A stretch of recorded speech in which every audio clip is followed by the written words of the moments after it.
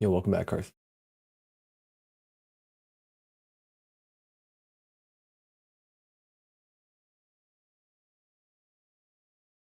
Gonna play some ads. Enjoy.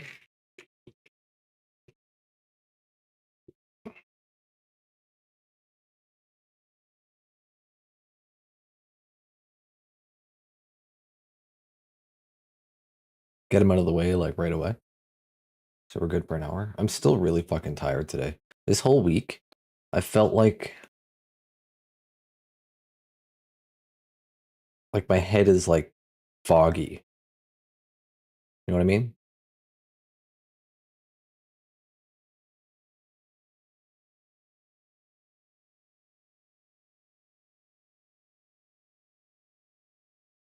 No, there's no way I have COVID because I don't leave the apartment. I literally don't leave.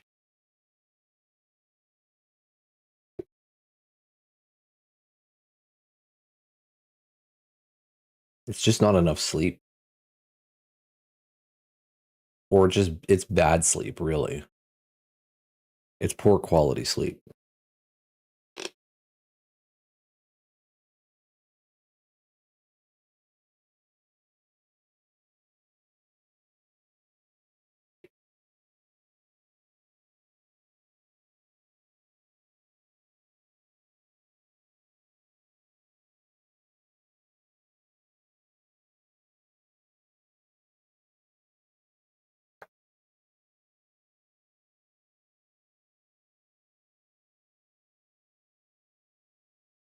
I haven't actually been taking the vitamin D.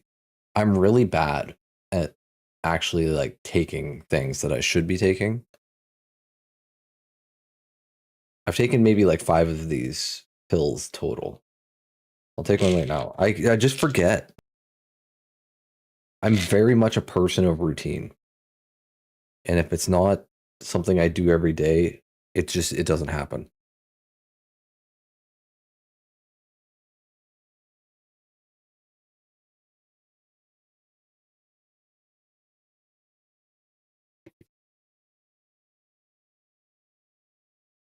I just took one.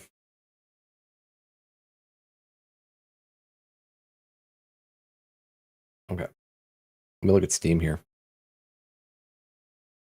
Anything since yesterday? Anything new?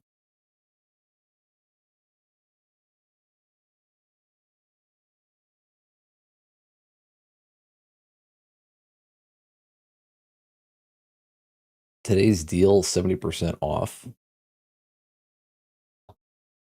Blacktail.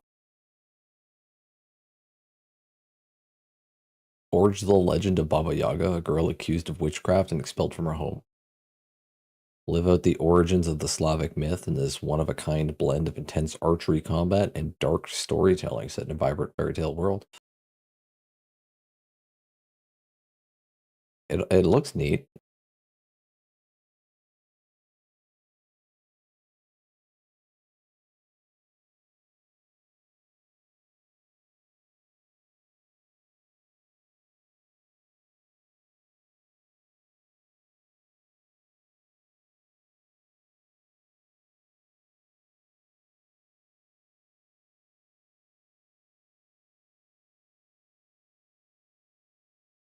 What else we got here? Cursed Digicam. Psychological horror, crime, realistic.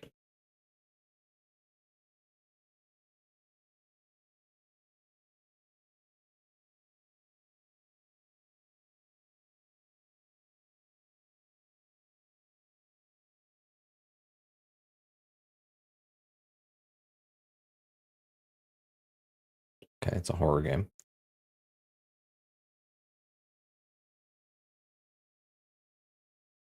Nothing else new though.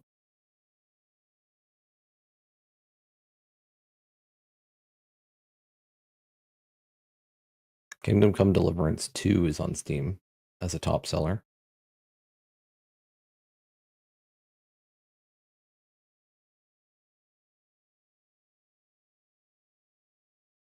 I've always wanted to play Kingdom Come Deliverance.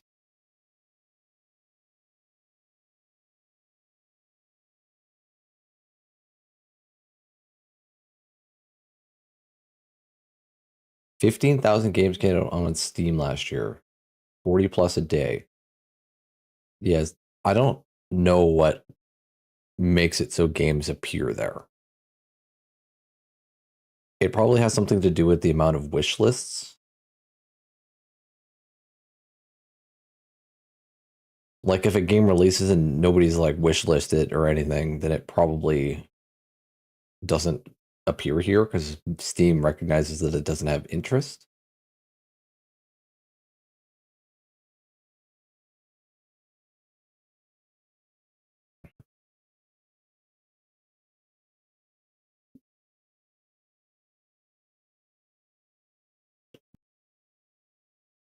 I saw Alaskan Beard was playing Iconoclasts. I didn't watch any of it, but it looking at the Steam page for it, it looks like it could be good. It is also a Metroidvania. Hardship owns it too.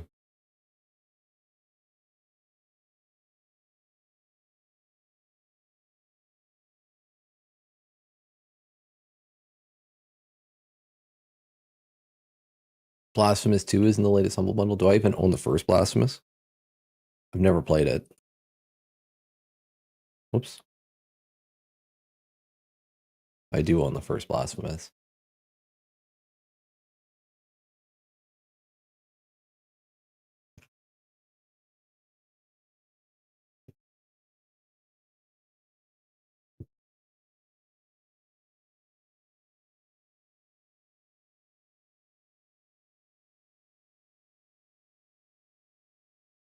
Yo, welcome back, Norm.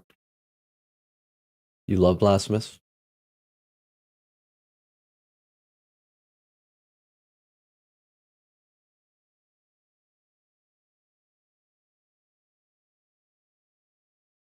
This might be cringe, but you know what game I really want to play again?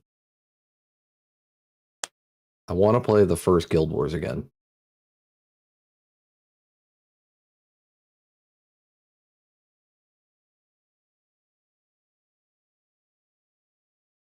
It's honestly a really good CRPG.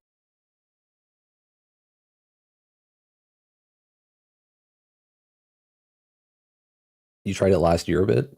It was lonely? The Cooper Cooler automatically stops when your beverage is ready to drink. It's that simple. You play it, just play it like a CRPG, a single player CRPG.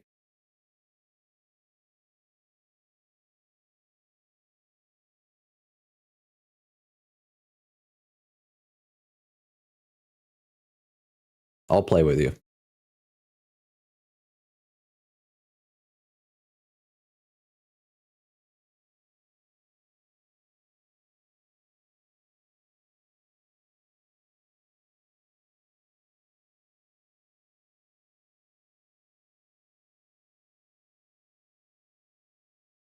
Stream's just starting. Norm's already hydrating me.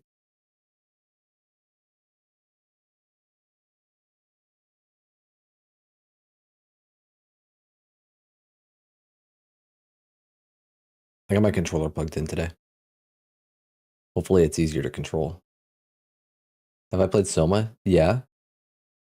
Because fucking the main character in Soma's a fucking idiot. Dude, he's so dumb. Like the game's good. But the main character's a goddamn moron.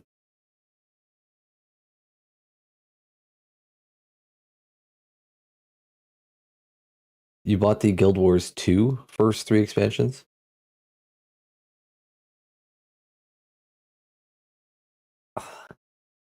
I want to like Guild Wars 2. I can't enjoy it.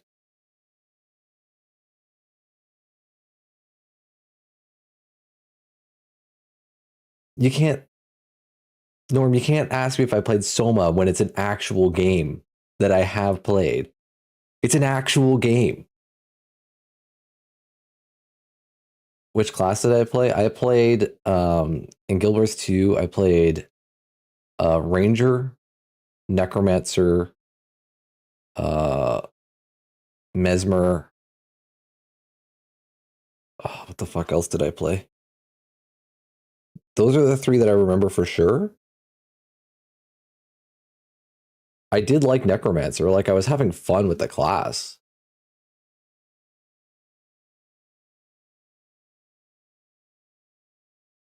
I played Axe Dagger, I think, Necromancer.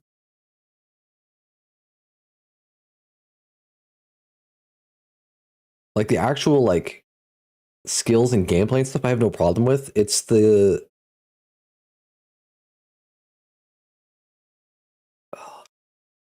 like going from point to point on a map like it's fucking Assassin's Creed.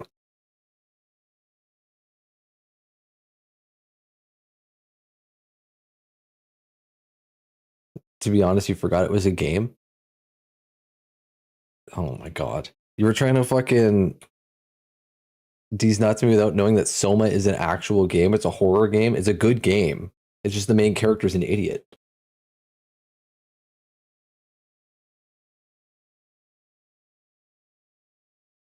Yeah, like I would enjoy Guild Wars 2 more if I had either like somebody to play with or like a goal to work towards. Because for me, when I go into a map, it's like I see all these points in the map. I'm like, oh, I got to get those, and I get bored really fast. That one doesn't count.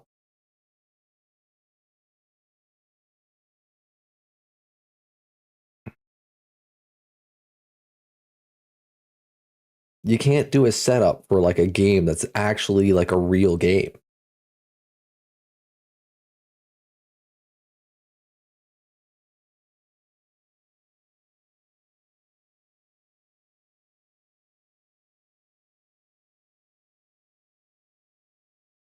Room of 40 was a real game too. I looked it up, but I'm like, no, I haven't played it. I looked it up before I responded to you because I knew you were doing a D's nuts thing.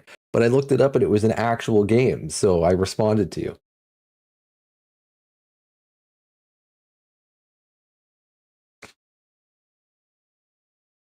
I do want to do Guild Wars 1 again. I actually have 4,000 hours in Guild Wars 1. Like legitimately 4,000 hours.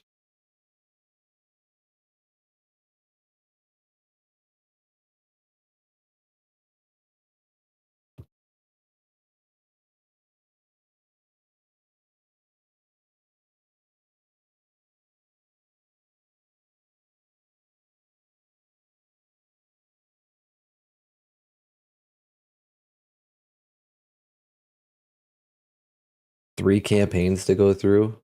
You got easy mode and hard mode. There's a lot of content there in that game.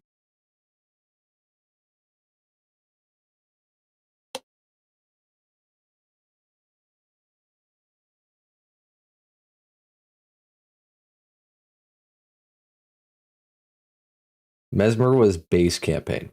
It was very first campaign. That's prophecies. Ritualist was factions.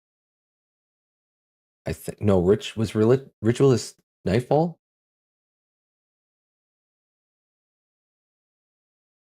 Oh fuck, I can't remember.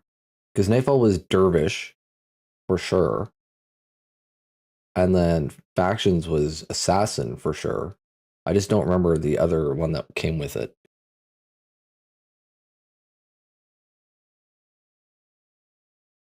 Paragon, right, with Nightfall. That's right.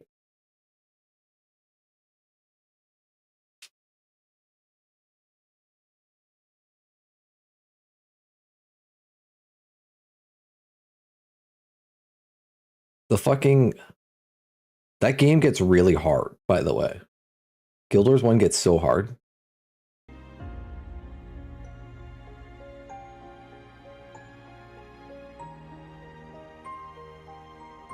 I did most of the campaign solos, so it's like I was using the bots. They're not like super amazing.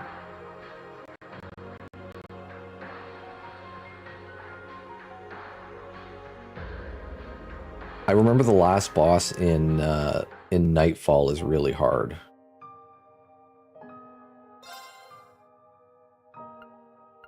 And the last boss in Factions is pretty hard too, because that was Shiro, I think.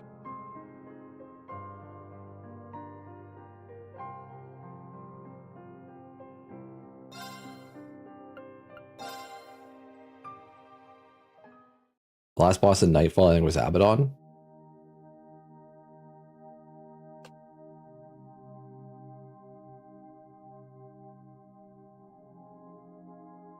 You're gonna go, you're doing a carne asada. I don't know what that is, but yeah, that sounds cool. Hope it's good. Oh, the camera's so slow now.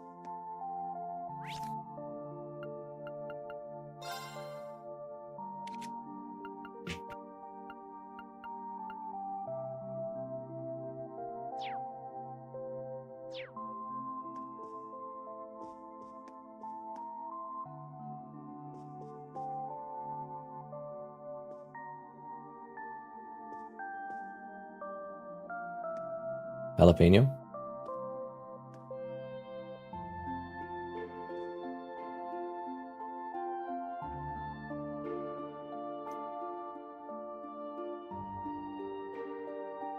Or the way you spelt it, jalapeno.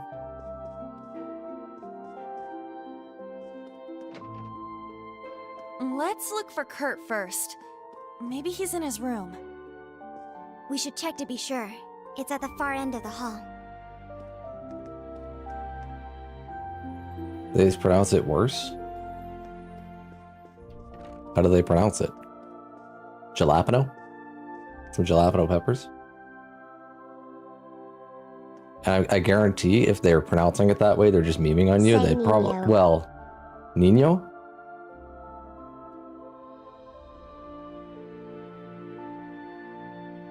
Nino business. Say pinata. Pinata? Let's go.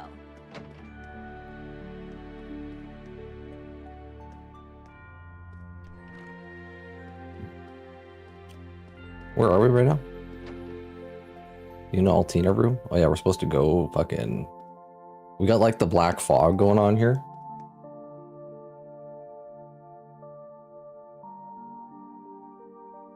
What the... what do you get me to say? I don't trust you making me say all these things because you're gonna fucking turn it into a D's nuts thing.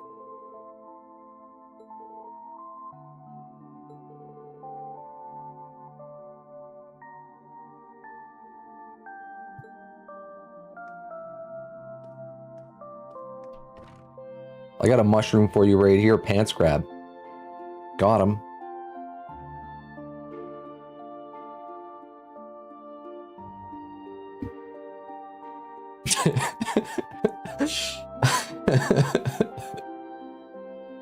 He wasn't expecting it.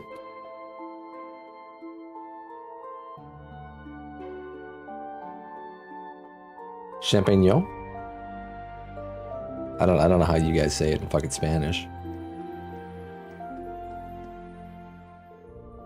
It's pretty, like, that's pretty similar to the French. Yeah, like, I know French, so...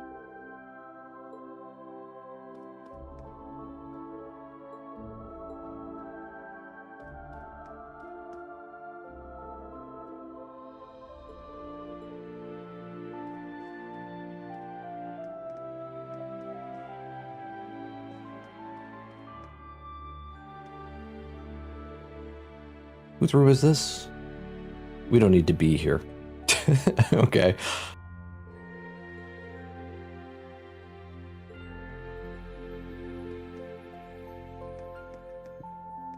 See you later, Norm. He doesn't seem to be in his room. I don't think he would leave the dorms this late at night.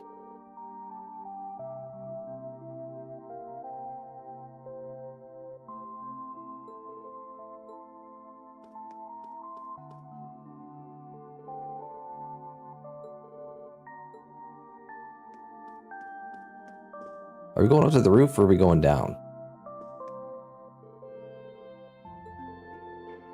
It houses other members of the staff as well.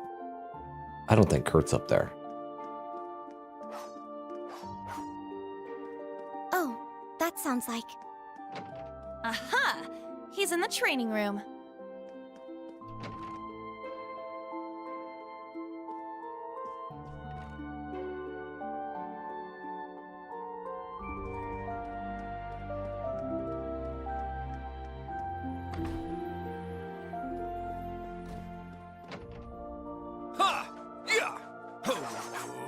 Strike! You. Looking good, Kurt. Your swordsmanship is as fluid as ever. Oh, Yuna, Altina. What are you two doing out so late? We're just out to get some fresh air. What's up with you, Kurt? Don't you normally practice in the morning? Normally, yes. As for tonight, I just had the urge to train for some reason. Feels like I'm so close to reaching a breakthrough, but something's standing in my way. When I could speak with him at a time like this. Who? Speak with who? How about you take along with us then? You could keep us company in our travels for the night. I'm not so sure. Are you planning to go out around town at this hour? There wouldn't be much point, what with all the shops being closed. Not to mention we've been locked in for a long time. You guys, do you remember who was in charge of us before? Our homeroom instructor? You mean someone who should have been looking out for us even before Ash and Musei joined the group? Someone who filled that gap for 3 months before His Highness and the others arrived 2 weeks ago. Maybe I shouldn't be getting so worked up over this. But I have to know. I just have to, for some reason. Yuna. Okay. I'll come with you. It's part of my cooldown. Now that I think of it, how long have we been wearing these uniforms? What about the other instructors? I can't remember who's in charge of military finance or combat tactics, or even our principal's name. Well, the only way to make up for losing something is to try to track it back down. If it really is worthwhile, there's no way we can't find it.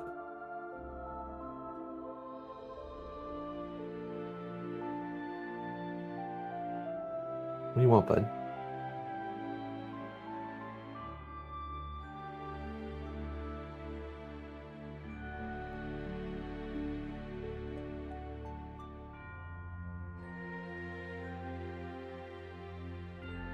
The instructor's room should be on the 3rd floor. Let's investigate.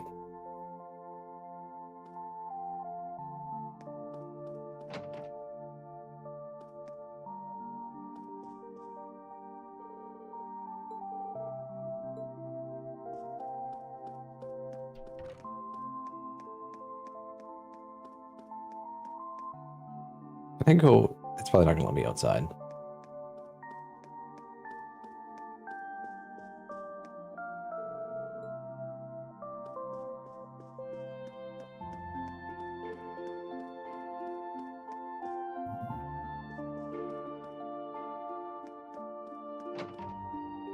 This is Kurt's room, right? Yeah.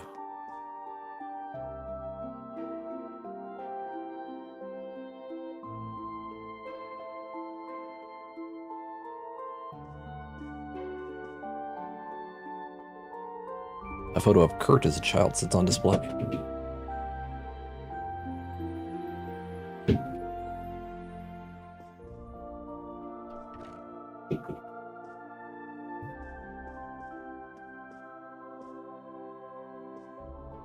And Cedric has no pictures. Oh, he does. He has one. Photo showing 3 happy siblings sits on display.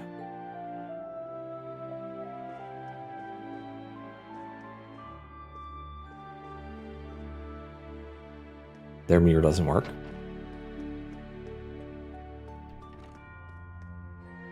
This is the 3rd floor. Okay, let's have a look around. All these nameplates are blank. That looks like it says no song, no dong. Something else. Altina sounds like the Yo voice. This is the 3rd floor. I don't think so.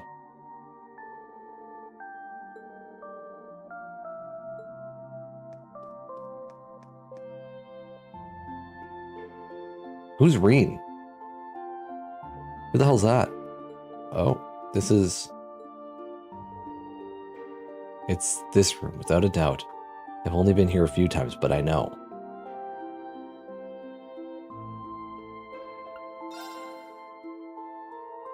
No, it's not that door. It can't be that door.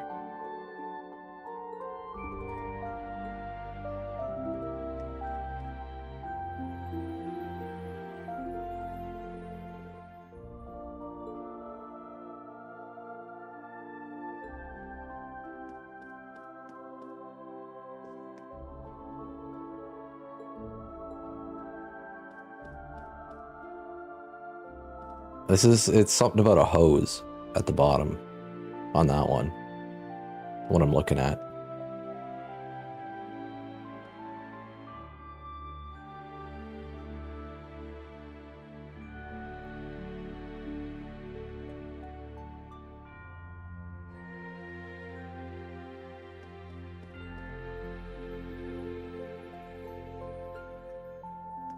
No diving?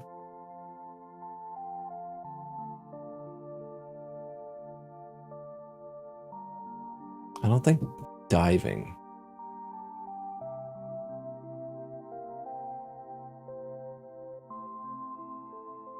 Okay.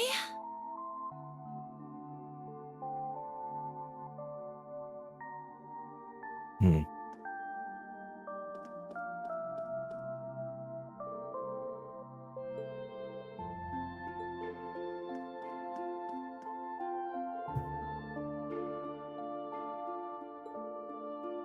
No skiing, no drinking, no driving. Hose. Yeah.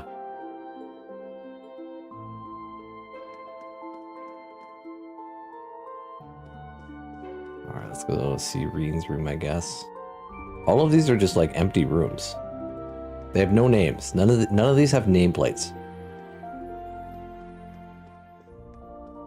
There's no teachers here.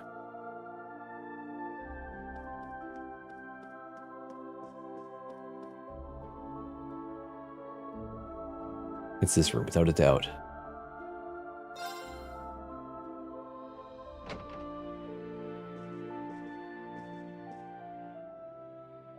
Oh.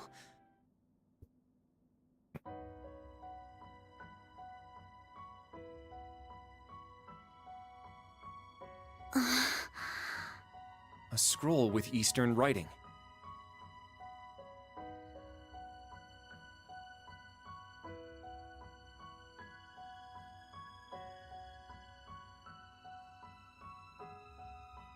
Oh, the coin. Instructor Reen!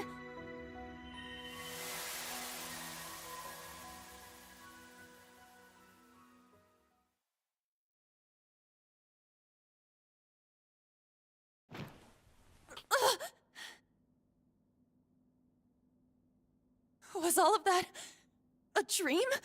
Those strange school days we spent with everyone? It seems so.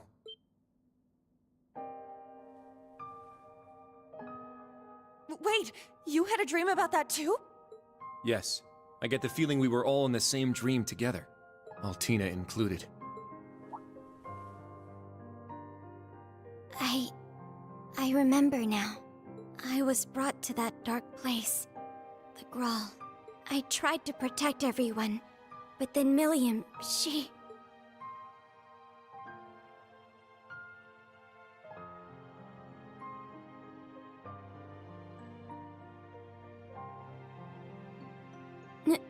No.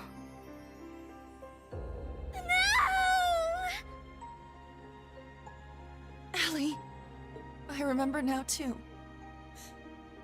Valimar went berserk. No matter how much we tried to call out to Instructor Reen, we couldn't stop him.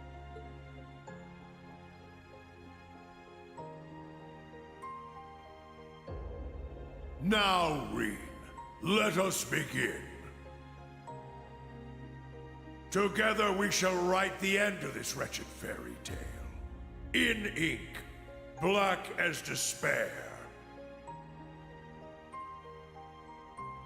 Chancellor Osborne's words to Instructor Reen are the last thing I remember. But what happened afterward? How did we get here? You're all finally awake! Man, it's about time. You had me worried.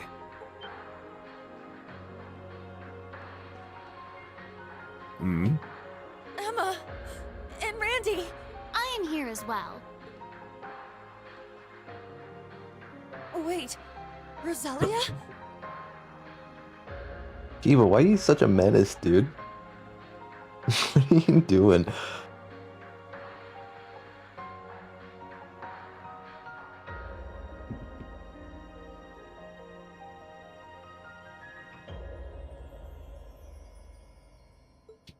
But why? And where are we? Confused, huh? Can't blame you. Don't worry, you're safe here. This is my grandmother's atelier. It's where I grew up. This is your family home? Did they wake up?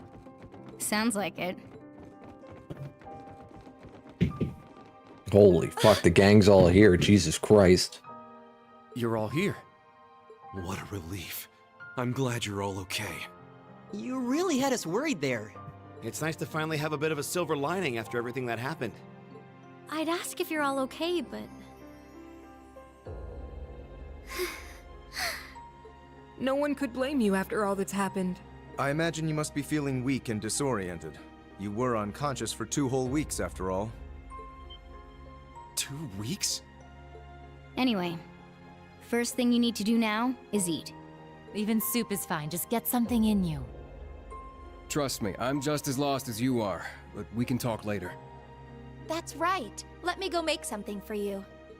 Nuh-uh. We're talking now. You need to tell us what the hell happened. And what in the world's an atelier?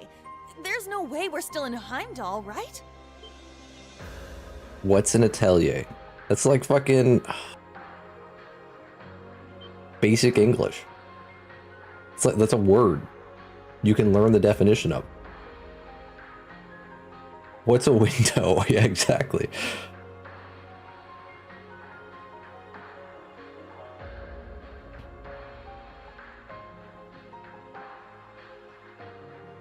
My, for someone who spent the last 2 weeks dozing, you certainly are pushy. As the elder, I suppose I should explain. We are currently deep in the heart of a That was pitch rude. black forest. Welcome to the home of the Hexen clan. The hidden village of Erin. He just fucking grabs like this. I got like it's like a hard rubber bone sort of thing. And he fucking grabs it and whips it across the room.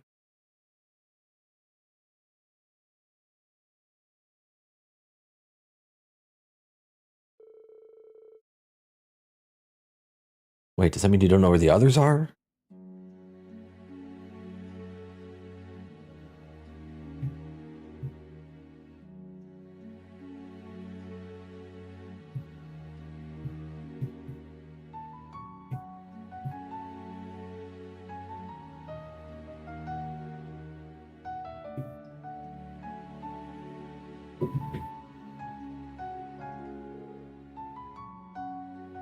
I'm afraid not.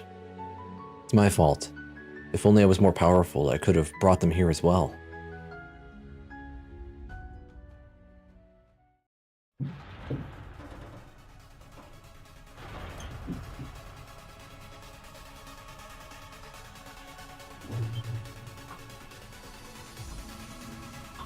What's going on? Ah, so the Grawl has come unbound.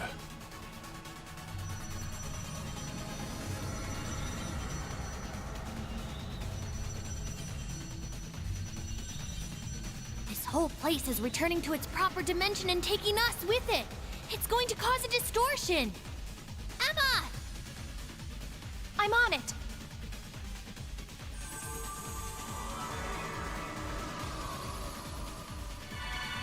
Not her hat. Is this? You're teleporting us outside? Hey, stop licking my toes, dude. Yes, this will take you straight to grandmother. Don't worry, I'll make sure we all get out safely. Okay, we'll leave it to you. Just be careful.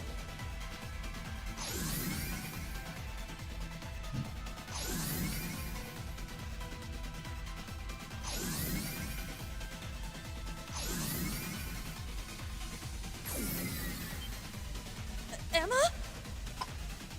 Stay close. I'm teleporting you out of here. Understood. But Instructor Reen...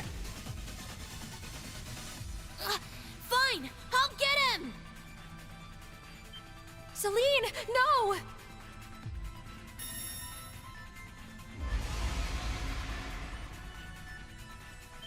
What the?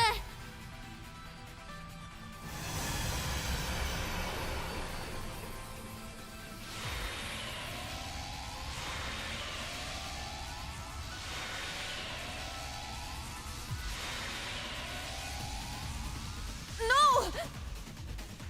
Instructor! We need to get out of here now! Stay close by and keep a firm hold on Altina.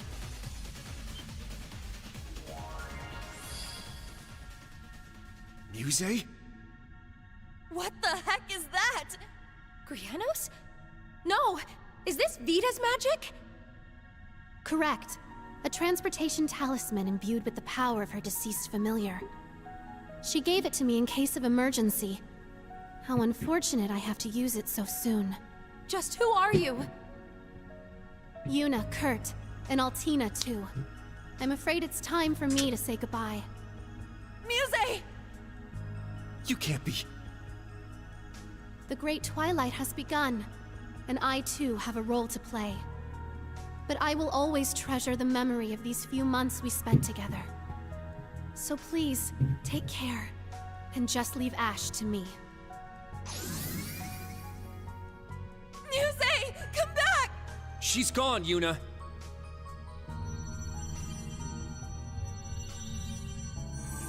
This place won't last much longer. We need to get out of here!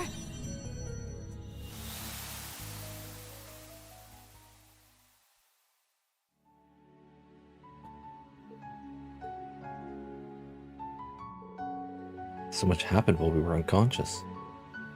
What is Muse thinking?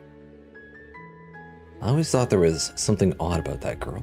I never expected her and Vita to be working together, though. It was quite the shock. She's even been teaching her magic. According to Eustace, she's been in a pretty tough place. You can ask him all about it later. Okay, I guess we'll do that. That's about as far as our memories go. By the way, how did you end up here, Instructor Randall? Oh, it just ended up working out that way.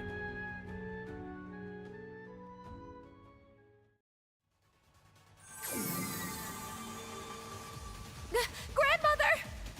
There you are. Now we can open the spirit path. What the fuck? Hey, is everyone okay?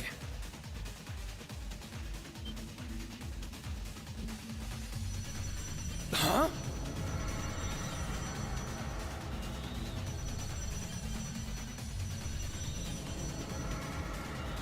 Randy! We don't have enough time. I'll use a partition to get the others out. Take care!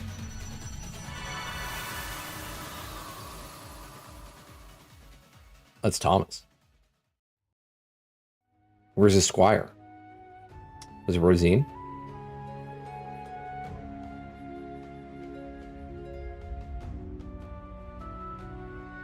Worried about Tio and Instructor Toa, Louise, and Jessica too. There's also Leonora, Tita, and the others. Sydney's unaccounted for as well. I can't believe we lost 2 whole weeks. Couldn't be helped. That's just how much the battle in the Grawl exhausted you. Using Panzer Soldats linked to the Ashen Knight further increased the burden on you. You may need even more time to fully recover your mana. The rest of us only woke up a couple of days before you did. That battle really took a lot out from us.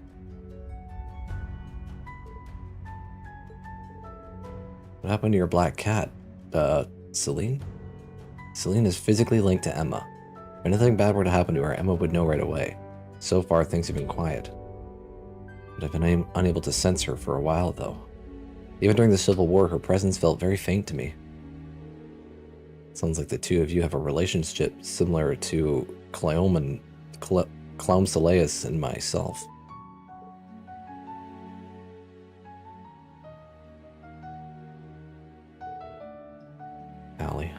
I'm sorry. It can't be easy, thinking about what happened to Million. Yeah. Getting used as a sacrifice for the curse. Crappy luck. It's gotta be tough on all of you. And Reen's got the rough end of the stick, too.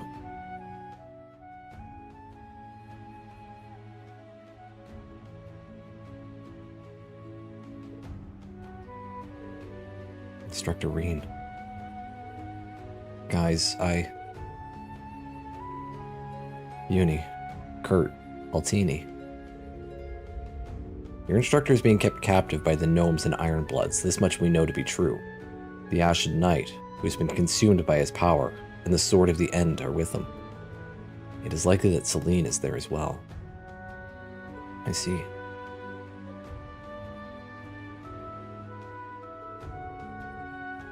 Try to put your concerns out of your mind for the time being. You'll need to stay in the village to recuperate a little longer. Don't torture yourselves worrying over what you can't change. If you would like to unwind, we have some lovely hot springs here.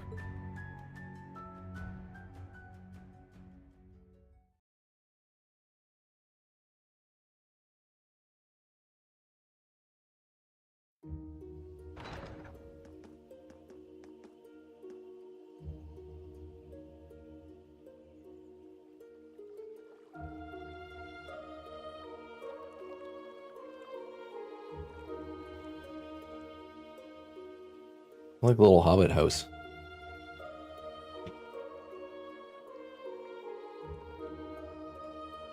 This is a cute little village, I like it. It certainly is. To think all this was hidden deep within Isthmia.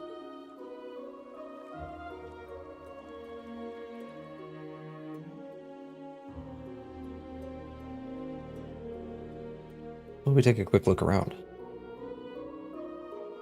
I'd like to speak with the members of Old Class 7 again while we're at it. They're taking all of this harder than we are, I'm sure. Indeed. Yeah, we owe it to everyone to have a proper talk about what happened and where we go from here. How about the notebook? You can open the notebook by pressing the share button.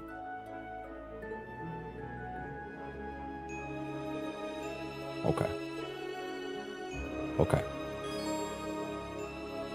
I don't know what the share button is.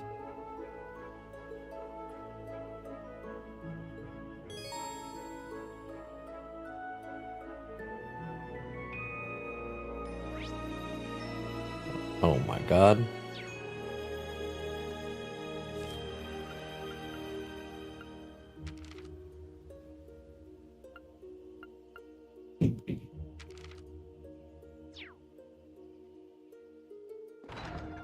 Well, like, when I said I didn't know what the share button is, I meant, like, it's this button or this button. It was just a matter of pressing the right one. Like, I knew what it was, I didn't know if it was the equivalent of start or select, basically, because it's the same shape button. There's a good variety of books here. Oh my god. Reading Street? Sports, beyond tradition. In modern times, we frequently encounter the word sports, a collective term for all forms of competitive physical activity, to the extent that it is hard to imagine that an era might have existed where Erebonians were unfamiliar with the word. And yet, 100 years ago, this was exactly the case. The Erebonian Empire has historically valued scholarship in the martial arts. As such, swordsmanship, horsemanship, and falconry have always been popular. But these are not just sports, but instead serve more of a traditional cultural purpose. However, in recent years, competitive sports, played according to a list of agreed-upon rules, have begun to gain popularity, differing from the martial arts of the past, which focus simply on defeating one's opponent. Here I would like to introduce a number of examples of popular sports. Hey Aram, welcome back. How's it going? Fencing, a sport which has grown out of the traditional swordsmanship of the past. 3 varieties of weapons are used: foil, épée, and saber. Protective clothing is also used in matches to ensure the safety of participants. Horse racing and polo, a competitive racing sport which has its origins in traditional horsemanship, sometimes involving obstacles. The addition of gambling elements to the sport at racing courses is relatively recent, practice. Polo is a sport played on horseback in which players use a long mallet to knock a wooden ball into the opposing team's goal to score a point. Competitive swimming. Both a sport and a recreational activity that has its origins in the swimming practices of the past. Competitive swimming also includes several other separate sports, including water polo and diving. 4 major styles of swimming exist: freestyle, breaststroke, backstroke, and butterfly. Tennis and lacrosse. Both are relatively recent additions to the sporting world, rapidly gaining in popularity even in Erebonia. Professional championships are now held regularly. Both use implements designed specifically for that sport: a racket for tennis, a cross for lacrosse, and involve a ball. But other than that, the two sports differ completely in how they are played, the number of players on a team, and in the rules they are played by. Lacrosse is the national sport of Canada. You can't see it on mobile. I gotta change the color. Everybody's complaining it's too dark. On my screen, I can see it just fine, but like, I'm in dark mode. I'm just too lazy. Many of these sports are divided by gender, with the exception of horse racing, and played according to strict rules, making them differ significantly from the traditional martial arts of the past, with the likelihood that the number of people engaging in these sports will continue to increase in the years ahead. The Imperial Sports Association hopes to play a vital role in improving these sports, refining the rules they are played by, and spreading awareness of them so that they can be enjoyed by an even larger number of people. Erebonian Folklore, Volume 1. I think we read these ones like years ago when we played like 1, 2, and 3. Because I think one of the Erebonian Folklore ones talks about like the vampire in the castle or whatever that we fought that Arianrod came and saved us from. Considering the size and history of the Erebonian Empire, it should come as no surprise that it has a wealth of folklore, perhaps more than any other nation on the continent. This is the first in a series of 3 books that will introduce a small number of the legends and traditions in Erebonia. It is my wish that this series will stimulate new interest in the rich history and mythology of this great nation. Animism. Animism is a religious belief native to the land of Erebonia, disconnected from the teachings of the Septian Church. There is no single type of animism. Some animists believe that objects in the natural world have a spirit, while others emphasize the reverence of one's ancestors. The animist traditions of the past continue to live on in a number of ways in Erebonia, with the summer festival being just one. While animism may be disconnected from the doctrine of the Septian Church, it does not specifically refute the Church's teachings, and in many regions, animist tradition has been incorporated into the beliefs of the Septian Church. Many animists have thus been converted to worship the goddess Aidios while retaining their traditional beliefs. Furthermore, the people of the Nord Highlands to the northeast of the Empire review the wind as a spirit, and share many fundamental aspects of their religious outlook with the people of Erebonia. Fiends, an evil creature that differs from the monsters that we know. Most are said to cause harm to humans, and while they are fundamentally similar to the devils which appear in the teachings of the Septian Church, the existence of neither fiends nor devils has been proven.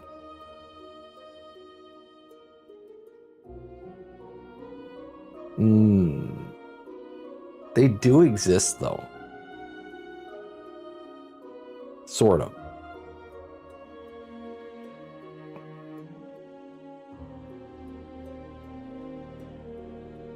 The devils and fiends exist outside of Zemuria. We fought them in 3, but those ones were like out of Kevin's head. Fairies are inhabitants of another world, separate from both spirits and fiends. Descriptions of them vary amongst different traditions. Some liken them to young winged girls, while others characterize them as small people. A number of believers also portray them as being represented by small animals. One thing they all have in common, however, is that they enjoy pulling pranks on people. J. Arend. Alright, number 2. Considering the size and history of Erebonia, blah blah blah. This is the second in the series. Stimulate new interest in the rich history and mythology of this great nation. The unicorn. Sacred creatures, pure white in color with a single horn that is said to be capable of curing any illness. Legends state that only virgin maidens are able to touch one. and as such, it has been adopted as the symbol of Saint Estrea's girls' school.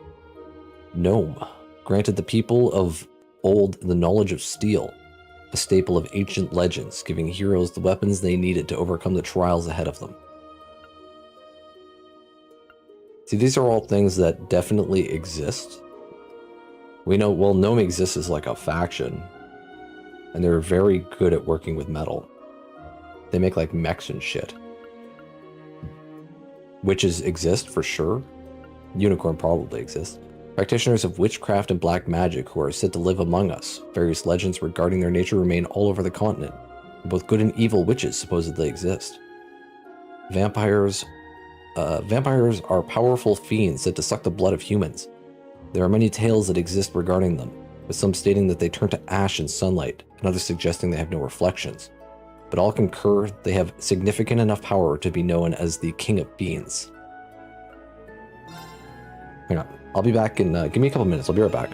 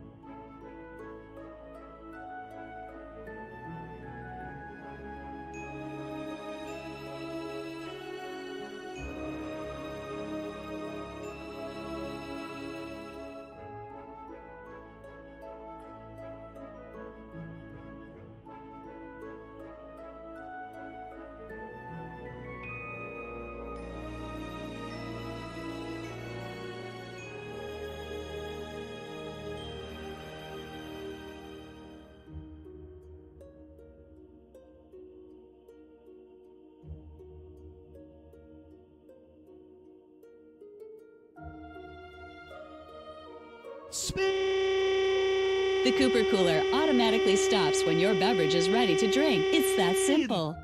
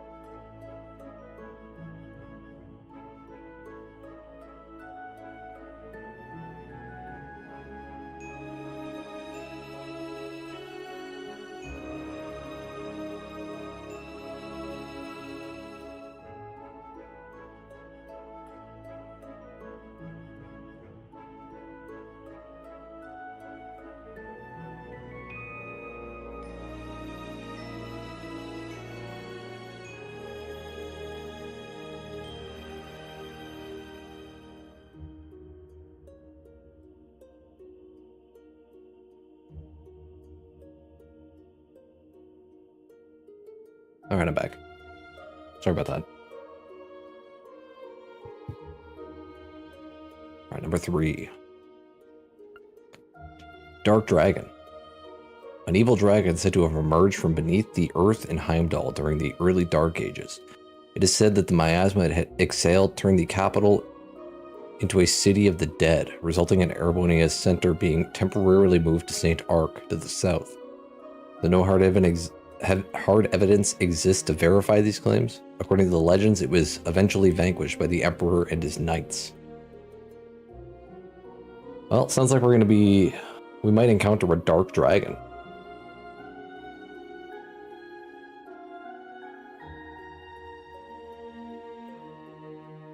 Or was the thing at the end of the first game of Cold Steel, would that qualify as a dark dragon? I don't really remember what it looks like. All I remember it was like a big black thing. It was large. Had multiple phases. It was sealed underneath the academy. It's not at Heimdall though. Great Knight. A giant knight claimed to have appeared on the continent on numerous occasions since even before the Erebonian Empire was founded 1,000 years ago. Existing descriptions of it are vague and differ between regions, suggesting that its existence is mere legend. Immortal Kings. Terrifyingly powerful fiends that exist in many tales across the country. Said to wield staffs and have skulls for heads. They are rumored to steal the lives of any who see them. The origins of these particular creatures are unknown, and some provinces regard them no different from the Grim Reaper. So I think the Immortal King is what we fought in that one castle where Arianrod attacked us, or saved us. Because we were fighting it, and it was, like, extremely difficult. It was basically like immortal. I think it had a staff, and I think it had a skull head. Crimson Demon. A fabled devil said to wield 1,000 weapons. Accounts describe it as wreathed in flames, but only a small number of reports exist, all found in the areas surrounding Heimdall. The Crimson Demon... Could that be the fucking mech? I can't remember the name of it. The one that they retrieved at the end of 3, that the fucking prince piloted. I think it was the prince that piloted it.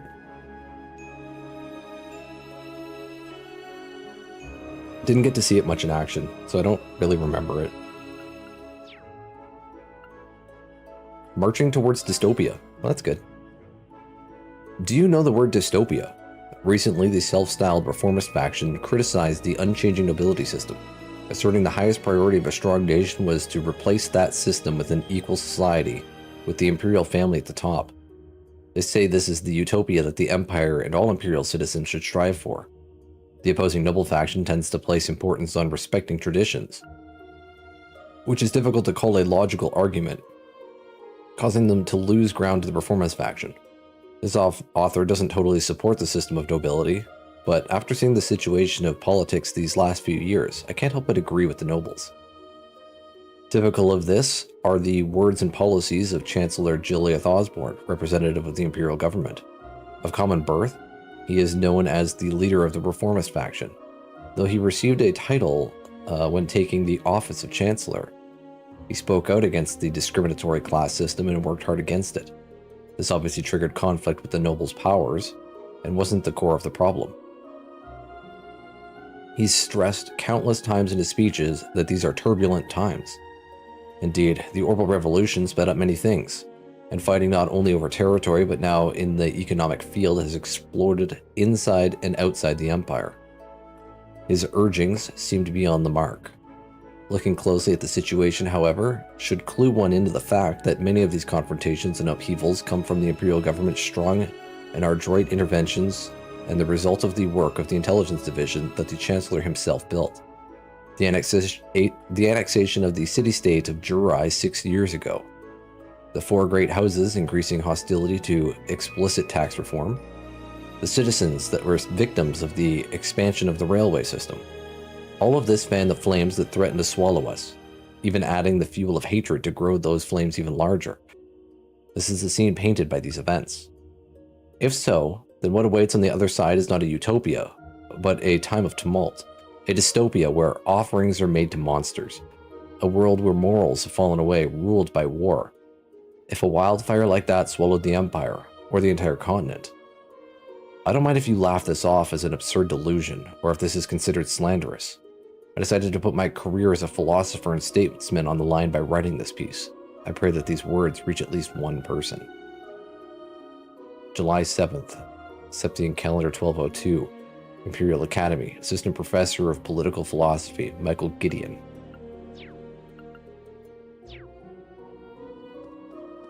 I like reading these because it gets me back into the lore of the game. What is this? A strange looking basin sits in the middle of the room. What the heck is this? Appears to be powered by magic. Whatever the source of its energy, it doesn't appear to be active at the moment. What was written by Gideon? That Erebonia is becoming a dystopia.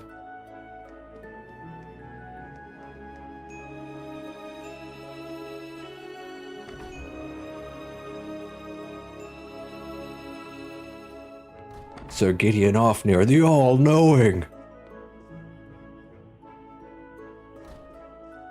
Sorry.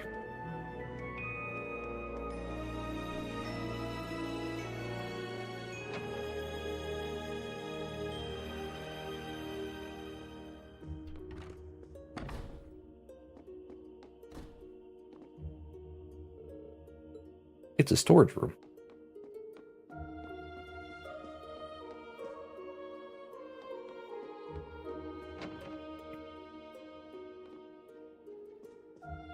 Sorry, this is going to be a really slow beginning because I'm very nosy. Oh, this goes back outside. I'll come talk to you later, Laura.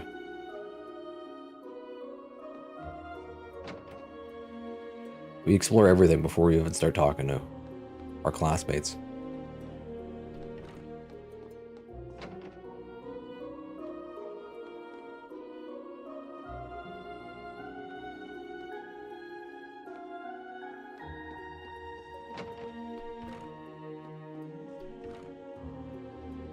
That's cute.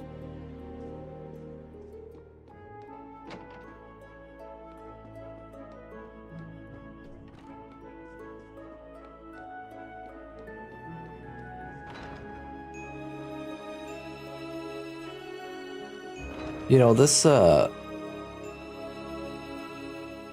entrance is like cool, like it's very spacious. You get a lot of like vertical space, but it also seems like a big waste of space.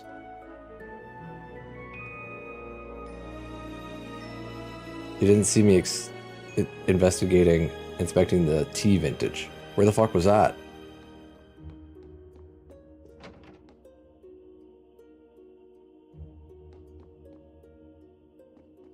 What is this? Oh, can I climb this? Oh, I can actually climb the ladder. Hold on. Oh.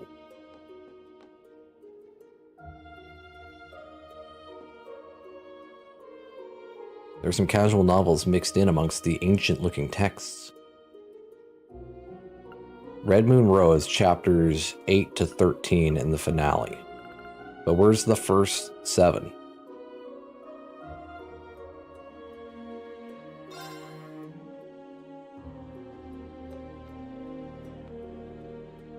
That one's about the fucking... That's the vampire, right? That's Roselia the vampire. And there's like evil vampires, and she's a good vampire.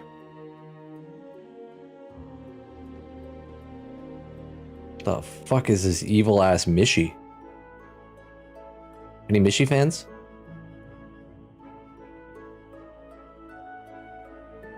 I want this cup. Is that a merch thing? Can I buy that?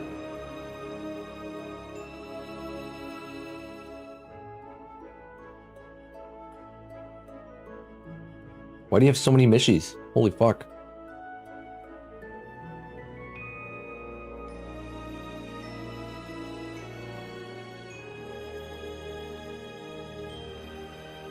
Oh, here we go. Do I refresh myself on Red Moon Rose? We got the whole thing here.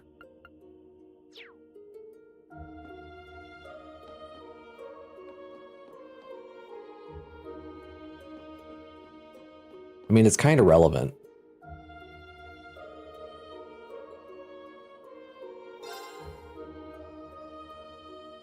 Chapter 1, The Red Moon. Our story begins in Erebonia during the Middle Ages, some 200 years ago. The War of the Lions had concluded in western Zemuria. The Emperor Dreikels, a driving force behind its resolution, had been deceased for over a decade. The imperial capital, Heimdall, was a beautiful traditional city with rows of cheerful red brick buildings that had earned it the nickname the Vermilion Capital. In one back alley of the city, however, a solemn mood reigned. Soldiers in military uniforms paced up and down while a crowd of onlookers gathered to see what was going on. They clung to the edges of the scene, refusing to disperse, no matter how many times they were asked. At the center of the commotion lay a young woman. Her skin was shockingly pale, as if not a drop of blood ran through her veins. On her neck, 2 dark red spots stood out in stark contrast to the pallid flesh. Seeing this, a middle-aged soldier let out a loud sigh and took out his pocket watch. It was just after 6. He gave a curt order to his subordinates to find out who she was, and the woman's body was swiftly carried away from the curious stares of the gawkers.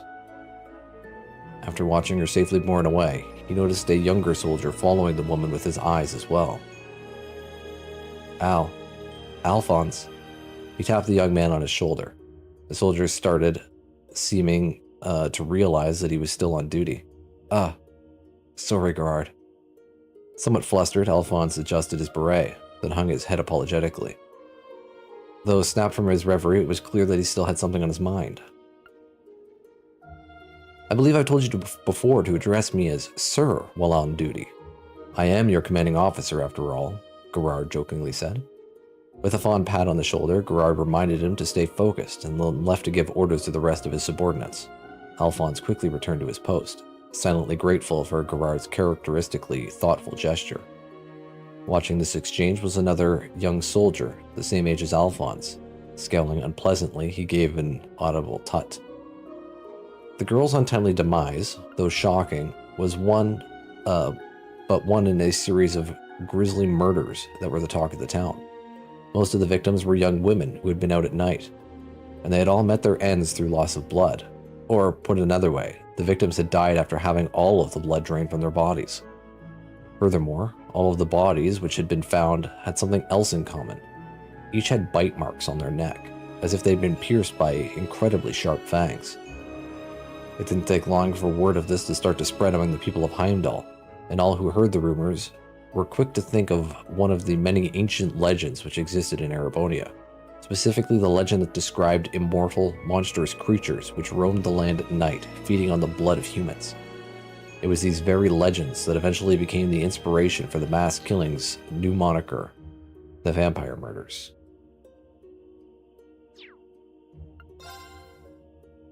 Chapter 2, Vampire Hunter. 20 pages. Holy cow, we're going to be here a while. This will be the stream. It's over. As the world blurred, he caught a fleeting glimpse of a geometric shape pass before his eyes. It was the sole of a boot moving at incredible speed. With a bone-crushing thud, the woman was thrown aside, and Alphonse's field of vision filled with the night sky. Free from the woman's grasping fingers, he coughed furiously, sucking in as much fresh air as his tortured throat could manage. "Are you all right?" asked a clear voice beside him. The source of it was a second woman, who he was certain had not been there moments ago. She wore a navy blue overcoat, paired with a matching navy blue beret. Her ash blonde hair reached as far as her neck, and her features were dignified, though they still retained clear vestiges of childlike innocence. At a guess, she seemed to be roughly the same age as Alphonse himself. Still busy processing the recent events, Alphonse made no reply to her query. The woman watched him for some time before coolly stating, "You appear to be mostly uninjured. At least I'm glad to have arrived in time." Seemingly satisfied he would survive, she turned away and studied the crumpled form of the woman who had attacked him. "That," she said with a note of distaste, "is a ghoul. A thing a person becomes after their blood has been drained by a vampire. As she spoke, she kicked her left boot against the ground. The tap, tap, tap seemed to punctuate each word. It appeared to be the boot that she had used to kick the woman, Ghoul, away from him. As he followed the restless drumming of her boot, he suddenly thought, vampire. I have no issue with you idling about, but I would prefer it if you stood aside before doing so. You are in my way. Her words were sharp, but no sooner had she said them than a creaking sound filled the air. The ghoul, which had been motionless on the ground while they were talking, was now slowly rising, its contorted body lifted from the cobblestones using only the power of its legs. It was a grotesque spectacle and utterly unnatural, and if the ghoul was bothered by the earlier blow, it showed no sign. Without warning, the ghoul suddenly kicked at the ground like a wild beast and propelled itself towards them. Alphonse jerked to his feet and leaped forward to shield the blonde woman. The exact moment that the ghoul's nails reached Alphonse, the blonde woman behind him calmly put her hand in her overcoat pocket. In one smooth motion, she drew something out of it. It was a long, thin rapier. Its surface was a radiant silver, polished to a mirror-like shine that reflected the smoldering glow of the red moon. Without a moment's hesitation, she thrust the rapier forward. Its pointed end flew past his neck, piercing the ghoul's throat effortlessly.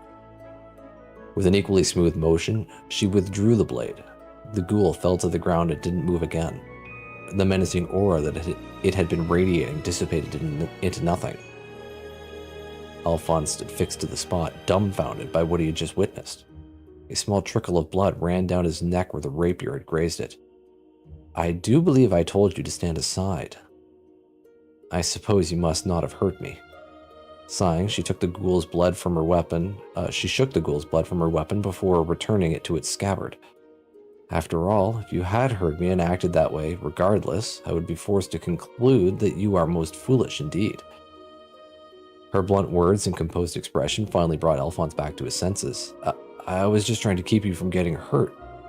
But never mind that. What's going on here anyway? Who are you? And why was that woman trying to... He'd intended to finish his sentence with the words, eat me, but the possibility of what might have been was too terrifying to voice. What was clear to him was that the woman before him had saved his life and stabbed the ghoul to do so. Looking at Alphonse's confused expression as he wrestled with the situation, she gave a resigned sigh. You appear to be a member of the military. I presume then that you are familiar with the so-called vampire murders? Yeah, of course. Well then, if I were to tell you that those vampire murders really are the work of a vampire, would you believe me? Alphonse gaped at her. What? Without answering, she turned away from him and walked over to the ghoul. Gently, she lifted it from the ground so Alphonse could get a good look at the face. What had been a terrifying creature just moments ago was now a woman again. Her expression was completely peaceful. It was hard to believe she was the same woman who had attacked him earlier. Look closely here, the blonde woman instructed. She pointed at the corpse's neck, specifically at two red dots on its surface. They were completely consistent with the marks on all of the other victims of the vampire murders. It certainly looks like a vampire bite, wouldn't you say? She said this as if it were the most obvious thing in the world. Alphonse still looked puzzled, but she ignored him and continued. Hi, V4. Welcome back. Humans who die as a result of having their blood sucked by a vampire become ghouls, who then try to feast on other humans. This sword, she said, tapping the scabbard, has been blessed by the church and is capable of putting them to rest. Her words brought the bizarre spectacle he had just witnessed back to the front of his mind. While he was interested in the church part of her statement, he had more pressing questions to ask. You're seriously saying that this was the work of a vampire? You really expect me to believe something so ridiculous? Whether you choose to believe it or not, it is the truth. A very unfortunate truth, but the truth nonetheless, she said in the same cool, disinterested tone. Alphonse struggled with it. The truth, as she presented it, beggared belief. And yet, everything she said added up and seemed consistent. It was equally hard to believe that everything was a lie. He subconsciously touched his throat. The ache there only bolstered her position. He found himself willing to believe her. There is a vampire in this city, of that I am certain. And I, she continued, placing a hand on her chest, am here to put an end to it. A period of silence followed. Undeterred, the woman began to talk again. Still, this is not ordinarily a matter that laymen should be involved with, so I would recommend that you forget all you've seen and heard here.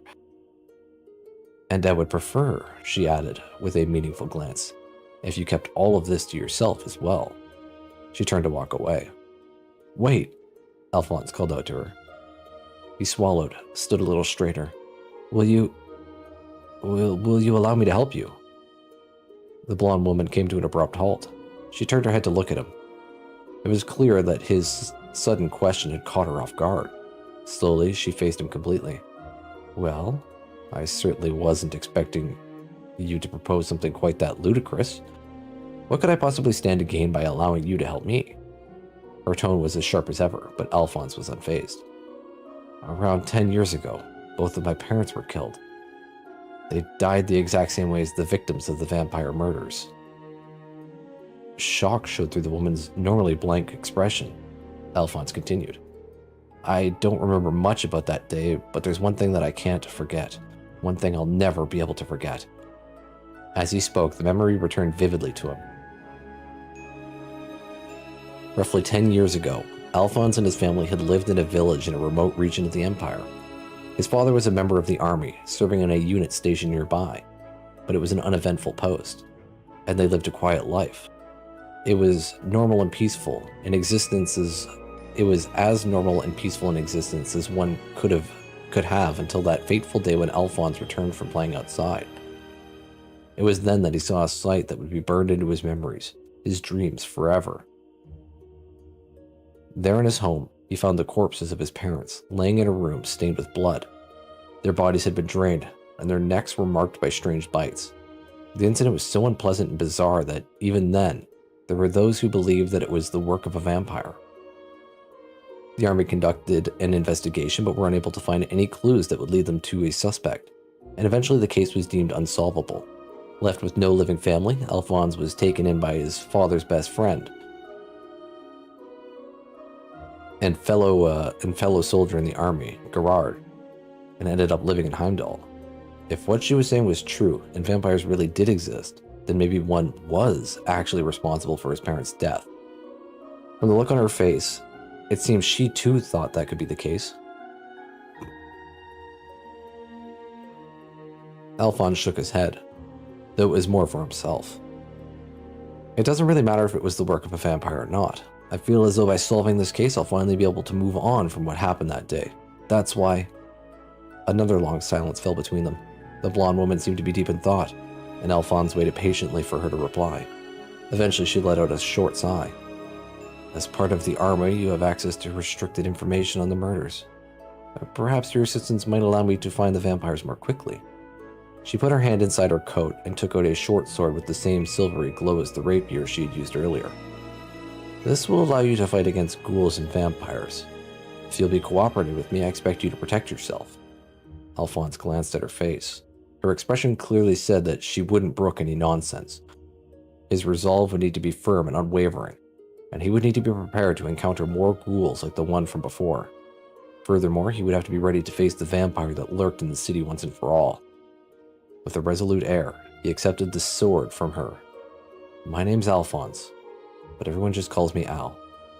The blonde woman looked down at her now empty hand, and the corners of her lips quirked up slightly. She raised the edges of her skirt underneath her coat and gave him a respectful curtsy. My name is Rose. I imagine that our time together will be brief, but I look forward to working with you nonetheless.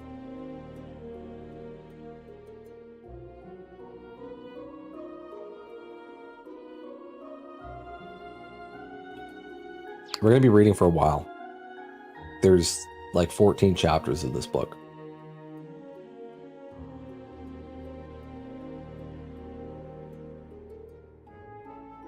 And it's very relevant to the lore of the game.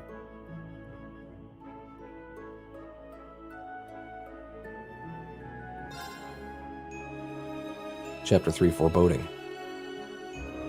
I've read this one before, but it's been like 3 years. 30 pages. What the frig? They're so long though. The next morning, Alphonse found himself in his commanding officer's, Gerard's, office. He had come to request permission to independently investigate the vampire murders. Gerard scratched his head before giving Alphonse a questioning look, his eyes filled with the kind of vitality one would expect from a much younger man. You want to pursue that case all on your own? Alphonse cleared his throat nervously. He was well aware that what he was asking was completely unreasonable. Not on my own.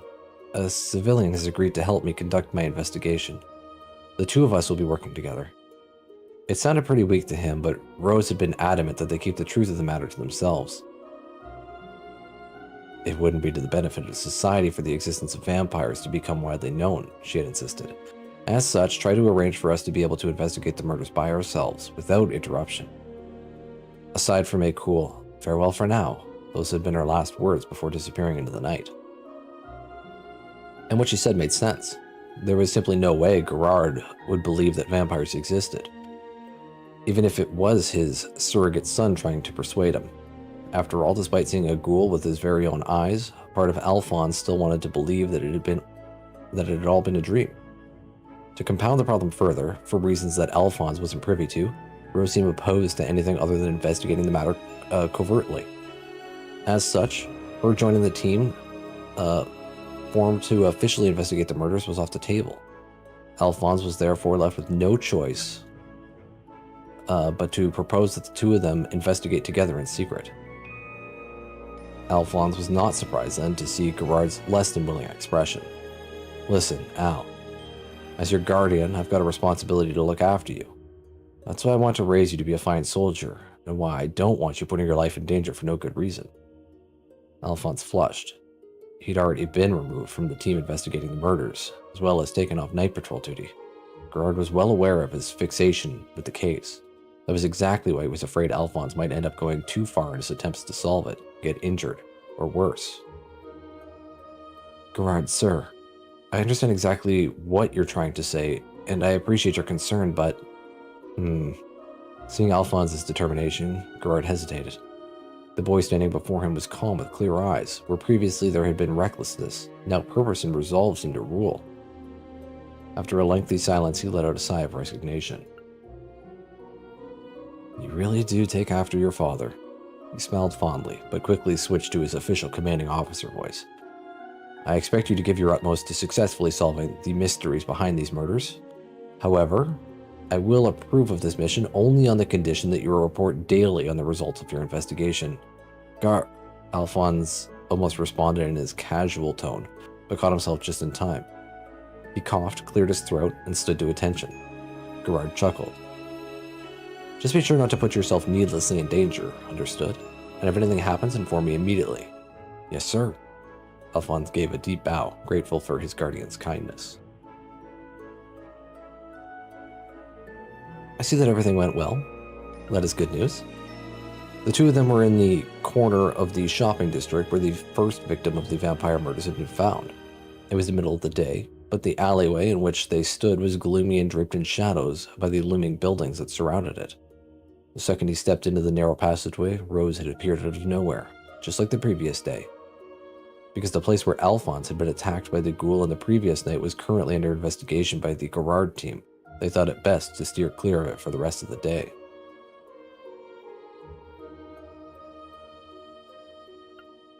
As such, they decided to examine the scene of an earlier murder instead. Unlike the previous night, Rose had neither her coat nor her sword with her. Instead, she wore a simple dress in the local style. Anyone seeing her for the first time wouldn't be able to tell that she was anything more than a perfectly ordinary girl. According to Rose, neither vampires nor ghouls were able to operate in the daylight. Thus, battle-ready wear was unnecessary. Everyday clothing also had the benefit of allaying suspicion by blending in, she said. It was fine logic in theory, but with Alphonse still garbed in his military uniform, they made for an unusual pairing. As such, Alphonse couldn't help but let out a sigh of relief when he realized how few people were in the surrounding area. Oh, we got ads?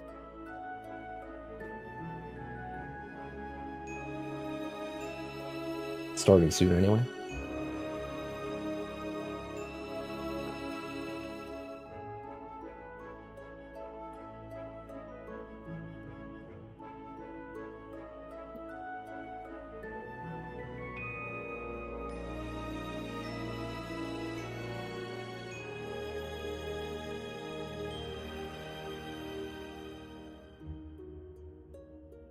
They haven't started yet. It just says starting soon. I don't know why it just says starting soon, but...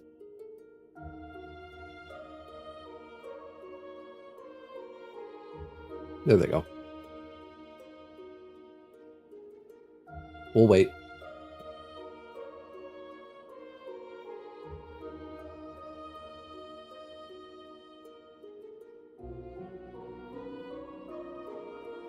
Gives me a little bit of a break so I can like drink stuff.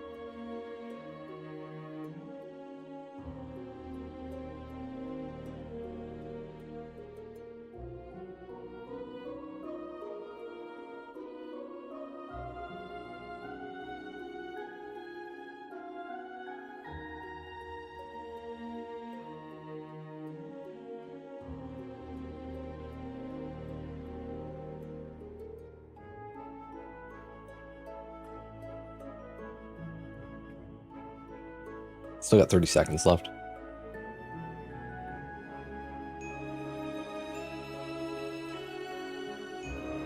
I forgot to fill up my water bottle. I'm almost out of tea too.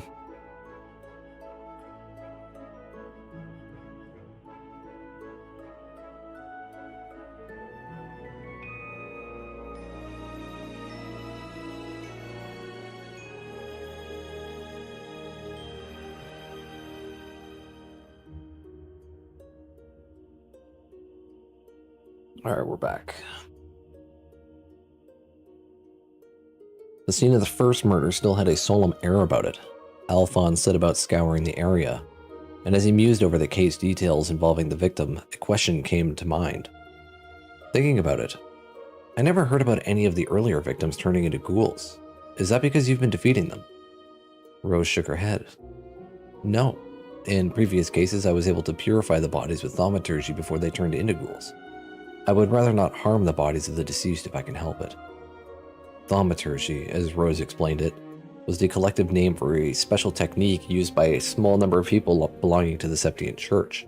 The power of thaumaturgy was also apparently the reason why Rose's rapier and Alphonse's short swords were capable of defeating ghouls and vampires.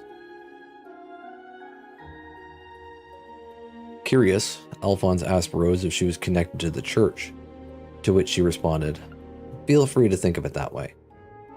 He itched to probe her more on the subject, but she began explaining the particulars about ghouls, so he let it drop. Since the murders had started, it seemed that the time it took for a corpse to turn into a ghoul was decreasing with every kill. Lemonade and pizza is pretty fucking sweet. Alphonse's encounter with the ghoul the previous night was the first occasion that she had been unable to purify the victim in time. As such, she had been left with no choice but to fight. Still, that possibility was well within my expectations. It's not the first time it has happened, after all. That someone like yourself would appear and try to get involved certainly wasn't, however.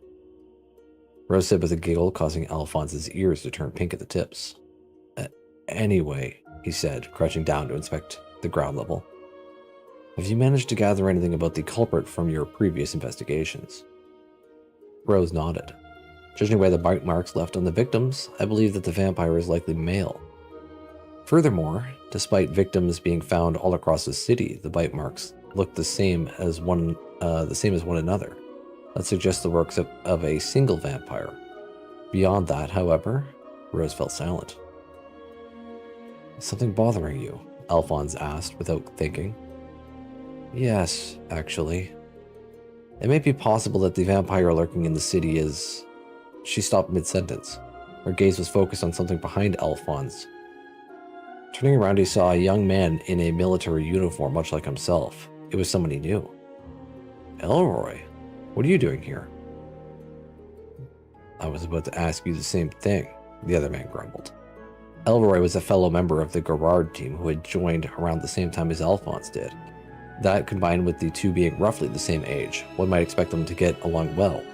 But in reality, they usually end up arguing about everything. It had been like that for almost as long as Alphonse had known him. I'd heard you'd formed a separate team to check up on the murders, but I had no idea that it was just a pretext to meeting a woman during working hours, Elroy sneered. Alphonse stifled his annoyance. At least it seemed as if the other man hadn't overheard their earlier conversation. Clearing his throat, Alphonse said evenly, She's a civilian who's assisting with my investigation, so knock it off. And you? What are you doing here? Nothing in particular. I just happened to be passing by. We've got to patrol a much wider area now, thanks to all this vampire nonsense. Alphonse stood and gave him a cold look. Watch what you're saying. People in this area have lost family and friends because of these murders. Elroy snorted and cast an uncaring glance at the spot where the first victim had been found. I mean, seriously? Vampire murders? We're supposed to be the Imperial Army, not a bunch of country bracers. Are we seriously considering the possibility that fairy tale creatures like that exist? And besides, what kind of idiot goes out at night when there's a serial killer on the loose? They were asking for it, if you ask me. People need to stay in their damn homes and stop making more work for us. You son of a... Enraged by the sheer callousness of Elroy's words, Alphonse started towards him. Or tried to, rather. Strong, unyielding fingers held him by the arm. Completely expressionless, and without so much as a glance to Elroy, Rose whispered, Arguing with him serves no purpose. That time would be better spent investigating. She spoke calmly, but her words were sharp and dismissive. What she said was right, though, and hearing it was enough for Alphonse to cool his temper. As she said, they had more important things to be doing. He had sworn that he would solve these murders and put the past behind him, and that needed to be his foremost priority. He took up a deep breath to regain his composure. The reassuring weight of the silver sword hidden in his uniform further reminded him of what he needed to do. Watching them, Elroy gave a bored, derisive laugh. Oh, and civilian helper, or whatever you are. Don't you go wandering around at night either. The last thing the army needs is more dead bodies to clear up. And with a mocking wave, he left them. Hang on, give me 1 minute. I need to get some water. I'll be right back.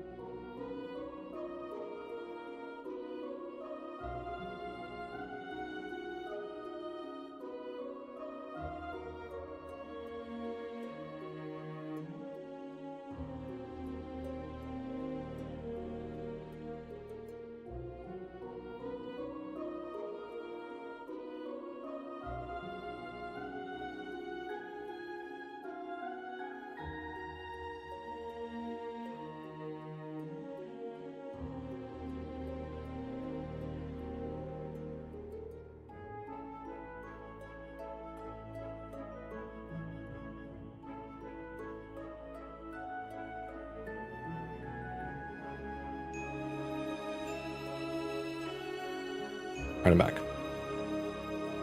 Hawaiian pizza's good. Invented in Canada in like the 60s or some shit.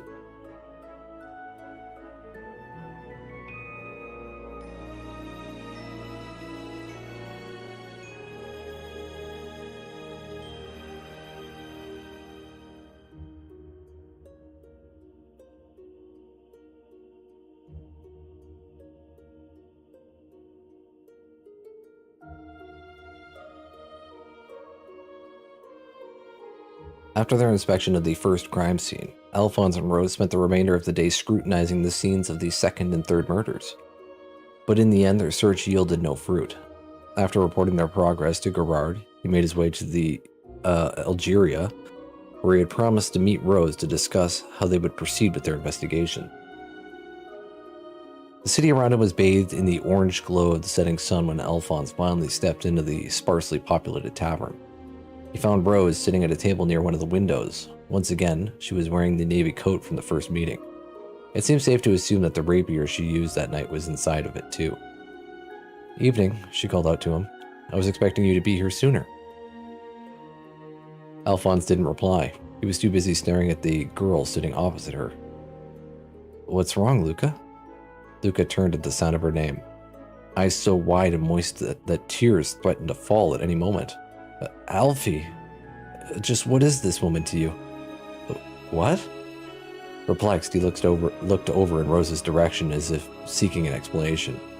Rose favored him with a bland expression. "All I did was walk into this tavern and state I would like an out-of-the-way table to discuss the future with Al. And she has been pressing me with endless questions ever since."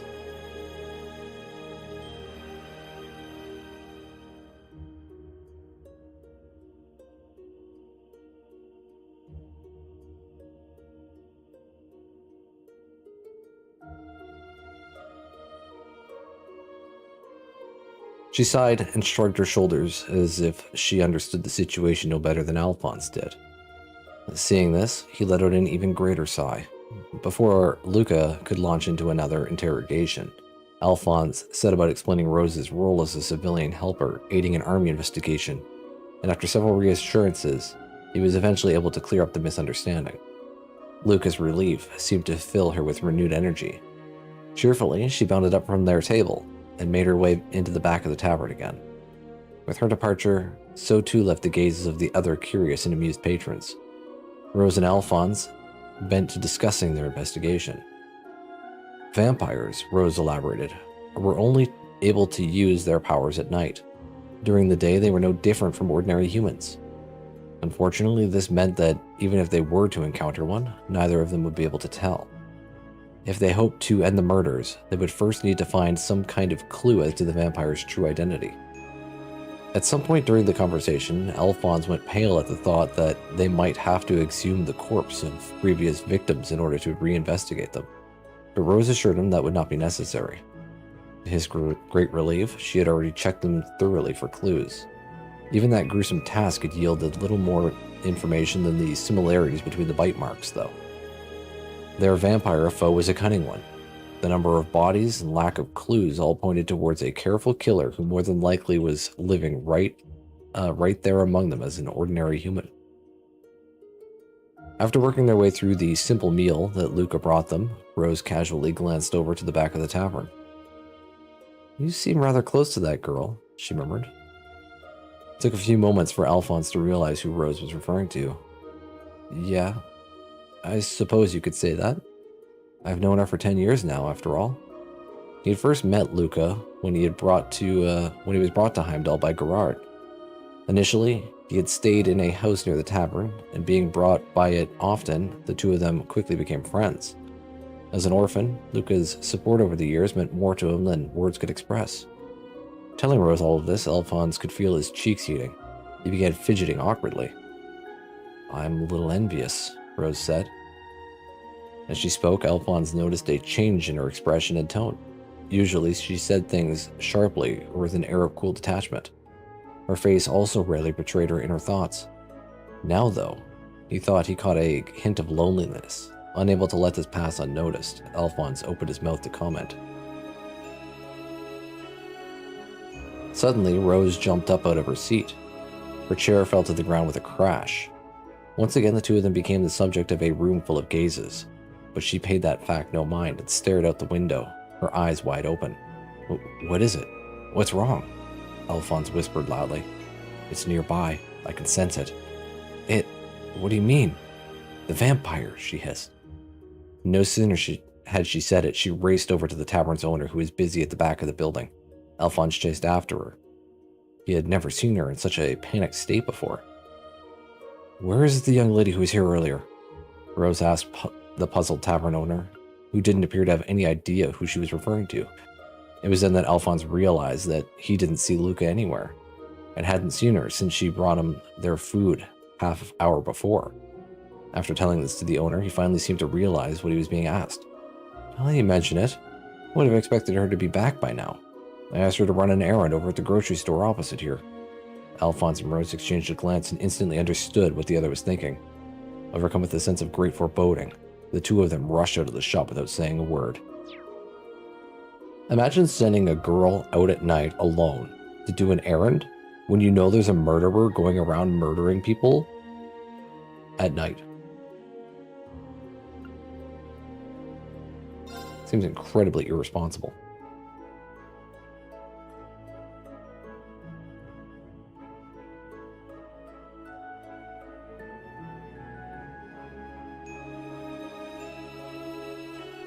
Chapter 4. The Black Vampire. Two people ran through the streets of Heimdall, down cobblestones dewed with moonlight. In the lead was Rose, her navy blue coat flapping in the wind, like the wings of a hawk, as she pursued their foe. Just behind her, and shocked by her speed, was Alphonse, head whipping left and right as he searched for Luca. There had been no sign of her on the short path between the tavern and the grocery store, where she had apparently been sent. When Rose had sensed the ominous presence of the vampire outside the tavern, she immediately set about following it. Alphonse didn't know what kind of trail she had picked up, but she flew down streets and narrow paths without hesitation, as if following a puppet strings back to its master. To find his friend, they now followed the vampire, spurred by that terrible certainty that the two were connected. Eek! The sound of a piercing shriek filled the air, sending a chill up Alphonse's spine and freezing him to the spot. There was no mistaking its owner. It was Luca's voice. Luca! Alphonse cried. Where are you? The scent is coming from this way, Rose called, before rushing down a narrow alleyway. Alphonse followed, stumbling over his own feet in his desperate attempt to keep up with her. He could barely breathe from running so much, but he ignored the tightness at his chest and sped on. Kicking aside boxes and garbage piled here and there on the path, he eventually reached the other side of the alleyway and emerged into a neighboring street. In it stood someone, or something. It was draped in a black overcoat, the upper half of its head wrapped in a large cloth. Not even its eyes were visible. The only part of the body that remained uncovered was the bottom half of its face, a deathly pale expanse of flesh with a twisted smile at its center. At first glance, it almost seemed human. Alphonse was not fooled. This is it, he thought. This is the vampire.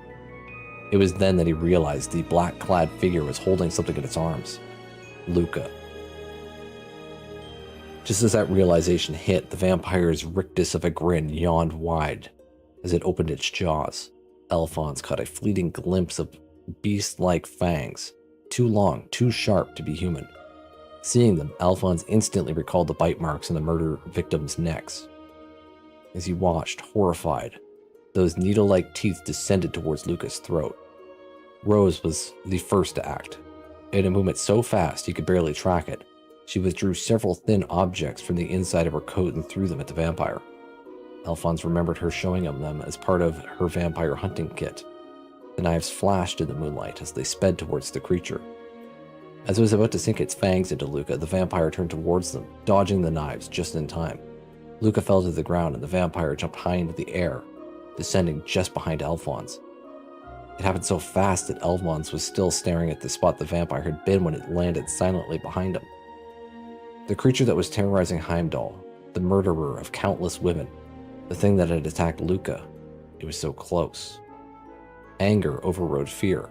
Alphonse clasped the hilt of his military saber and drew it. He spun around, slashing horizontally across the vampire's chest. The blade made contact. The vampire laughed. Alphonse watched, transfixed as the wound on the creature's chest healed. The next instant, the vampire punched its right fist out towards the pit of Alphonse's stomach at incredible speed. Gah! The impact was so great that it forced him back, expelling all of the air from his lungs. And while he was able to protect his vital organs, he had still suffered the full brunt of the blow. He doubled over in agony. "Get down!" Rose cried out from behind him. With no choice but to obey her as best he could, he let himself fall limply to the ground. As he did, the stir of air from Rose's lightning-fast rapier thrust ruffled his hair as it passed. The vampire didn't laugh this time. Perhaps sensing danger from the rapier's silver radiance, it threw up its left arm at the fence. The blade pierced flesh, and Rose followed through with her strike, skewering the limb right through to the other side. The tip stopped just before reaching the creature's chest. White smoke poured from the wound. Unlike Alphonse's earlier attack, it seemed Rose's had actually been able to damage it. Rose tried to move the sword, but it was stuck fast. The vampire smiled again. Heh. So you must be the vampire hunter responsible for stealing those ghouls. She ignored him and tried the sword again. I'd heard that many of my brethren had fallen at the hands of a vampire hunter, he continued in a low, sibilant voice. But I certainly did not expect the hunter in question to be a mere girl. Rose gave a derisive laugh. Brethren. I think you will find that word is meant for humans, not beasts like your kind. The vampire hissed and she bared her teeth at it. They both fought for control of the sword. Rose tried pushing forward, urging the blade on, while the vampire kept the muscles in its forearm as rigid as steel to thwart her movement. Still lying on the ground, Alphonse gathered just enough strength to begin crawling his way to Luca's side. When he reached her, a quick check lessened the mad pounding of his heart.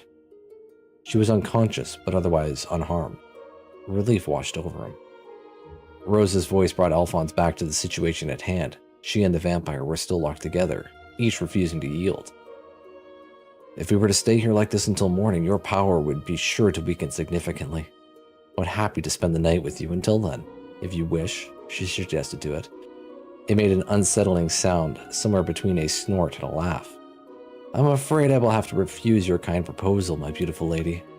Not least because, thanks to you and your pitiful human friend, my evening meal has been rather spoiled. As it uttered those words, the vampire's outline began to blur. Alphonse blinked rapidly, trying to clear his vision, but it was no trick of the shadows. The creature's form was dissipating into a fine black mist. Though its mouth was disappearing like the rest of it, its voice somehow carried on. Should either of you ever seek to disturb my dinner again, I hope you are prepared for the consequences.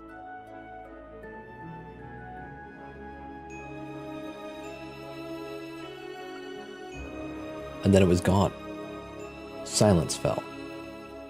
Gradually, Alphonse got used to the pain in his chest from the vampire's blow. He counted it good fortune that he'd only lost his breath and not broken any bones. With a final steadying wheeze, he hoisted the unconscious Luca on his back and rose slowly to his feet. I guess that's not the end of our vampire, then, he said unhappily. Rose was inspecting her sword for damage. Finding none, she returned it to its sheath. Turning their body to mist is one of the many abilities vampires have. It escaped from us this time, but I expect that it will take some days for its left arm to heal. At the very least, I think it's safe to assume that no one else will be attacked tonight. It sounds like vampires are unbelievable foes to be up against. That's a relief, though, at least. Still, he added, you're pretty unbelievable yourself. Rose shook her head. Their loss obviously rankled her. Next time, she said with steel in her voice, it won't get away. I'm going to find some stronger equipment, and I will finish it for good. Thanks for the hydrate.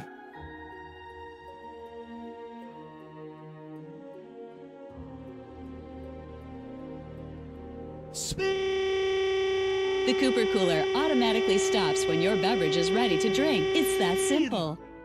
Welcome back, Sam. thanks for the sub. 90 months.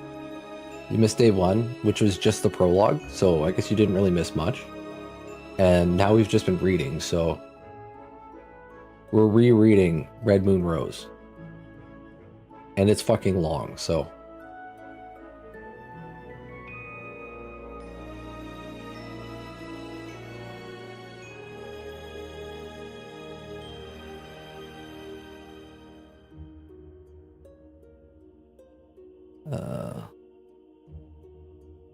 Alphonse nodded. Next time they would have it. They might not have been able to defeat the vampire, but at the very least, they had earned a short respite from danger, having saved Luca and prevented another murder from occurring. And without Rose's assistance, none of it would have been possible. Thank you, Rose. If you hadn't been here... She cut him off with a dismissive wave of the hand. There's no reason to thank me. I was simply doing my duty. Dejected, Alphonse fell silent. But these murders are not over yet. We will need to discover the true identity of that vampire for that to happen. Yeah, he said at length. You're right. Either way, should we go and investigate another crime scene tomorrow like we discussed earlier? Indeed. Farewell for now. And with that she left. She didn't even wait for Alphonse's response, a fact that left him feeling even more downhearted, considering all they'd been through that night. Afterwards, Alphonse took Luca to her home. As he walked, she finally woke up. Finding herself on his back, she flushed and stammered her way through his questions. She remembered nothing of what had happened to her, it seemed. Unable to tell her the truth, Alphonse simply said that he had found her collapsed outside. It was probably just fatigue from work, he told her. Thankfully, she seemed convinced. All the while, as he tried to feign cheerfulness to put her at ease, his mind was still focused on the battle earlier. He hadn't stood a chance against the vampire. He had even forgotten the silver short sword that Rose had given him. In the heat of battle, he had simply fallen back on his military training and used his saber. Well, for all the good that had done. While he had at least been able to avoid getting in Rose's way, he felt ashamed as an Imperial soldier. Next time he swore to himself he would not let her down. He would help bring an end to the murders once and for all. As Alphonse hardened his resolve that night, Rose navigated the dark streets alone, her mind fixated on the past. The sight of Alphonse on the ground after being struck by the vampire, the image of his friend who had almost lost her life and been turned into a ghoul, the vision of that one cursed memory she desperately sought to forget. Am I on the verge of making the same mistake a second time? She wondered aloud. She stopped in her tracks, brow furrowed and expression meek, and looked up to where the crimson moon hung like a great malevolent eye in the sky.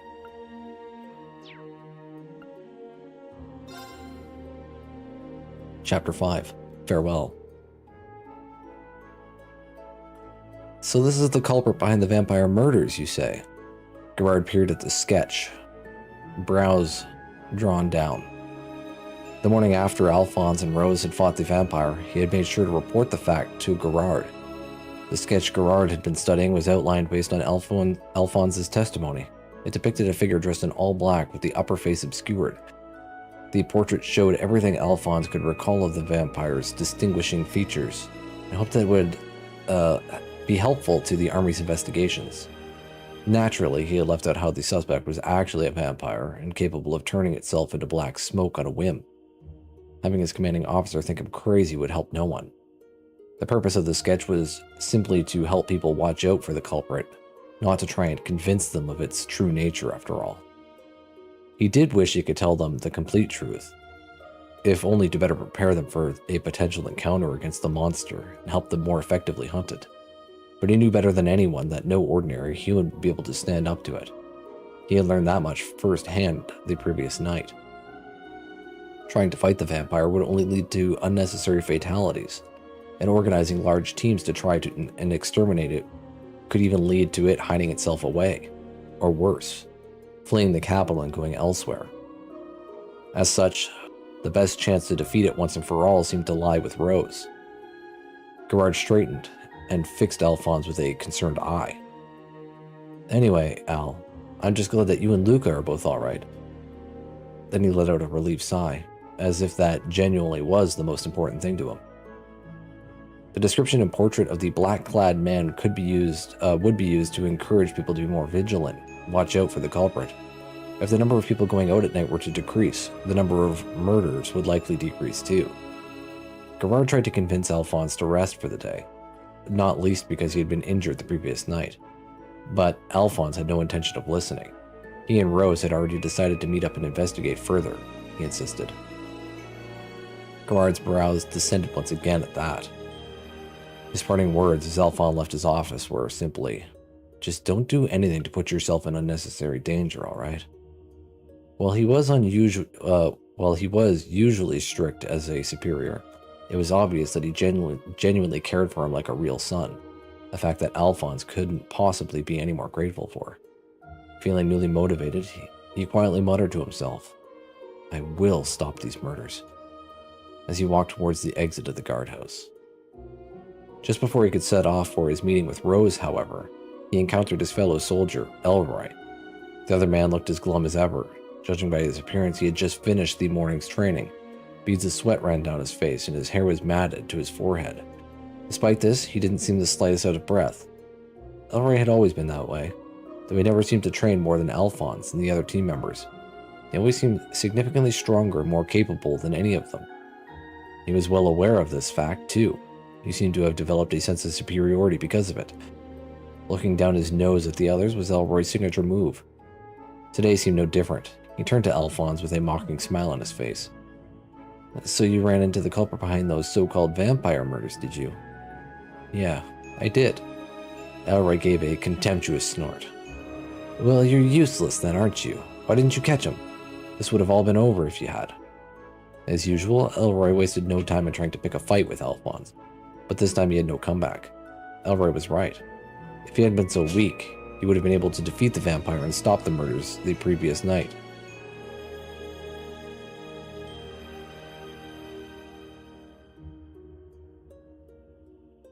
Seeing Alphonse's reaction to his provocation, Elroy folded his arms triumphantly.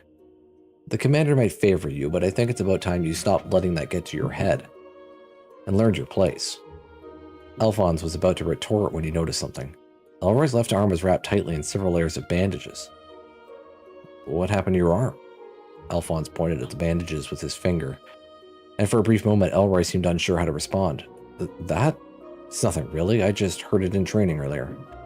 Spots of blood peeked through the bandages, making it clear it was a recent injury, at the very least. Alphonse looked at the damage with concern.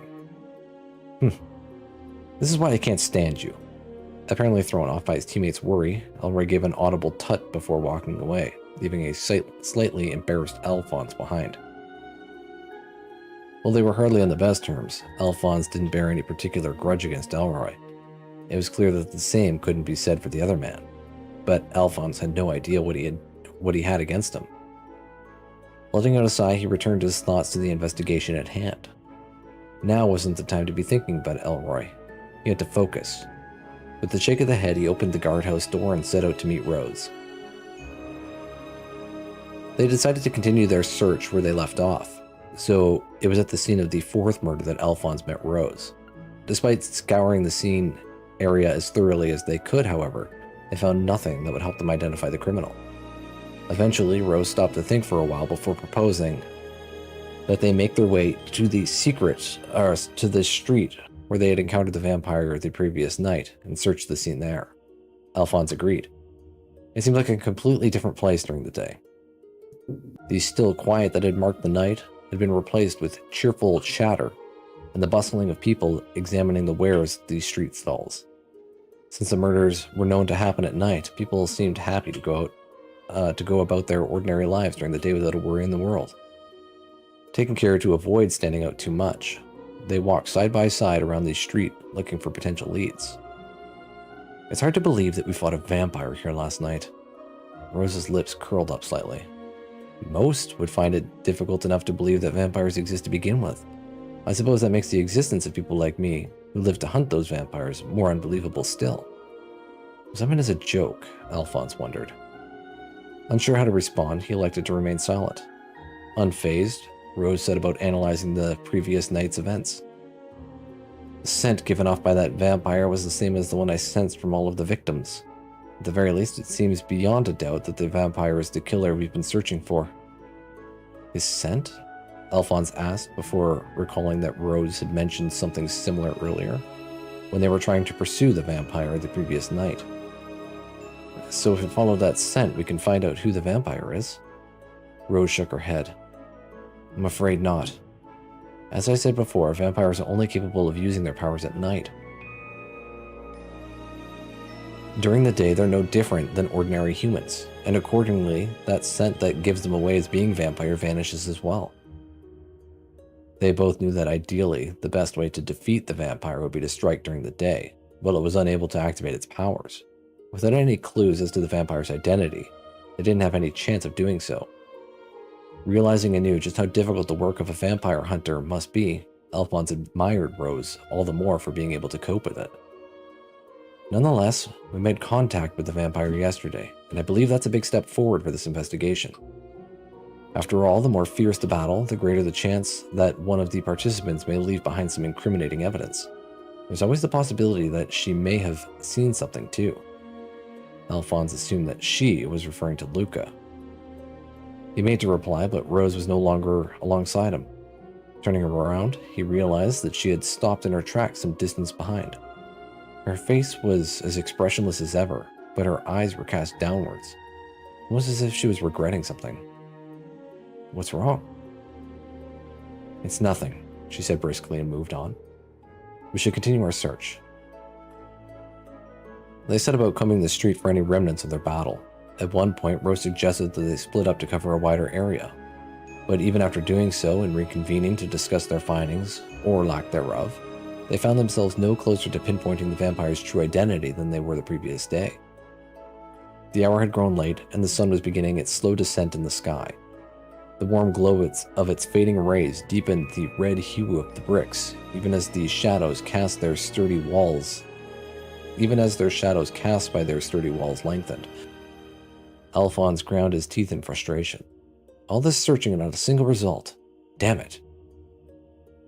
Rose had said that the vampire's power had been increasing over time. The previous night's battle had shown that she was capable of competing with it for now. And it was that fact that had allowed them to save Luca. But there's no guarantee that would always be the case if it continued to claim more victims and grow stronger. Seeing Alphonse's vexation over their lack of progress, Rose spoke. Nothing will come from being too hasty. We each have our tasks. All we need to do is complete them. He nodded, knowing full well that she was right. But it was hard not to feel bitter about their lack of headway all the same. He needed to go and report the results of the day's investigation to Gerard. They agreed to part ways for the time being.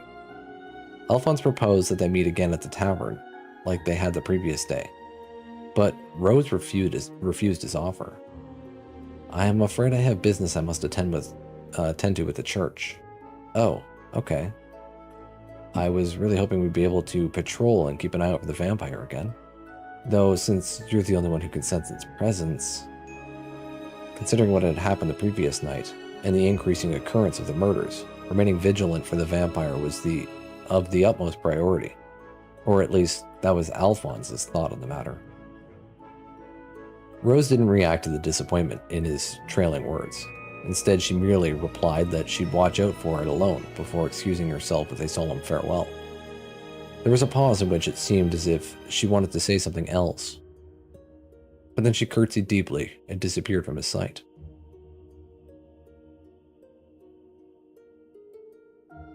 Alphonse watched her go with an uneasy feeling in his gut. Something seemed off about her behavior. Unable to work out what it was, however, he was left with no choice but to watch her walk away into the distance. That night, Alphonse made his way to the tavern after giving his report to Gerard.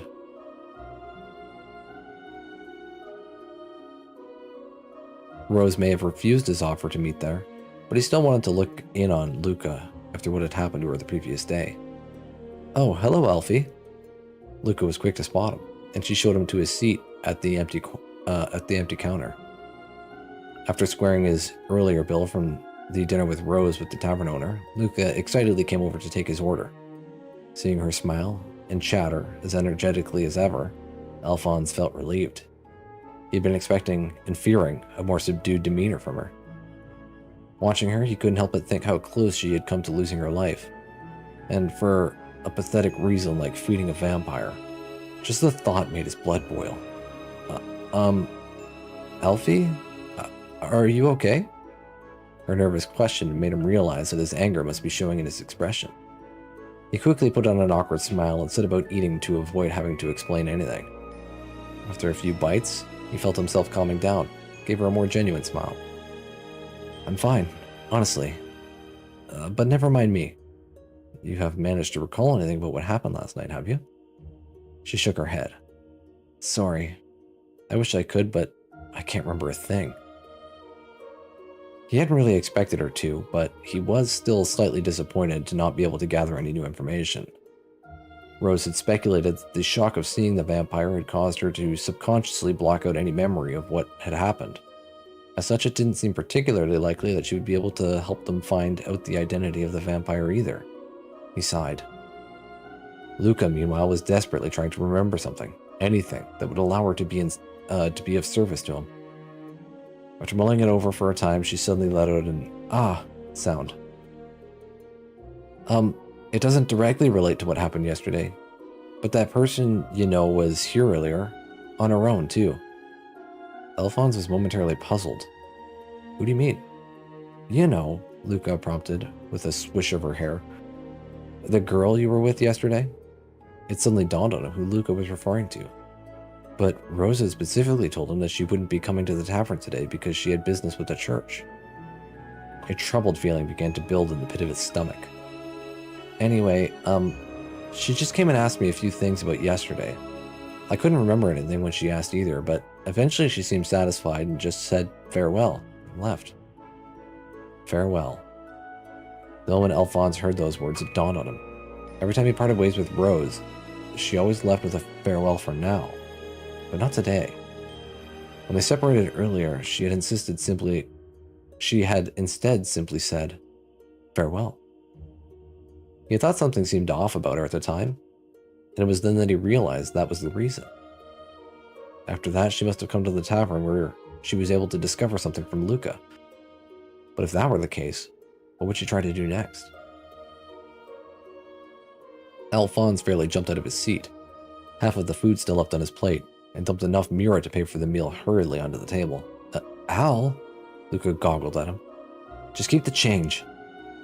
It was his second feeling of great foreboding in 2 days, and the first had been downright deadly. He rushed out of the tavern as fast as his legs would carry him onto the streets of Heimdall. The sun had long since set, and the deeply shadowed streets welcomed him into their murky depths.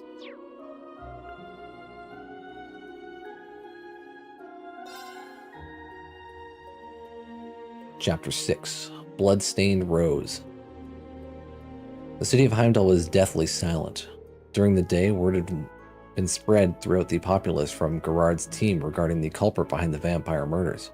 Knowing specific details about the perpetrator instilled an even greater sense of fear into the people of the city, making them even more wary of stepping out of their homes at night.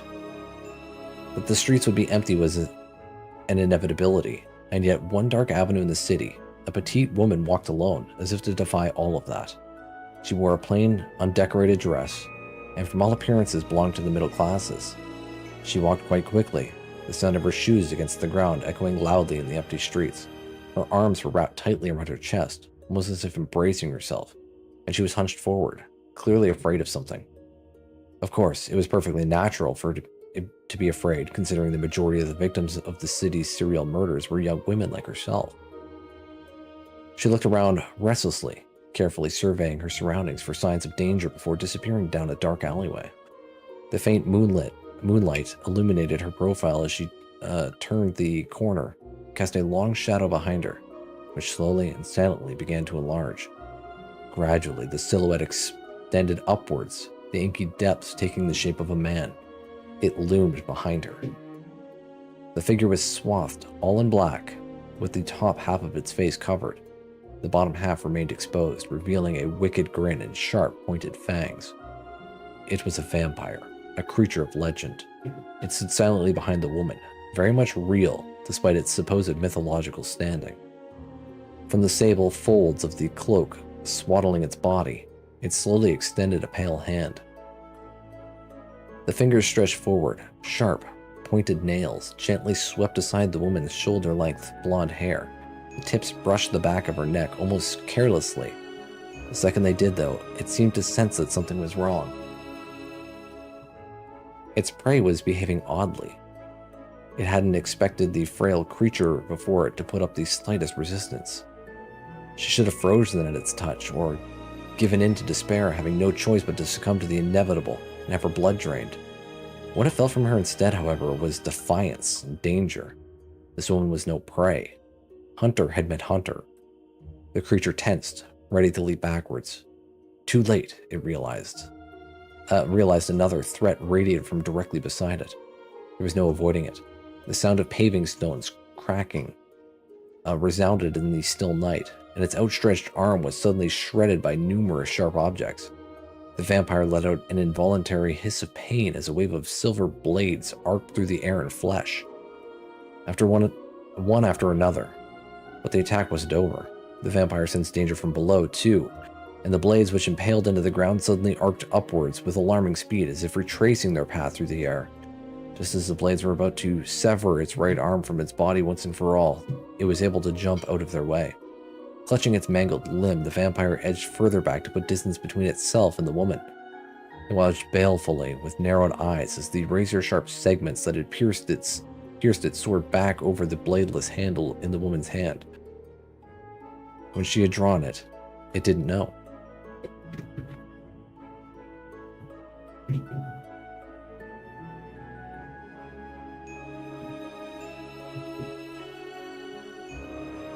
So that's like one of them fucking, like, whip swords that, like, Reese has?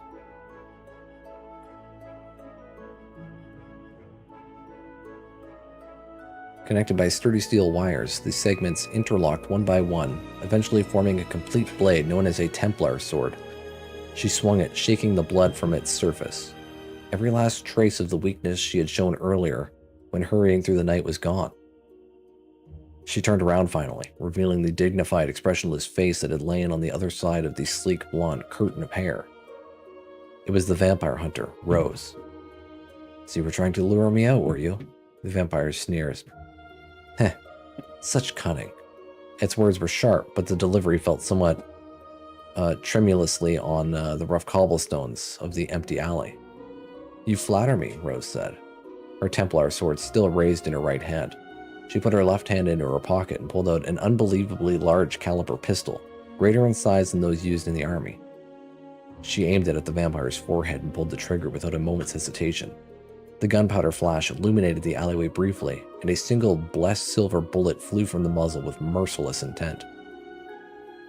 Such was the force of the discharge that an ordinary person's shoulder would have been dislocated, but Rose didn't so much as twitch.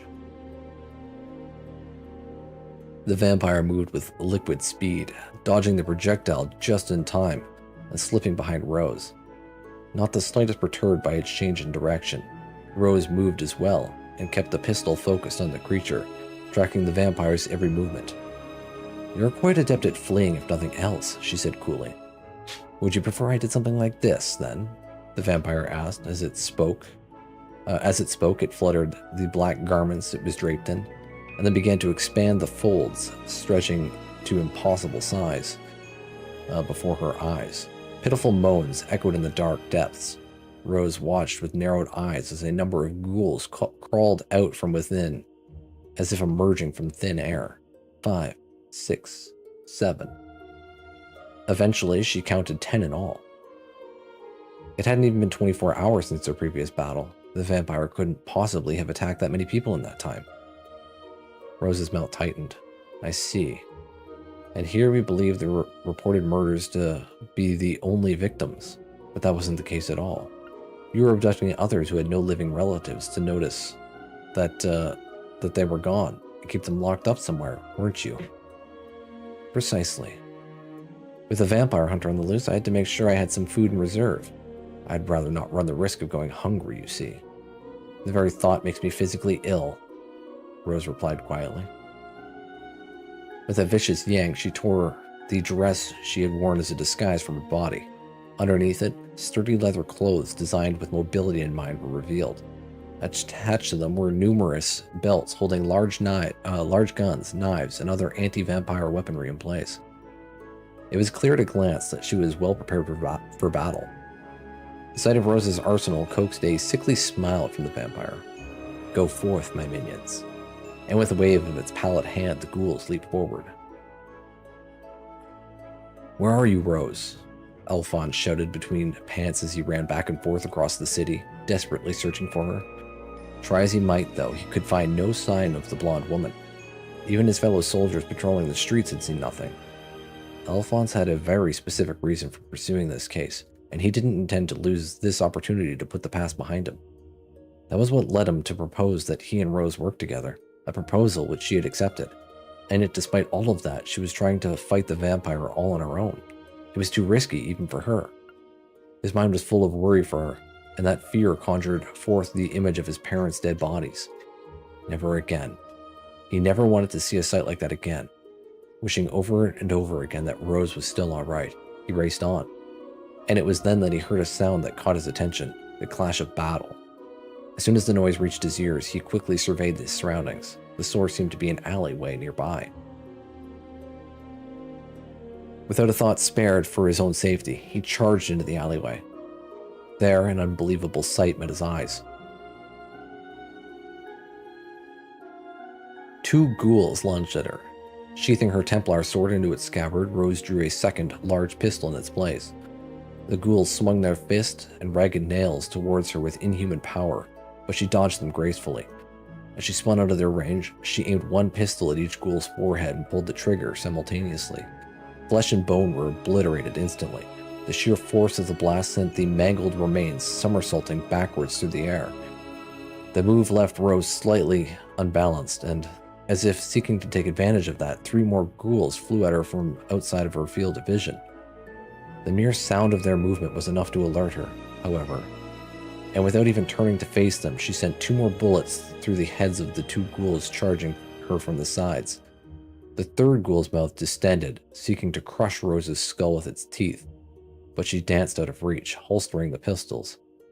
Fluidly, she then flipped back through the air, drawing her Templar sword at the same time and slicing the lower half of the ghoul's body from the upper half in one swift stroke.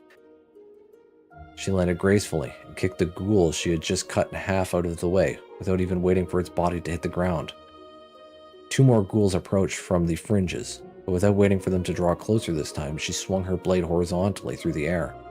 It split into pieces, and the countless segmented parts pierced the ghouls' necks. Their heads dropped to the ground like fruit falling from a tree. 7 of the ghouls incapacitated in what seemed like an instant.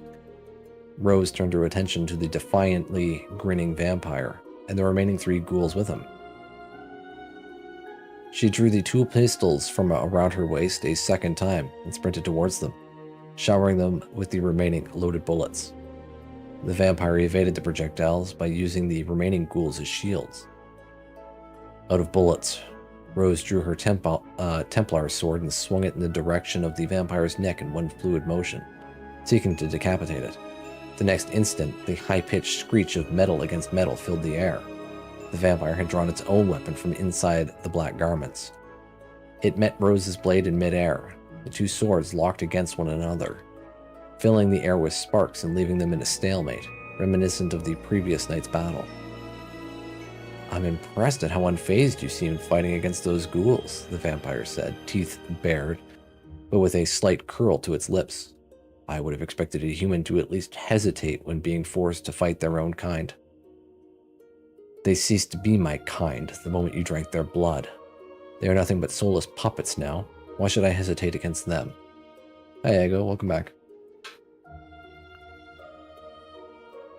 The creature inclined its head, almost respectfully at that. "Huh, you certainly think like a vampire hunter." The sound of metal against metal continued to reverberate throughout the area. Drinking the blood of the ghouls had allowed the vampire to become even stronger than the previous night. Its once crippled right arm had already healed and regained its original form. Even so, Rose met it without any sign of strain, her strength matching that of the fell creature before her. Rah! A loud war cry split the air, startling both combatants. and a third figure suddenly burst onto the scene. The charging figure was dressed in an army uniform and brandishing a silver sword. It was Alphonse. Catching the vampire off guard, he slashed it at its side. Having no experience with the weapon itself, it was a shallow attack, and the damage it dealt far from lethal, but it was enough to break the stalemate. Seizing the opening, Rose forcefully knocked the vampire's sword out of the way, and in one flowing motion slashed horizontally from its exposed chest on its left arm. Chest on its left arm. Okay, that's weird. Hey D, welcome back. It's going to be reading this whole stream probably, because I'm reading a very long book in this game. Winter storm for like 6 inches, that's a lot. A crimson gout of blood arced from the wound, splashing the cobblestones. Something also sheared off from within the vampire's garments and flew into the air. The vampire clutched its chest in pain, but it was clear that her attack had only grazed it. It seemed that, once again, the creature's preternatural speed had saved it from mortal injury. Eyes darting from one to the other, it backed away with an audible tisk. It looked like the odds are stacked against me. I'll retreat for today, it said, its outline growing dim, before it turned to mist and vanished into nothingness. After a moment of heavy silence, Alphonse sheathed his sword, staring at the spot where the vampire had previously been. It got away again. Finally looking at him, Rose let out a sigh of disbelief. Why did you come? Hearing the coldness in her voice, Alphonse lost his composure. He seized her shoulders in his hands. Of course I came, he yelled. What were you thinking trying to fight him on your own? It's too dangerous to take him on without help. Her cool blue eyes locked with his. Dangerous? For me? Do you honestly believe that? She asked. Her face was as mask-like as ever, but her tone had dropped from chilly to downright glacial. It had a cooling effect on Alphonse's anger. He took a half step back and looked at her from top to bottom. Illuminated by the light of the moon, he could see that she was covered in gore. He released her shoulders and stared down at his own hands. They, too, were now wet with blood from touching her. And yet, there was not so much as a scratch on her whole body. The filth covering her entirely belonged to the ghouls she had defeated. I'm a vampire hunter, and this is not the first vampire I have hunted. I have killed more of them than you can possibly imagine.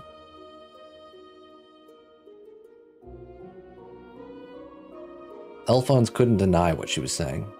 He had seen for himself the skill and grace she had shown mercilessly slaying all of those ghouls, unmoved by the fact that they were once human. She had been an artist in the battle and the sword her paintbrush. What he had witnessed was beyond his comprehension, a struggle between monsters rather than human beings. That was why he could do nothing but stand and watch, at first, unable to intervene. He was lost for words. Rose broke the silence with a short, frosty laugh. Al, I have no further need of your assistance. I suggest you forget about all of this and return to your ordinary life. She then gave a respectful curtsy, much like the one she had when they first met.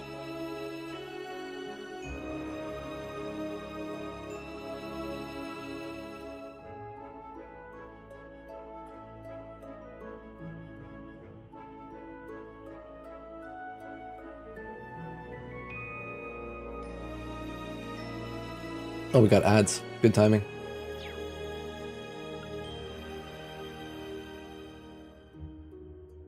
All these subless people here. It's okay, we're pausing.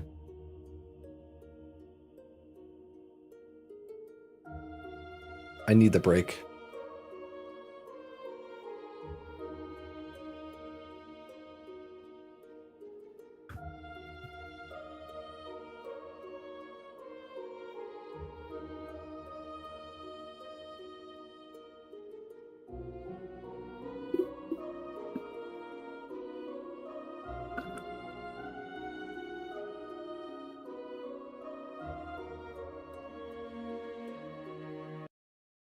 I'll tab for a sec.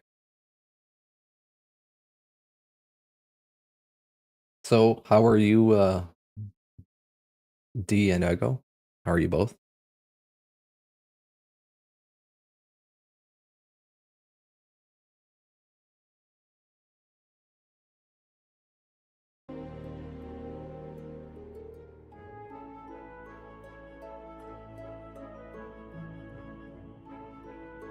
Eating pizza. Everybody's eating pizza today.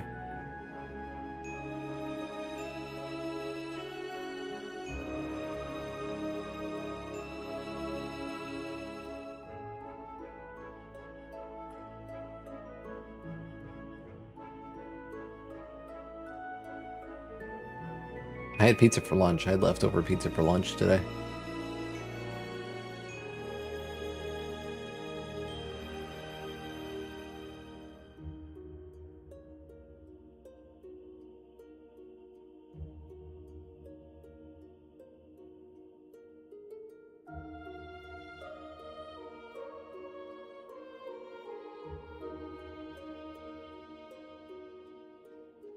My pizza was just double pepperoni.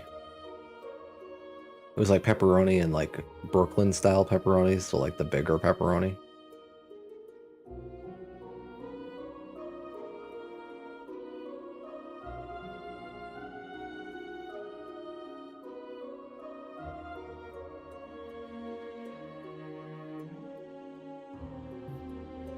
Cheese pizza is superior. I don't know about that. I kind of like having like pepperoni at least. I usually just get pepperoni.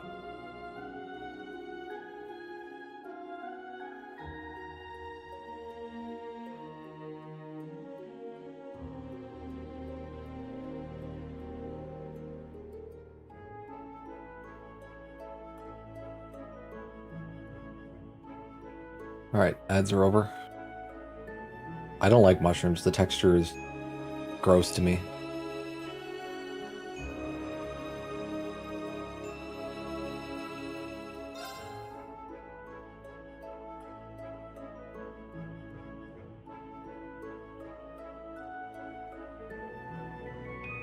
If you eat pepperoni pizza, you gotta take the pepperonis off just so you get the pepperoni essence. I can't taste mushrooms. It's just the texture. That's the only thing I get out of them, and it's a bad texture.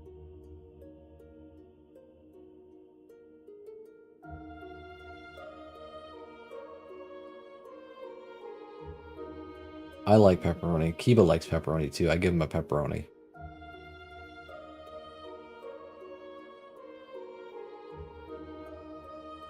Chapter 7, Parting of the Ways. I have no further need of your assistance.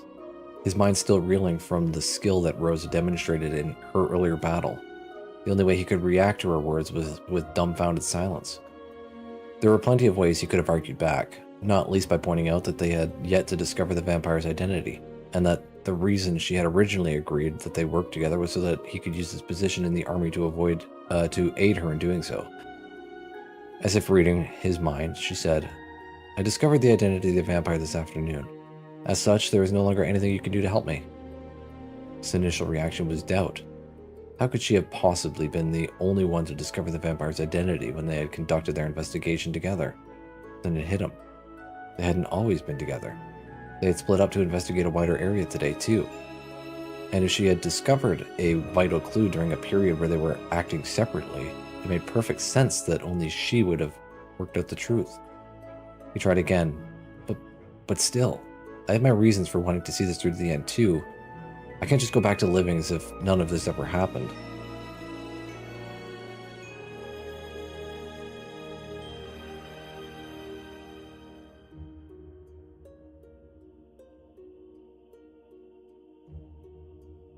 Rose knew this already, of course. He had told her about his parents' murder once already. It made her realize that the two cases might be connected. She sighed, her reaction making it perfectly clear that pointing that out would do nothing to change her mind. She met his eyes again, unwavering in the slightest as she said, Then allow me to put my position to you more bluntly. You are not a help. You are a hindrance. It was as if a sharp blade had pierced his chest. Her words left him shocked and speechless. She continued, I would have thought that anyone who looked around would be able to realize that this is not a matter that ordinary people can or should involve themselves in. As she spoke, she gestured in the direction of the ghouls, or rather, human corpses that were once ghouls, littering the surrounding area. Some were riddled with bullet holes, some had smashed skulls, some had no heads at all. Her words caused Alphonse's memory to return once again to the battle he had witnessed. Even if he had tried to intervene earlier than he did, would he have been able to do anything? No. On the contrary, it was easy to imagine him getting in Rose's way, becoming a liability and interfering with her ability to fight. Alphonse looked down at the ground dejectedly. It was galling to hear and realize that he might be useless in this. Rose opened her mouth to continue, her gaze somewhat distant. A long time ago, I tried to pursue another vampire with the help of a civilian just like you. I was hesitant at first, but after he insisted so vehemently, I eventually accepted. Alphonse looked up, stunned at what he was hearing.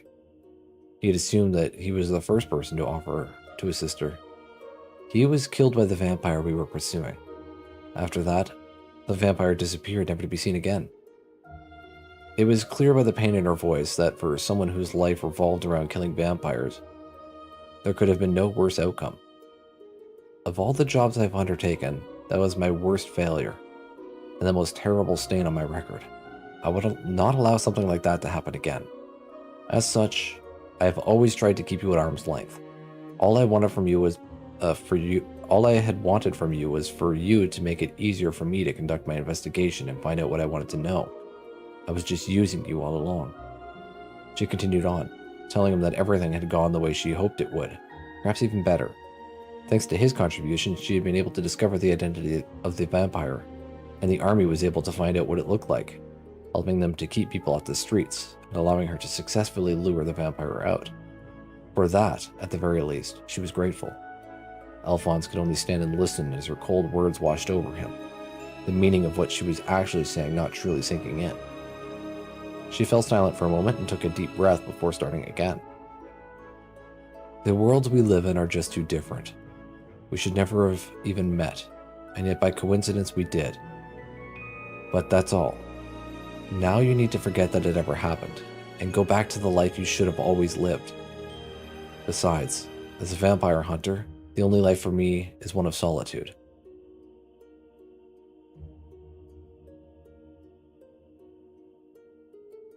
I need to stream more so I can be your #1 Twitch recap. I stream most days. I stream like 5 days a week, something like that. 4 days a week.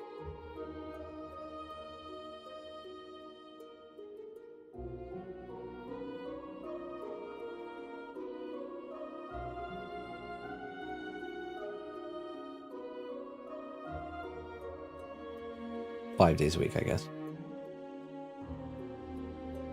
She gave a self-deprecating smile before turning to walk away from him. Seeing that smile and hearing what she said, something struck Alphonse as off, and yet he could not call out to her.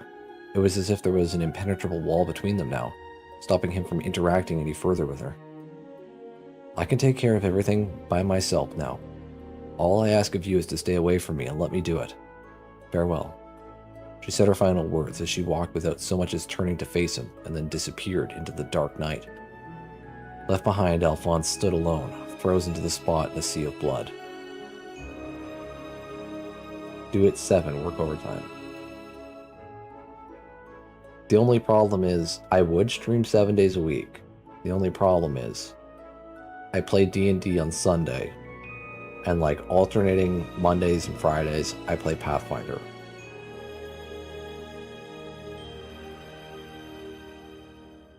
So I'm just like, I'm busy those days.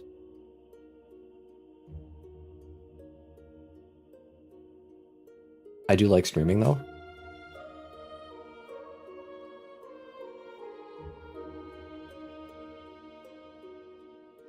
The next day, 10 unidentified bodies were discovered in Heimdall, and the surrounding area filled with disorder, the likes of which had never been seen before. Numerous soldiers moved to and fro, surveying the area under Gerard's direction, while crowds of curious onlookers tried to get a closer look at the gruesome display. Even Alphonse, who had been removed from the main investigation team, had been called in to assist this time. Alphonse had expected the bodies to be heavily disfigured from Rose's attacks, but when he reached the scene, he could see no evidence whatsoever that the previous night's battle had even taken place. The only marks on the bodies were the bite marks left by the vampire.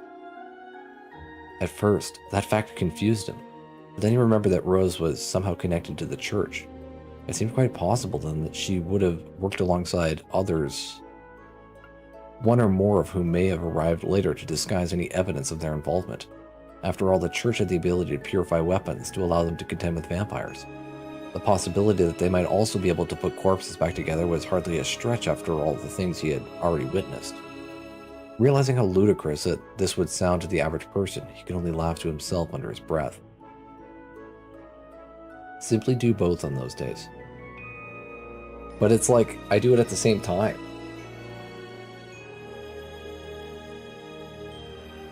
I would have to stream like early in the morning on Saturday or Sunday, which I don't want to do. That's awful. It means I'd have to get up early.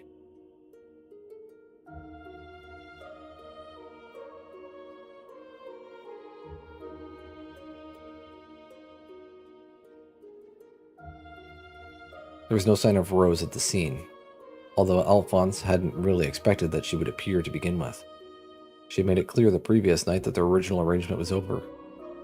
Most likely, Rose would go on to bring an end to the vampire murders herself in secret. Ah, hiccups. With the culprit never apprehended, and the fact that vampires actually existed never being revealed to the world. But could he live with everything ending that way? There was still one burning doubt in Alphonse's heart, a lingering unease that refused to go away. The expression on her face as she had turned to walk away. As a vampire hunter, the only life for me is one of solitude. That may have been what she said, but the sad smile on her lips when she did so told a different story. Coolness underlined with resignation.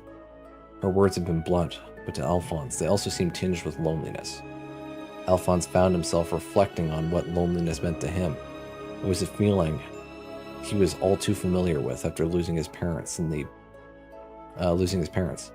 blink of an eye, he had been left with no one who cared for him, no one who would be kind to him, no one who would look out for him.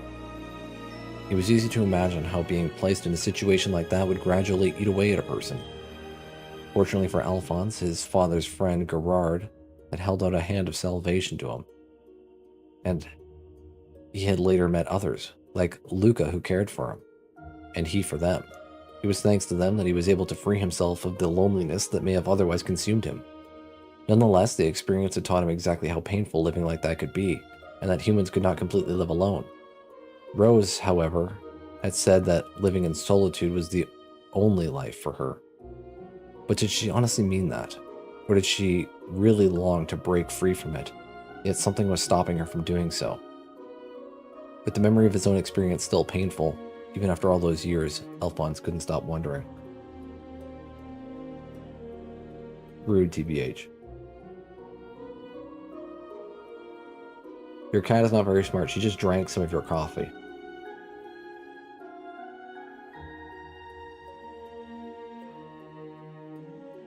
She took a sip, saw you, and ran away.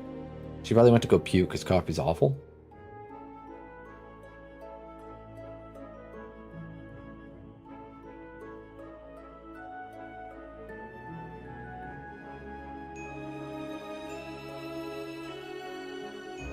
That was when he made up his mind.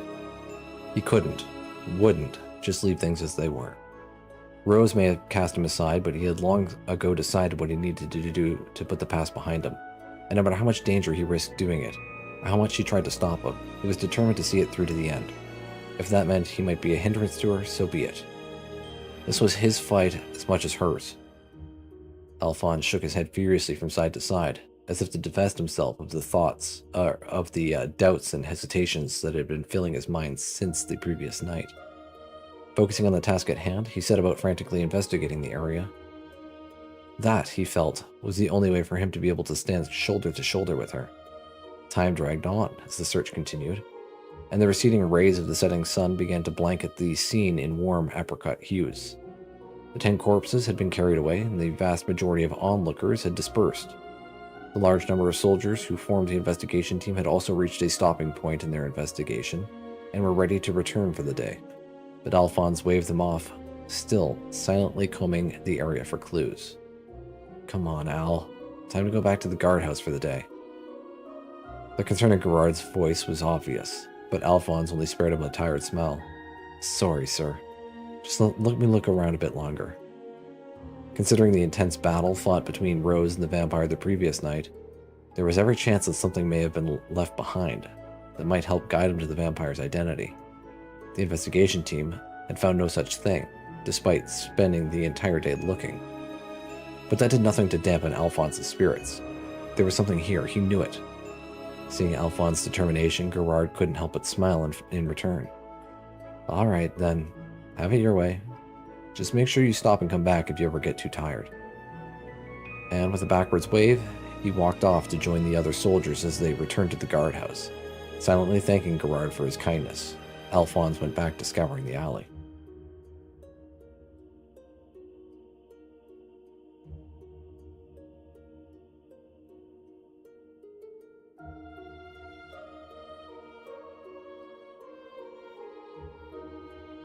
Caffeine is not good for dogs either, because their bodies can't process it.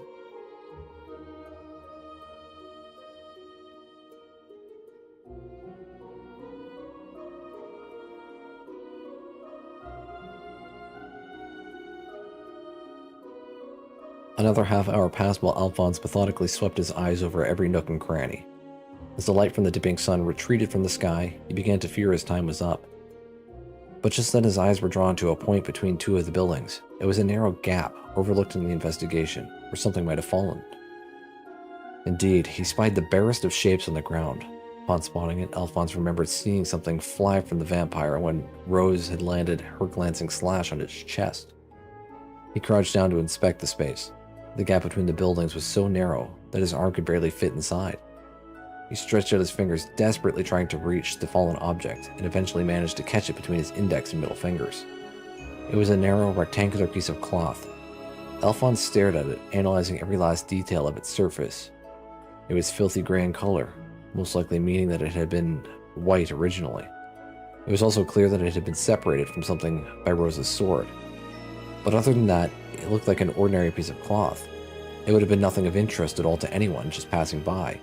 Anyone other than Alphonse, that is. Looking at it, he finally understood everything. The reason Rose had suddenly chosen to part ways with him, and the true identity of the vampire who was terrorizing the city.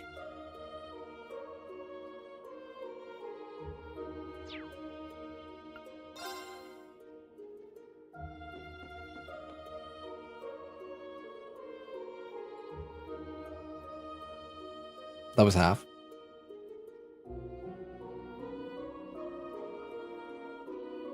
You don't drink coffee often. Well, that's already too often. You should drink coffee 0. Like no coffee ever. Switch to tea.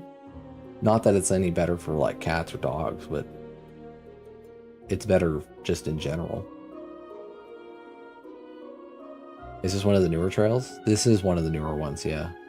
There's been 2 newer games.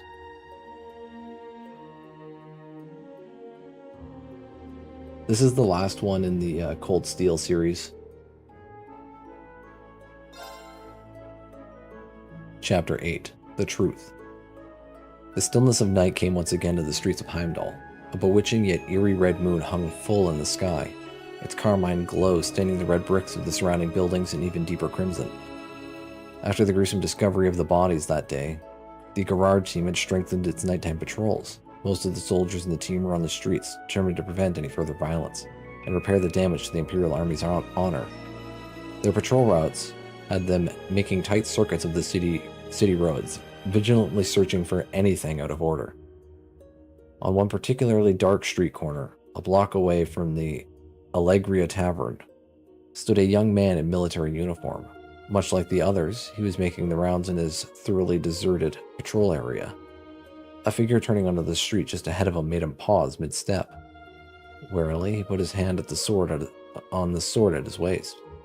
As the figure drew closer, the features gradually became more visible. It was another soldier like himself. It was Alphonse. Alphonse stepped forward and stood silently before the other young man. He fixed him with an unwavering gaze. "Oh, it's you," the young man said, sounding annoyed. "What are you doing here? This is my patrol area, not yours." He glared at Alphonse with intense dislike, but Alphonse did not look away. "I came to ask you something," Alphonse replied simply. He put his hand into his pocket and took something out of it. It was a dirty piece of cloth. The other man looked puzzled. "What's that supposed to be?" "It was something I found in the area where the vampire appeared last night. It's also yours, isn't it, Elroy?" Elroy stared back at Alphonse, then rolled his eyes. His voice dripped with contempt. "What are you talking about? Did you really abandon your post over who some rag might belong to? And vampire. You're supposed to be a soldier, not some kind of superstitious lunatic," he scoffed.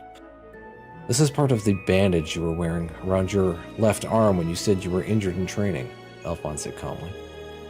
"The cloth," Alphonse continued, "must have been cut from his bandage during that previous day's battle and ended up between the two buildings in an area they neglected to check." He didn't, however, mention who had done the cutting. There was no need to tell Elroy information that he already knew, after all. Hearing this, Elroy clutched his left arm, hidden under the sleeve of his army uniform, almost as if trying to hide it from Alphonse. "Besides, the idea that you were injured badly enough to need a bandage like that in standard training makes no sense to begin with. You're the most skilled swordsman on the Gerard team. After all, that's not to say you weren't actually injured, especially considering there really was fresh blood on the bandage itself. But you didn't injure yourself during training. You were stabbed by a rapier, and that was what the bandage was intended to disguise." Elroy said nothing. Under any other circumstances, he would have been quick to argue back, but not this time. His brow furrowed, and he glared angrily at Alphonse. "I'm sure that you must have replaced the bandage with a new one last night. But then, what was this doing at the scene of the crime? You weren't involved in this morning's investigations." Alphonse was aware that what he was saying wouldn't be enough to prove to the world that Elroy was a vampire. They were, after all, creatures of legend. People would never believe him. What it did prove, however, was that Elroy had been where Rose and the vampires' battle took place. And considering that Alphonse already knew that vampires were no mere myth, that was all the proof he needed. "I don't want to believe it myself. I can't bear to think that someone who I served alongside as a soldier, someone more skilled than any of us, is actually a monster who's been indiscriminately murdering people." Elroy made no reply. He just stared down at the ground, silent and tense. "But I am a member of the Gerard team," Alphonse continued resolutely, "and we are entrusted with the task of protecting this city. I have a duty to do what I can to prevent any more lives from being lost. Unless you can prove that what I'm saying isn't true, I'm going to have to arrest you as a suspect." Heh. Hands at his side, Elroy let out a short, quiet laugh. The second he did, something changed, and the atmosphere became oppressive.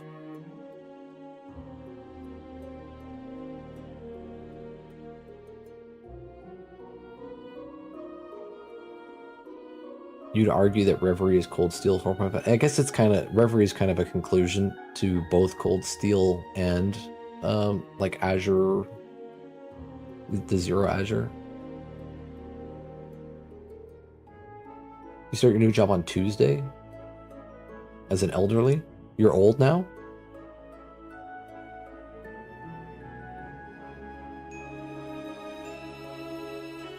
Advice for making a good first day impression. Just wanting to learn the job. Just showing interest in wanting to learn the job, do it right. Motivation.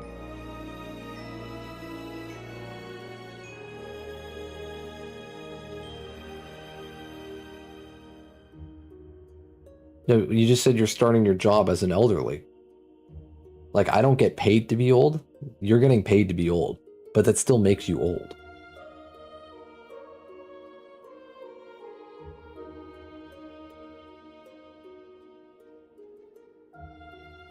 Elroy threw back his head and let out a loud, maniacal laugh. It was an inhuman sound that outburst. The skin-crawling utterance was entirely unlike the usual quiet Elroy. And as his mouth yawned wide, Alphonse saw what he knew he would. Beast-like fangs, the fangs of a vampire.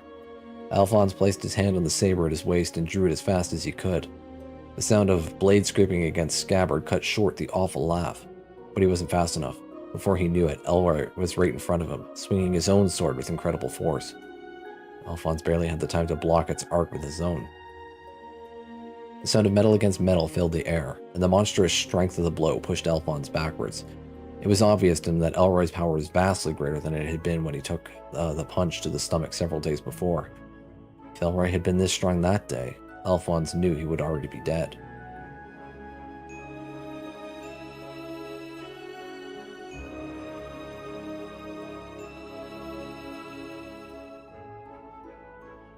Oh, I see.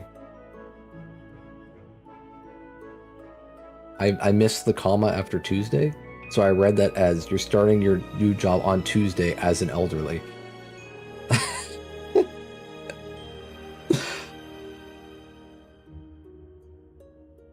Which I'm going to stand by that, you know? You are starting a job which makes you elderly. I stand by what I said.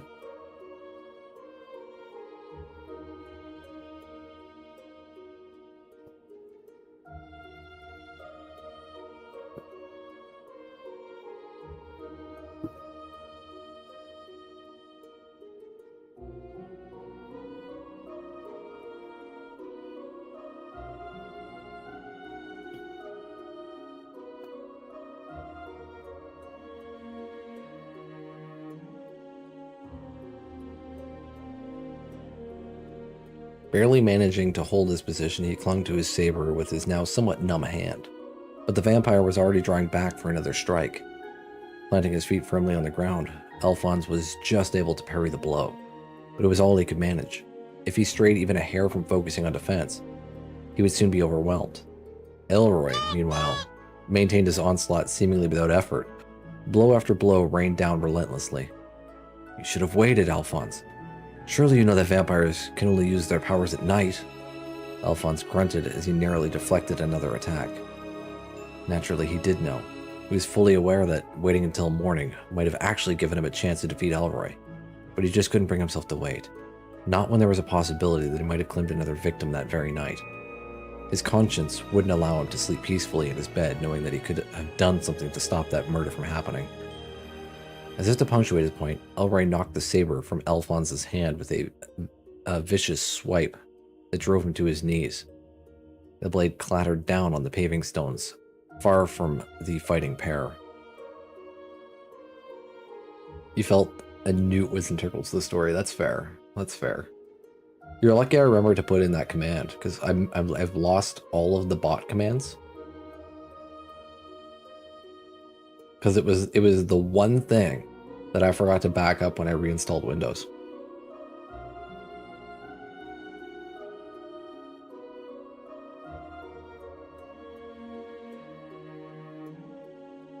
In fact, I think I have a backup of it, but it was an old backup, and it doesn't have a lot of the commands. I backed up a lot of stuff. I had to back up like 300 gigabytes worth of stuff. I just forgot the bot.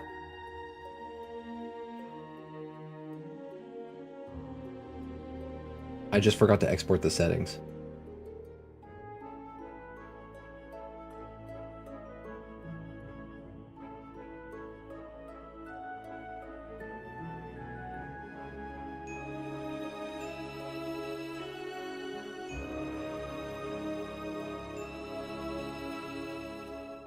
The worst part about working in an office is realizing that you have no shared interests with them. Because if you're like me and you're a gamer who sits at home playing games for fun in their free time, and everybody else is like, I go camping and fishing and hunting, and I watch sports, and you're like, I don't do any of this. I can't talk to any of these people because I have no shared interest. That's what my office is like.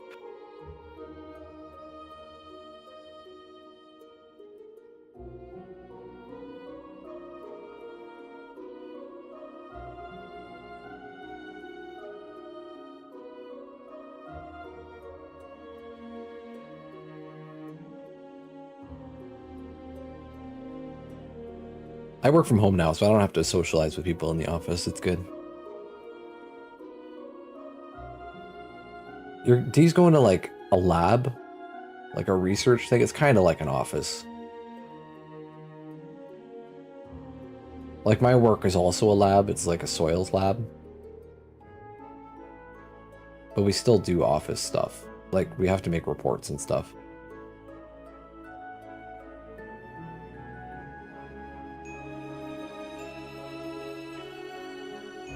You're finished, Elroy crowed, turning his sword on Alphonse.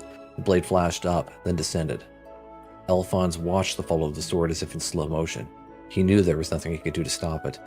It would bite through his flesh and send his head soaring through the air, much like his saber had just done. Suddenly, a high-pitched whistling sound of something moving very fast cut through the night, and then another, and another followed. The next moment, Elroy's right arm was gone. Blood speckled Alphonse's cheeks like a fine rain. Just as he had imagined, something soared through the air and hit the ground. But instead of it being his head, it was Elroy's right arm, sword still clutched in its rigid fingers. Rah!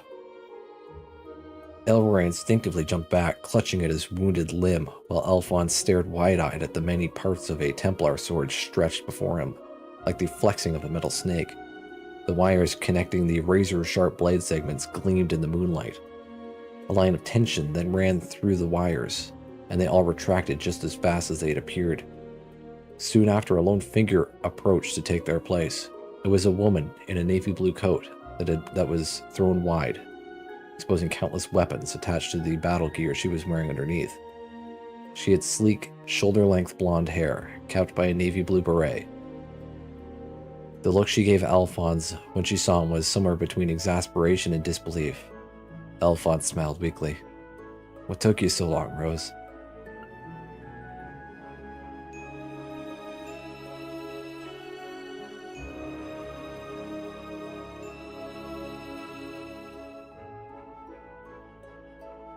You were so bored on days where you basically get to sit in the office and pretend to work. I'm like that too. I need to be busy.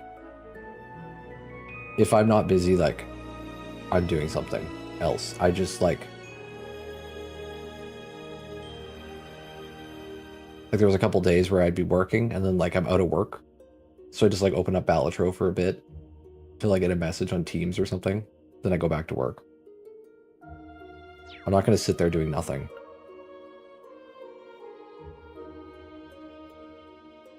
Keep me busy.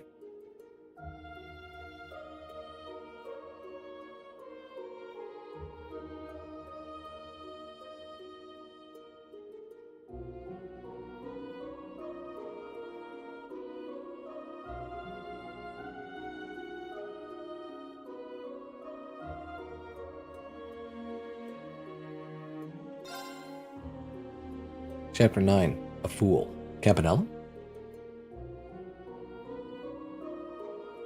So you showed up after all, did you, vampire hunter? Elroy glared at Rose, teeth clenched in anger and pain. Red smoke was rising from his now amputated right arm. It gave off a faint hissing sound.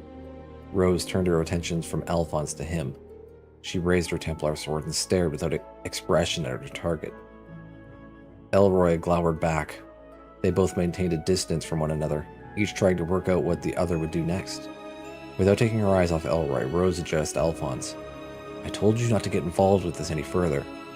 And yet despite that, you tried to fight a vampire alone. I cannot believe you would do something so foolish. Her words were tinged with anger. Alphonse rose unsteadily to his feet. You were the one who tried fighting him alone first. And besides, I never had any intention of seriously trying to defeat him by myself. What? He faced her and spread his hands. I was pinning all of my hopes on you coming for me. And you did, just like when we first met. Alphonse's response seemed to catch Rose completely off guard. He could tell as much even from his position behind her. He quickly regained his composure, though. She quickly regained her composure, though, and the wavering sword steadied. I don't know what you're trying to say. You told me that you didn't want to work with me anymore because I was getting in your way, because there was nothing more that I could help you with. Well, that's not the real reason. The real reason is that you don't want to put me in any more danger. You didn't want me to lose my life helping you like the last person who worked with you did. That is just idle speculation, she replied coolly. But Alphonse knew it was right. Then why did you lie about discovering the vampire's true identity? Rose gasped. So you noticed. It hadn't taken much effort to see through her lie. Rose herself had said that vampires were only capable of unleashing their powers at night, meaning that the best way to defeat one was to discover their true identity and kill them during the day. And yet despite that, Rose had gone to the effort of trying to lure the vampire out, taking the great risk of using herself as bait. Logically, her actions made no sense whatsoever. If she had known the true identity of the creature, deliberately lowering her chances of success wasn't like Rose at all. I imagine you noticed something else during your investigation, Alphonse continued. I don't know what, but whatever it was, it made you think that letting me cooperate with you any longer would put my life in danger. And that was why you lied. In order to try and keep me away from that danger. Rose didn't react, but also she didn't deny his words. To Alphonse, that was the same as admission. Enough of this. The vampire before them opened its eyes wide and began to concentrate its power. The moment it did, the red smoke that had been rising from the stump where its arm had been was replaced with a jet of liquescent black ichor. It bubbled and frothed from the open wound. On the cobblestone, some distance away, the arm itself also began to expel the same noxious-looking secretion. Suddenly, the black liquid from both stump and severed limb stretched and pulled, seeking out the other. No! Knowing what was about to happen, Rose quickly swung her Templar sword in the direction of the liquid. The sword's countless parts sliced through it, but the dark matter just reformed around the damage. Moments later, the liquid had done its work, and the severed right arm was back where it belonged, as good as new. How could he recover so quickly? I knew it. He really is a... Ah! Elroy swung the sword with his newly attached arm at Rose. Calm as ever, she pointed her Templar sword at him and fired the bladed segments that formed it.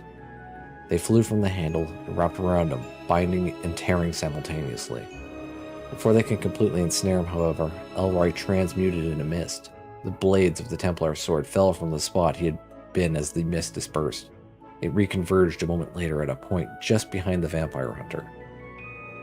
No sooner had the mist solidified than Elroy swung the sword. His attack caught her completely off guard, decapitating her. Or so he expected. But Alphonse blocked it, his saber back in hand. Gah! Alphonse gritted his teeth, desperately trying to hold his ground. Elroy had the clear advantage in terms of strength, but try as he might, he could not break Alphonse's guard. How many times do you have to get in my way before you're satisfied? Cried Elroy. Al! Seeing a chance, Rose drew one of her giant pistols and, holding it in a backhand grip, pulled the trigger. The bullet ripped through Elroy's shoulder, propelling him backwards. Alphonse steadied himself and ready to saber again. I won't die on you, Rose. I'm not going to let some vampire kill me, so... Can this not wait?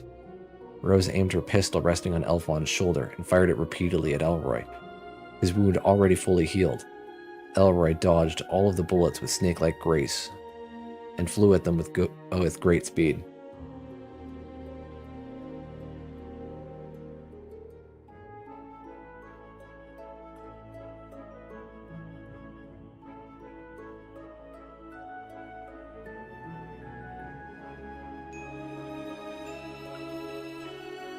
So she put the pistol on his shoulder and fired, so right next to his ear. So fucking Alphonse is deaf now. It's exactly 0C there. What is it here? It was kind of actually warm during the day today, but it's like 9 p.m, so it's probably kind of cold now.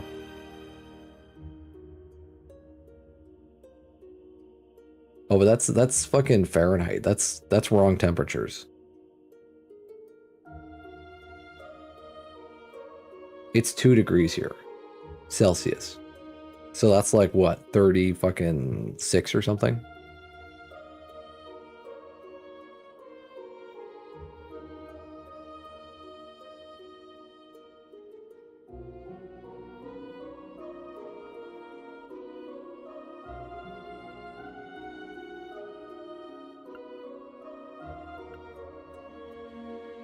Rosa's pistol was now empty of bullets, and the vampire's charge gave her no time to draw the other. Elroy swung his sword at them as if trying to cut them both down in a single stroke. Alphonse brought his own saber to bear and braced with all his might to block the path of the falling sword. The two blades collided with sheer force that Alphonse's saber was sheared in two. The collision repelled Elroy as well, but if he were to swing his sword downwards a second time, with the same level of force, Alphonse and Rose would have no chance of surviving. The vampire's lips curled up at a smile, sensing impending victory. That smile was replaced almost immediately by shock when he saw that Alphonse had drawn from the depths of his uniform. Alphonse had expected that his saber would not survive Elroy's attack and immediately reached for the silver short sword given to him by Rose. "So I'm never going to allow you to be alone again," he cried out, and then swung the silver sword downwards across Elroy's body, a trail of glittering, argent light following in its wake. Ah!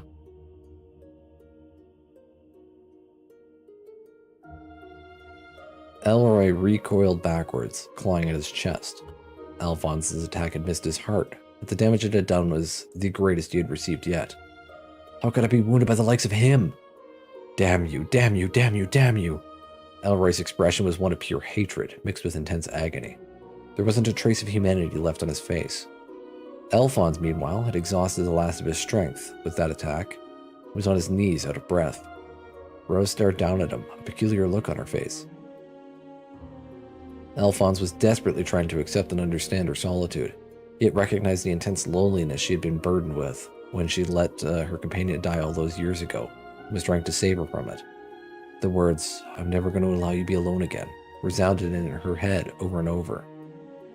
She knew that what he had said was purely based on emotion, but it was enough to fill her heart with a warmth, a heart that she had thought long gone cold. "You really are a complete fool," she laughed. The sound of her laughing so naturally was enough to make Alphonse snap around to stare at her. "But perhaps that isn't such a bad thing after all," she said with a smile. He goggled at her. It was Rose, and yet he felt he had never seen this woman before in his life. The warmth, the gentle smile. "What's that supposed to mean?" he stammered, feeling as though he had seen something he should not have. Alphonse turned around again, flustered. Elroy was now back in his direct view. The vampire was still in the same spot, watching motionless. Alphonse had almost forgotten about him. Now was hardly the time to be talking with Rose. He needed to finish off the vampire, Elroy, for good. He looked back at Rose, and they nodded to one another. Rose began to walk towards Elroy, leaving the exhausted Alphonse behind. Elroy remained still, his head bowed, mumbling something absent-mindedly to himself. Rose pointed her remaining pistol at his head. All that she needed to do was pull the trigger, and it would all be over. But she didn't. She stopped, confused. Something wasn't right. The scent is gone? Suddenly, Elroy looked up and faced Rose. His eyes were wild and unfocused. "Wait, I haven't lost. Of course I haven't. I could never lose the likes of him. I just need to drink more blood, then the likes of Alphonse will never..." His eyes suddenly darted back to Rose's face with terrible intensity. The monstrous grin stretched wide. The next moment, the wound that had been left by Alphonse's slash began to erupt red mist with incredible force. The mist filled the surrounding area at an alarming rate, and their field of vision was completely obscured by the crimson haze. All that could be heard was Alphonse's voice crying out, "Rose, what's happening?" "Stay calm," she ordered. "It isn't harmful." The red mist was yet another special ability of vampires, employed only in moments of desperation. The creature would use its own wounds as a kind of smokescreen. Knowing this full well from experience, Rose tried to track Elroy by his scent. It should have been easy. She didn't need to see the vampire to find it, and yet there was nothing. Despite having every reason to believe that he was right in front of her, not a trace of the vampire's trail was to be found. Why? She wondered, desperately trying to make sense of the situation. Slowly but surely, the red mist began to dispel. When it cleared, only two figures remained, Rose and Alphonse. The vampire was nowhere to be seen. "Damn it," she cried. Elroy had managed to escape from them. But where? With a wince, Elfon rose to his feet. Rose, we can't lose him. All things considered, it seemed safe to assume that Elroy was searching for more victims to drain in order to replenish his power. Meaning that if they didn't catch him before then, there would be more fatalities. Not to mention the possibility that he might grow too strong for them to handle. Rose waved Elfons to silence. Hold on, I'm trying to follow his scent. Though she meant to reassure Elfons, in her own mind, Rose felt deeply uneasy. How could the trail have just disappeared all of a sudden? She'd never known anything like it. Is my power growing weaker? She wondered to herself. Just as she was pondering potential causes, though, the scent suddenly returned. That fact did nothing to allay her confusion, but as long as there was a trail to follow, pursuing it needed to be their top priority. She focused her mind on the odor, trying to ascertain its location. Eventually, she was able to find the answer she sought. The source was startling. It's coming from the direction of that tavern.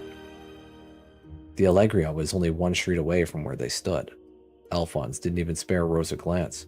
He just dashed off towards the restaurant, his face a mask of fear. Is this fiction in this world? No. This is written as fiction in the world? Like, regular people in this world would think this is just a fantasy storybook? But this is stuff that actually did happen. Or it's like an embellished retelling of it with different names.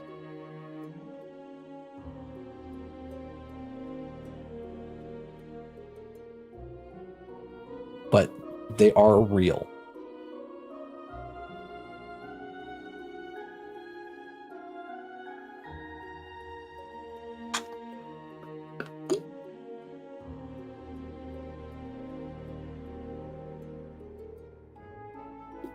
That's why I'm reading it, because the lore in these books is actually like important to like the lore of the game.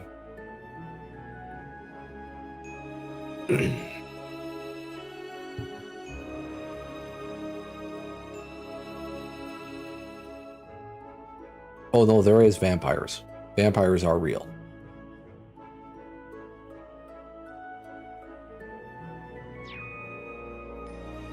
Around chapter 10.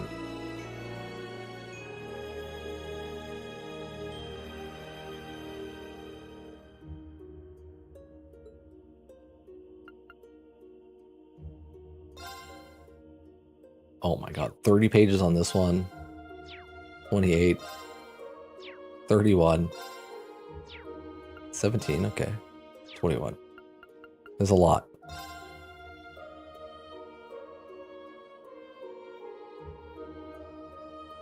I've been reading for like 2 hours.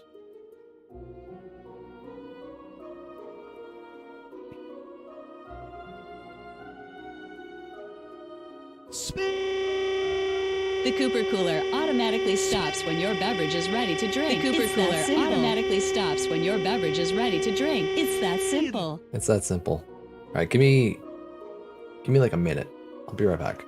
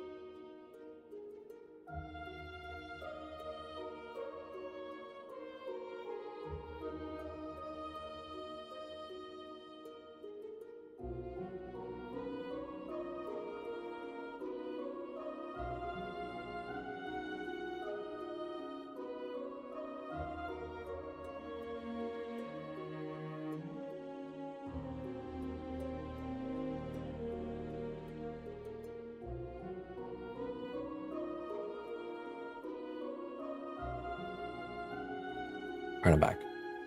I don't think I'm getting to any actual gameplay today.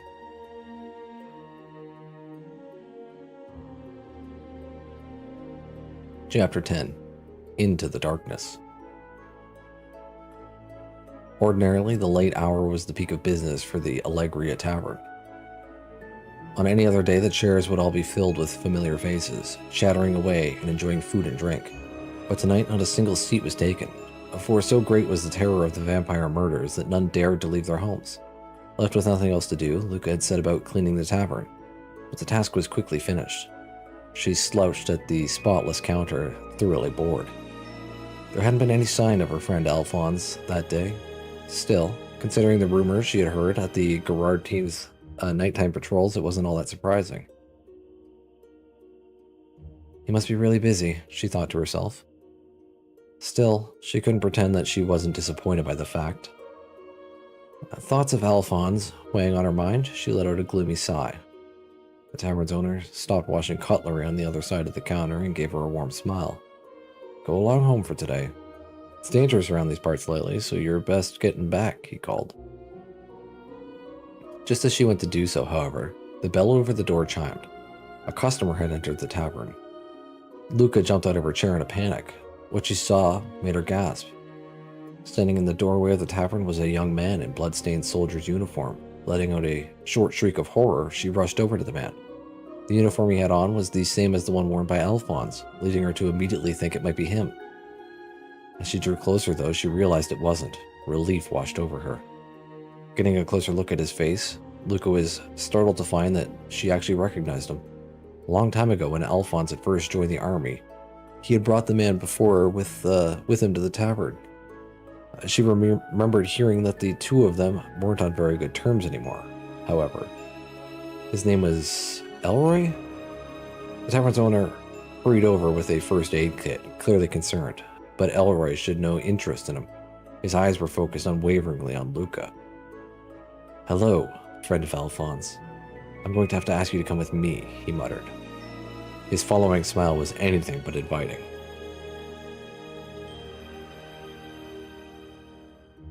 Have a good night, Gearhead.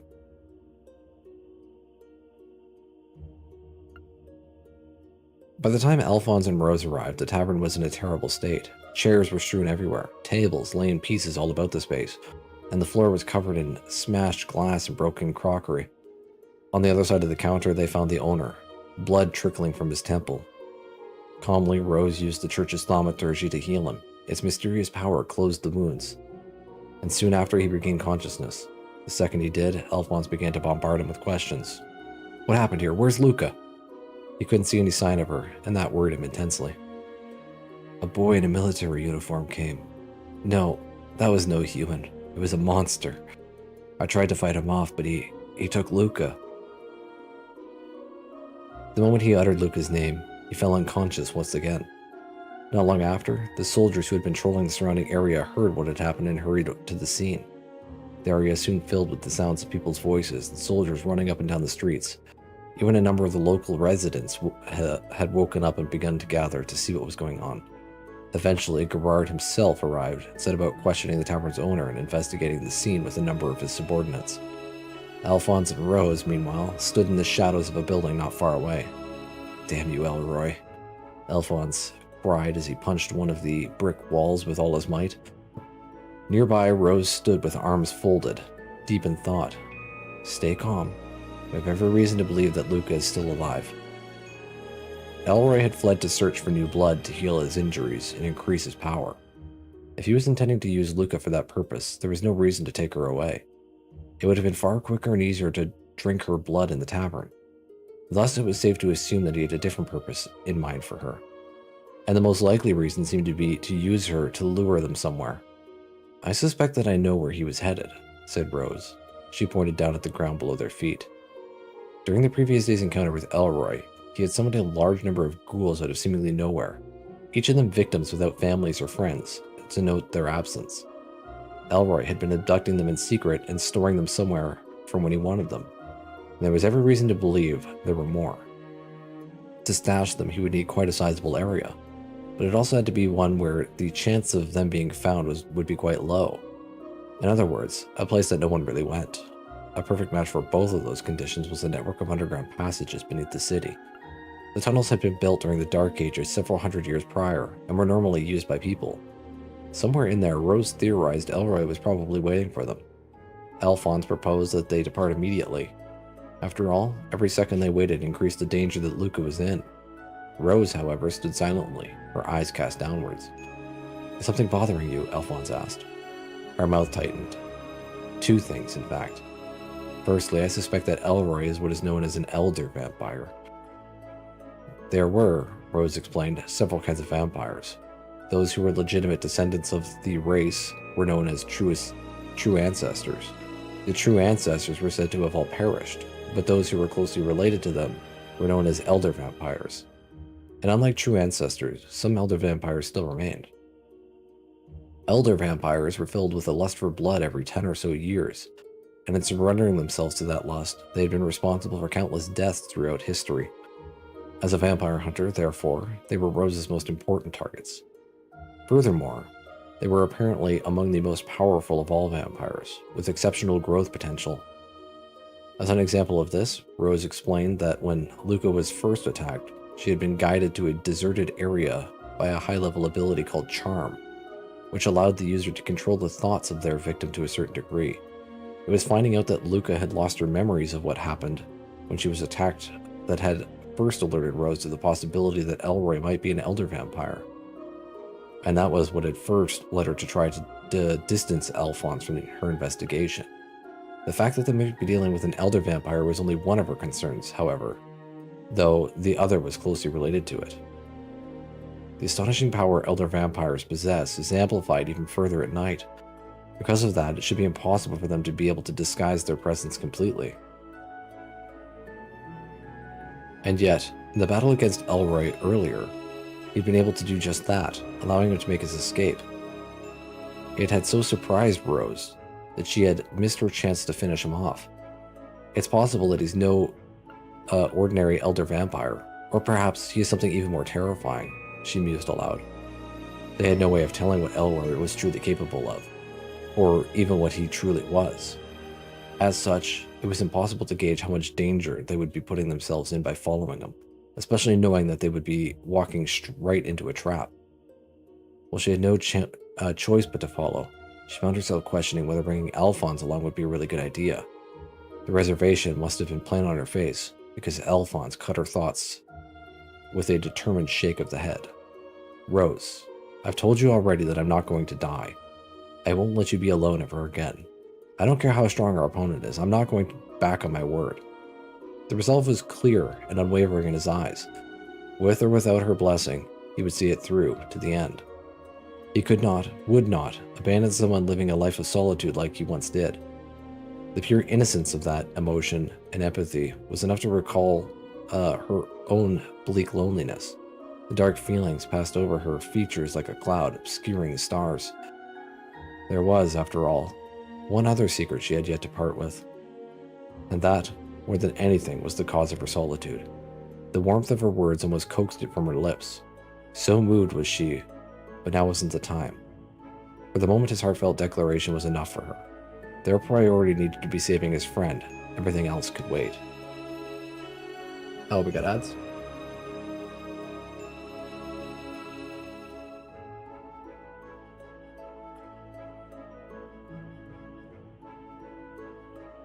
Are we gonna fight Elroy at the end? I feel like Elroy is gonna be dead by the end of this. These books usually have a conclusion.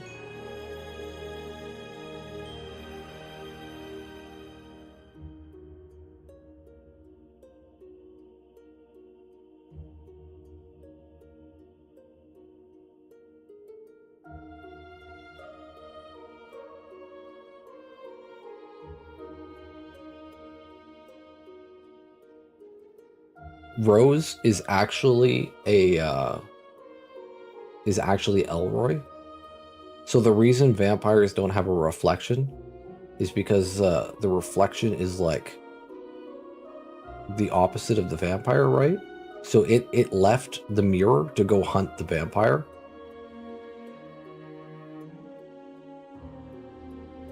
Because it sees itself and knows it's pure evil, so it goes to kill itself and eliminate the evil.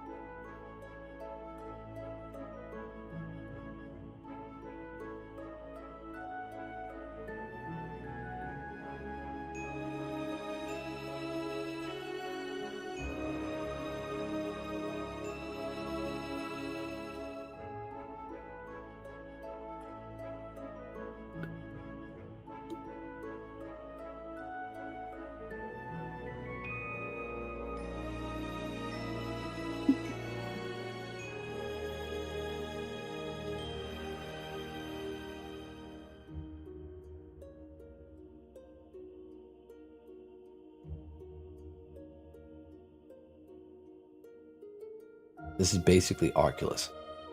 I don't even know what that is. I've never heard of it. Let me Google this.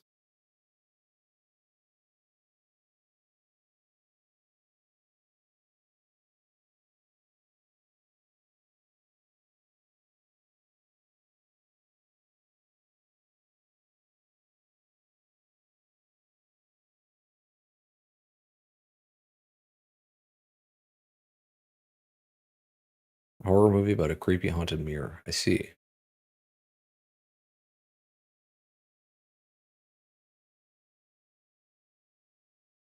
Dude, I really want to finish reading House of Leaves. Speaking of like horror stuff. I'm really sad that my book is destroyed.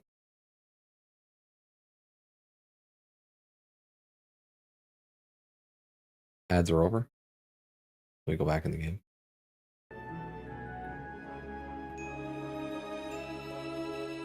I'm sorry, she said. I thought I had overcome my hesitations, but it seems that wasn't the case. With a mental shake of the head, she pushed her doubts deep within and slowly moved her hand downwards towards her waist. Her fingers sought out her spare blade, an elegant longsword. Unclipping it from her belt, she handed it to Alphonse. This should serve as a replacement for that broken saber. I imagine you'll be able to fight more comfortably with this. Alphonse hefted it in his hand, admiring the balance. He slipped it a hand's width out of the scabbard for a closer look. Like Rose's other purified weapons, it had a silvery glow that seemed to suck the light out of the red moon. A blow from a blade like this would surely stop a vampire in its tracks. But up into my book, Kiba ate it. Like he ate the corner of it. And the pages are all stuck together because he slobbered all over it.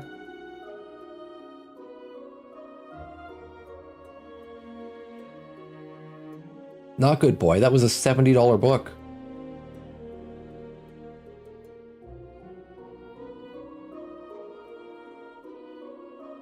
Kiba is a good boy. I was actually reading it.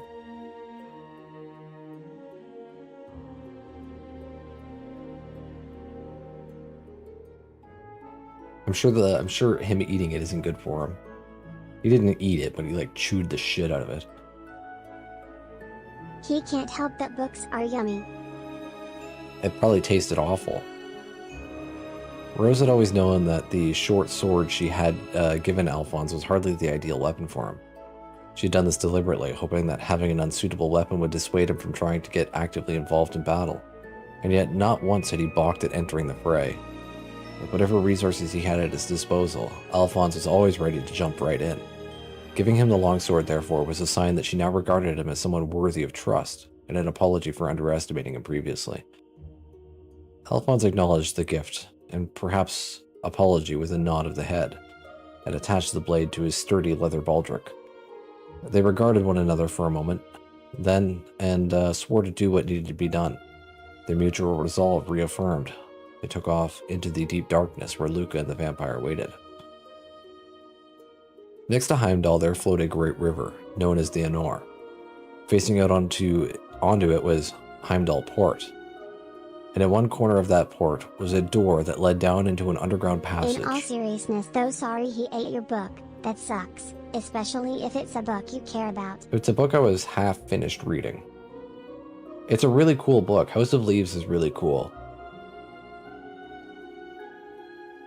I recommend it. It's very interesting.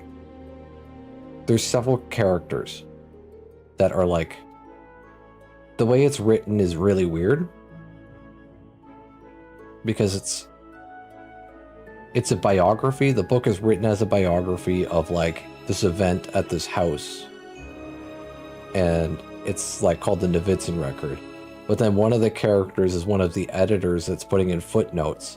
And then another character is another like editor that came later and is like re-reviewing the books, and he's got more footnotes, but he writes like these massive fucking paragraphs and goes on huge tangents. Is that a TV series? I don't know if it's a TV series. I don't know anything about TV. It's a book, though.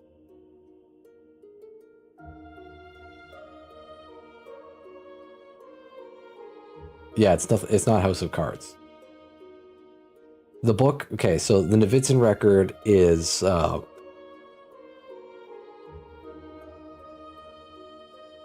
put it briefly, they move into a new house, and they slowly realize that the house is bigger on the inside and it's growing.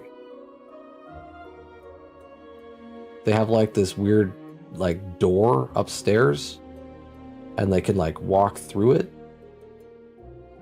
and it was like 20 centimeters bigger or whatever on the inside than the outside. It was like an impossible size on the inside. And it gets bigger.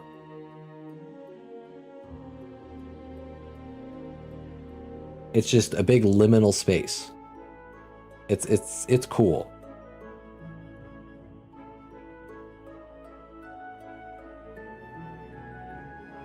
The air within was a mixture of mold, rusting metal, and a pervasive smell of damp.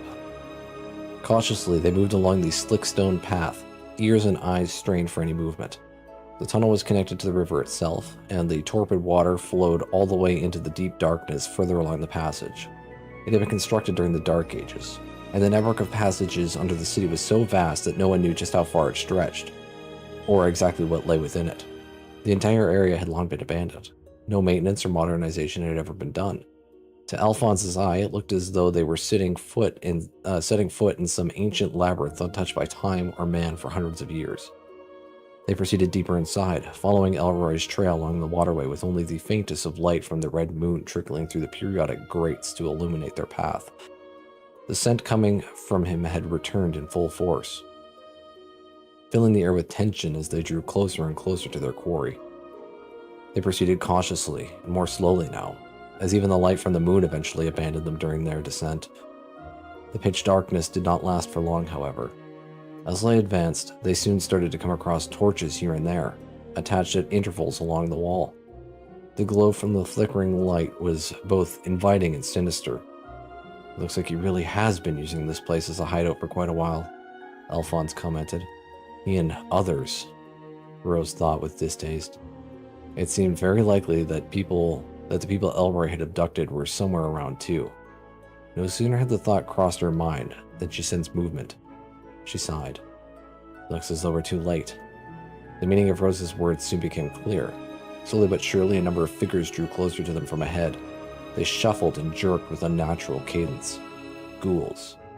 While Elroy had abducted Luca without drinking her blood, it seemed as though he had used the other people he had been keeping here in her place. Alphonse couldn't help but feel a slight sense of relief when he realized that Luca wasn't among them. But that didn't prove for certain that she was still unharmed. After all Elroy needed to do to get them to chase after him was to have them believe that there was a chance that she was still alive. As the creatures approached, it was clear that they had no time to waste. Alphonse quickly drew the longsword, while Rose already had her Templar's sword and pistol in hand, ready for battle. We need to deal with these first. Right. Is it possible to air fry an egg?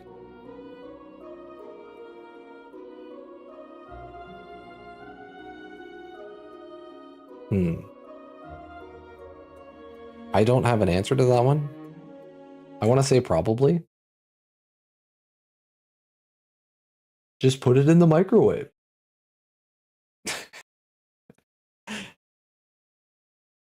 Let's see. Can you air fry an egg? Yes, you can cook eggs in an air fryer.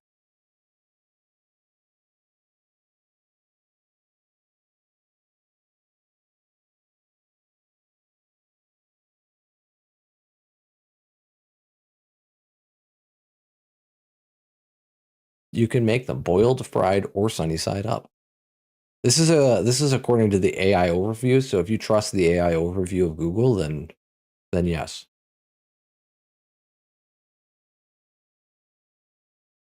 Do not put an egg in the microwave.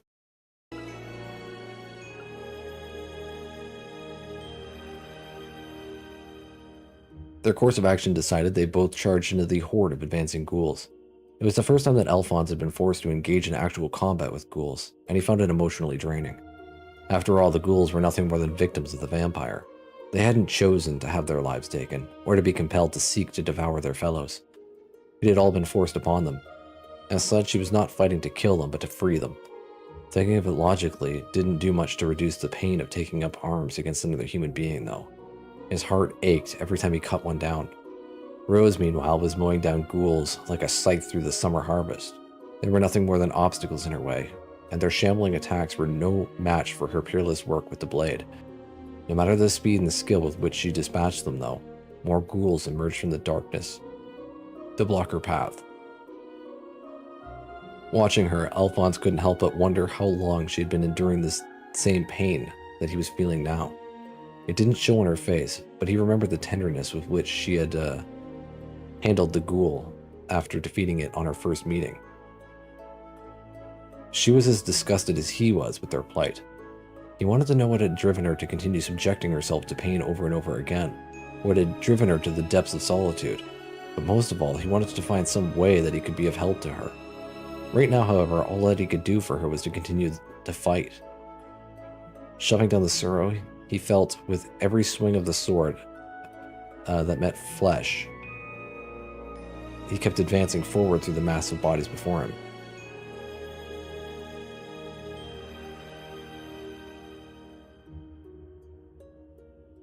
If it says yes for microwaving eggs, you don't trust it. Okay, well, let's see.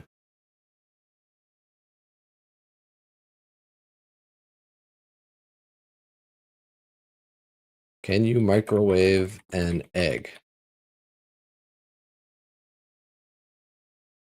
Well,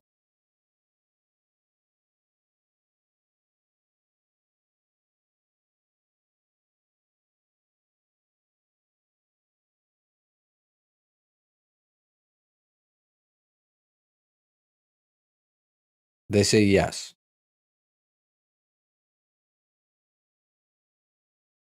But also eggs.ca says you can. But like, these are eggs that are out of the shell. They're specifically for cooking eggs outside of the shell. Don't put the whole egg in the shell.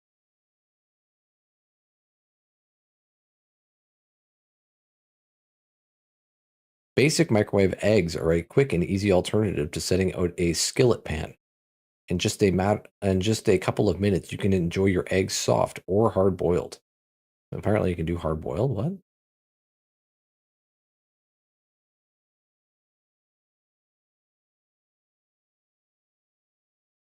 You can hard-boil an egg. This is from eggs.ca.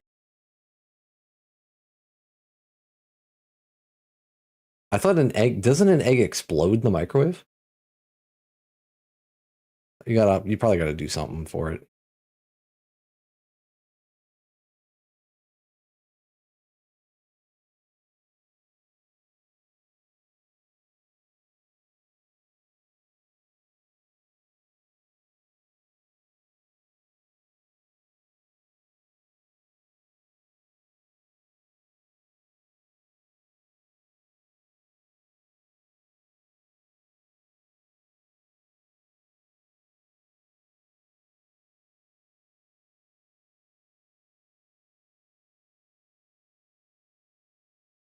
Ingredients: 1 egg, pinch salt. That's it.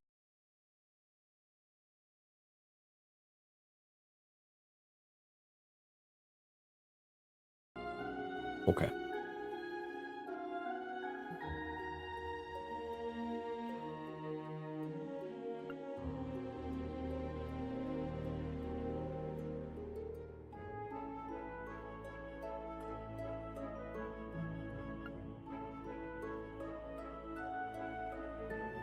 Where did I leave off here? Shoving down the sorrow, he felt with every swing of the sword that met flesh. Yeah, okay, we read that. Next one.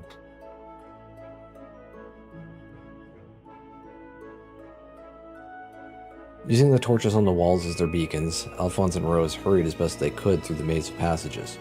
Dozens upon dozens of ghouls obstructed their path, but they continued to carve their way forward. They advanced, but slowly, each battle taking a toll on their stamina and energy. Eventually, the path ahead of them opened, and they found themselves in a wide, spacious area. The ground here was gray and soft beneath their feet. It was earth, not stone. A number of crosses were lined up in tidy rows, in the sweeping space probably erected during the Dark Ages. Their bindings looked so weathered that they could have crumbled to the ground at any moment. The area was lit only by a few sputtering torches, and it was enough to see that they must be in a catacomb of some sort. The atmosphere in the subterranean tomb was even gloomier than it had been in the passages they had passed through to reach it. At its center stood a single silent man wearing a black coat over his tattered army uniform. Alphonse had been leaning exhaustedly against Rose after their seemingly endless battles with the ghouls. But when he spied the familiar figure, he let out a mighty yell. "Elroy!" His voice boomed throughout the chamber. But the other man didn't flinch in the slightest. Instead, he calmly turned to face them. The air grew heavy with malevolence. "I've been expecting you," he said. Smiling, he regarded them with amusement. As his lips crept farther and farther up, his needle-sharp fangs were slowly revealed. They were stained a deep, wet red.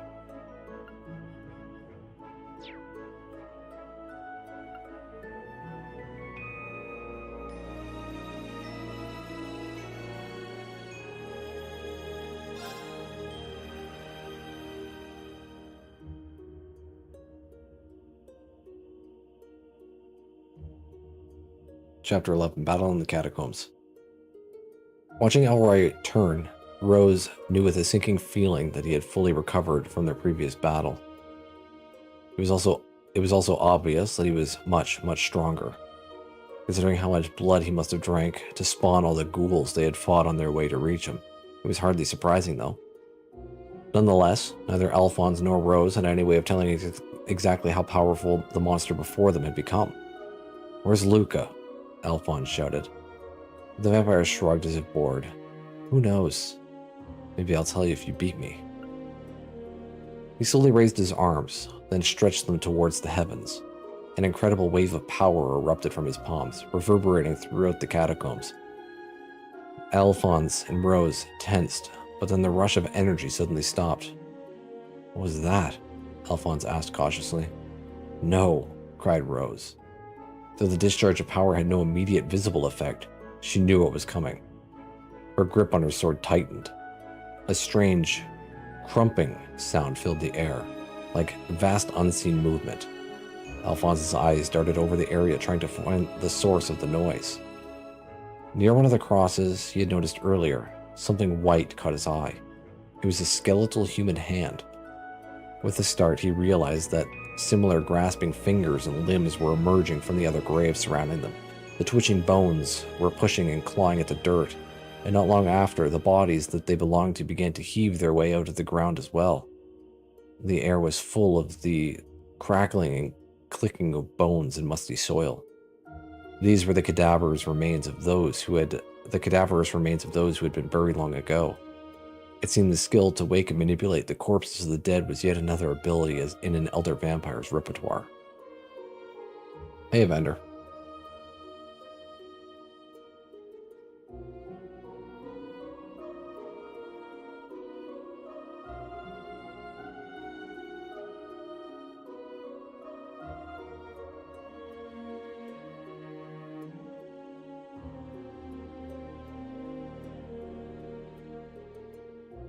No, I think McDonald's actually cooks their eggs because they have like these little circular molds that they put on their stovetops.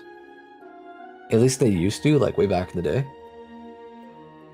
I don't know what the case now, but they would like crack the egg and just pour it in that circular mold.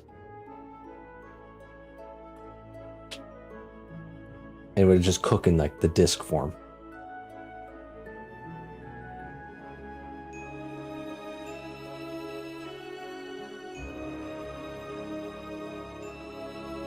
Their new undead foes presented another problem.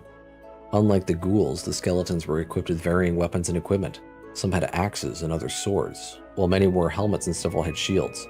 Judging from the armament on display, it seems safe to assume that those who were buried in this particular catacomb had all been warriors or those who had fallen in battle. Alphonse drew his sword. His back against Rose's, they were completely surrounded. Ha ha ha ha ha. What incredible power. Elroy's shriek of laughter cut like a knife through the stifling of withered feet and creaking of rotten leather. His expression was suffused with ecstasy as he surveyed his handiwork. Once free of their earthen graves, the skeletons stood completely still. Unlike the ghouls who operated entirely on the instinctive desire planted within them, the skeletons were soldiers in the true sense of the word. They awaited the command of the vampire who had woken them from their eternal slumber.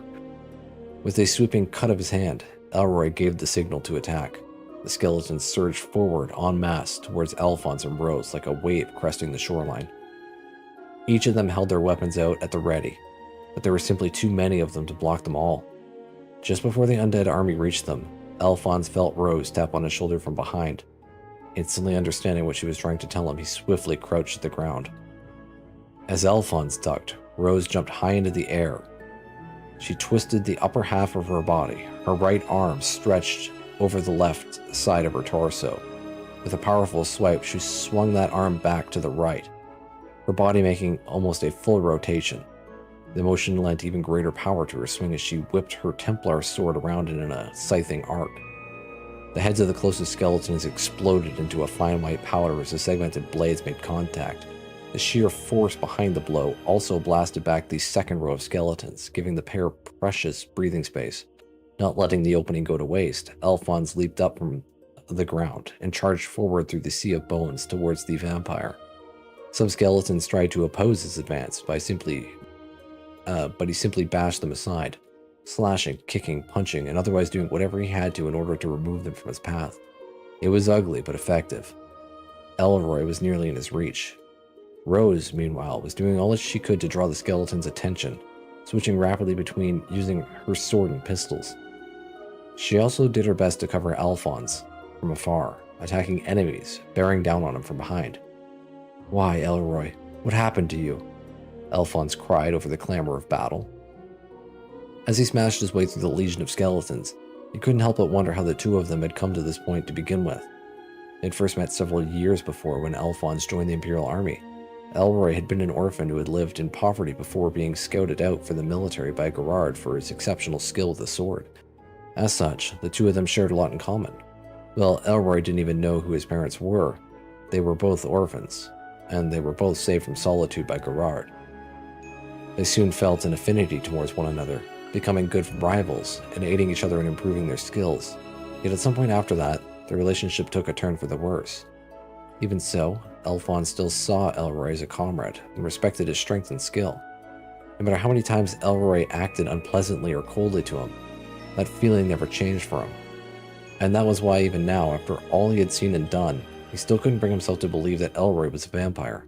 That Elroy, someone he'd practically grown up with, was someone who could heartlessly take the lives of innocent people or toy with them as food. After what seemed like an eternity, he finally dispatched the last skeleton standing between him and Elroy. His path was clear.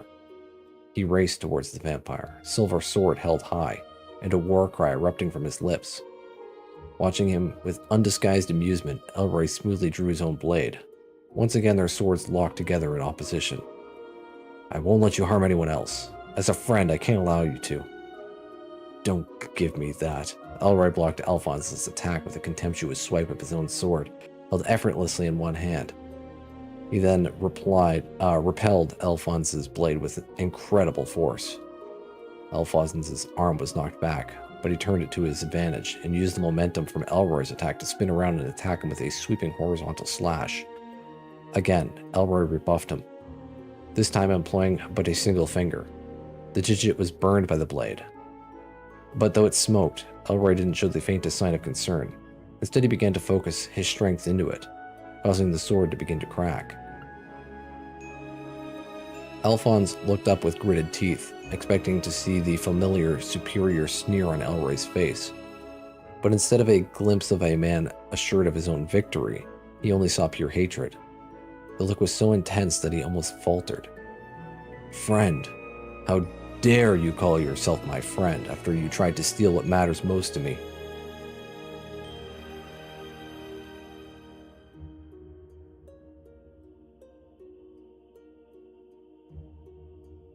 You can feel yourself growing a wing.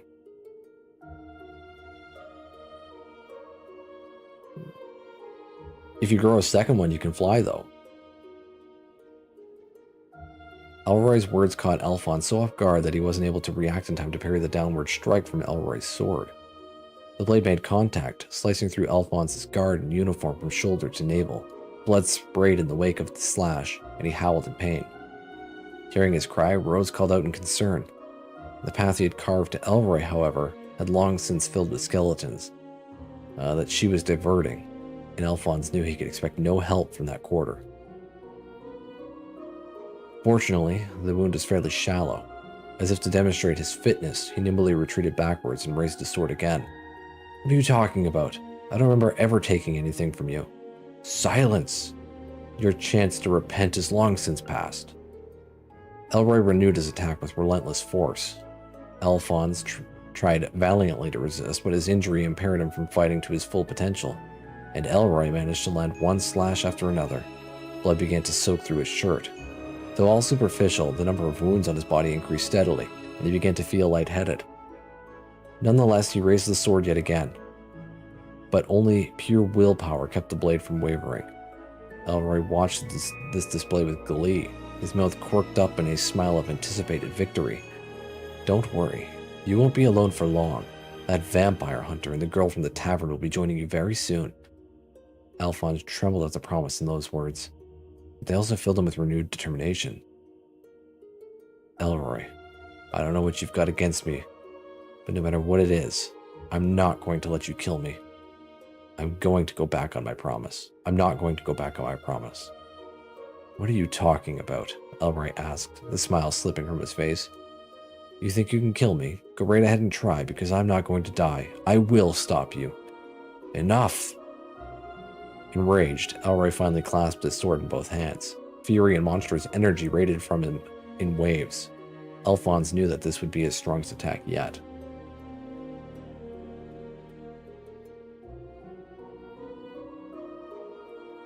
I don't like eggs. The only thing I get from McDonald's breakfast, and it's like very rarely, is their hotcakes. Hotcakes with sausage. And a hash brown. And a tea. And that's what I get.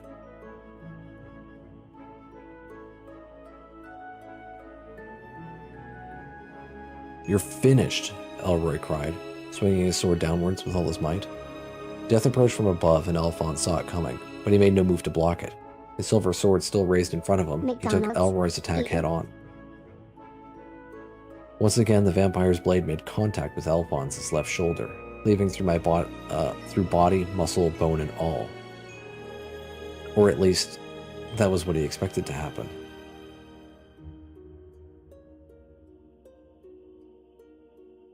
I don't mind McDonald's.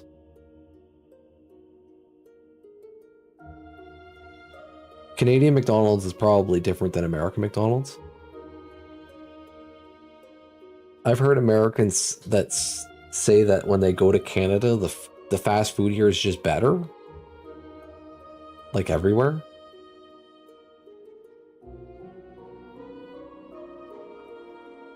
Because our governments like kind of limit the kind of shit that they can feed you. All McDonald's are shit. I'm not saying it's good food. It's definitely shit food. I don't mind it though. I don't think it's awful.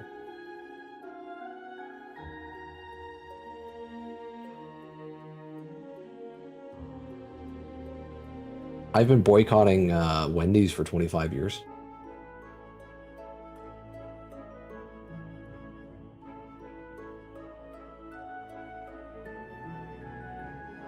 I thought about making a channel point redemption for like, I don't know, 500,000 points for me to end my boycott with Wendy's, just for the meme.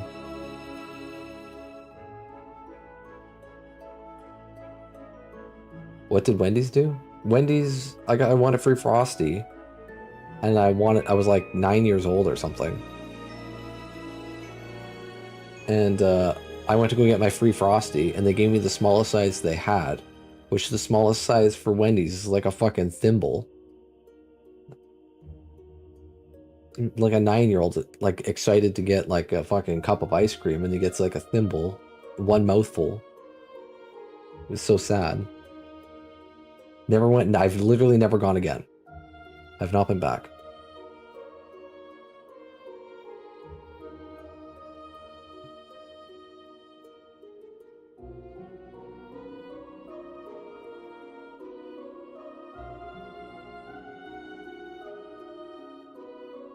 What?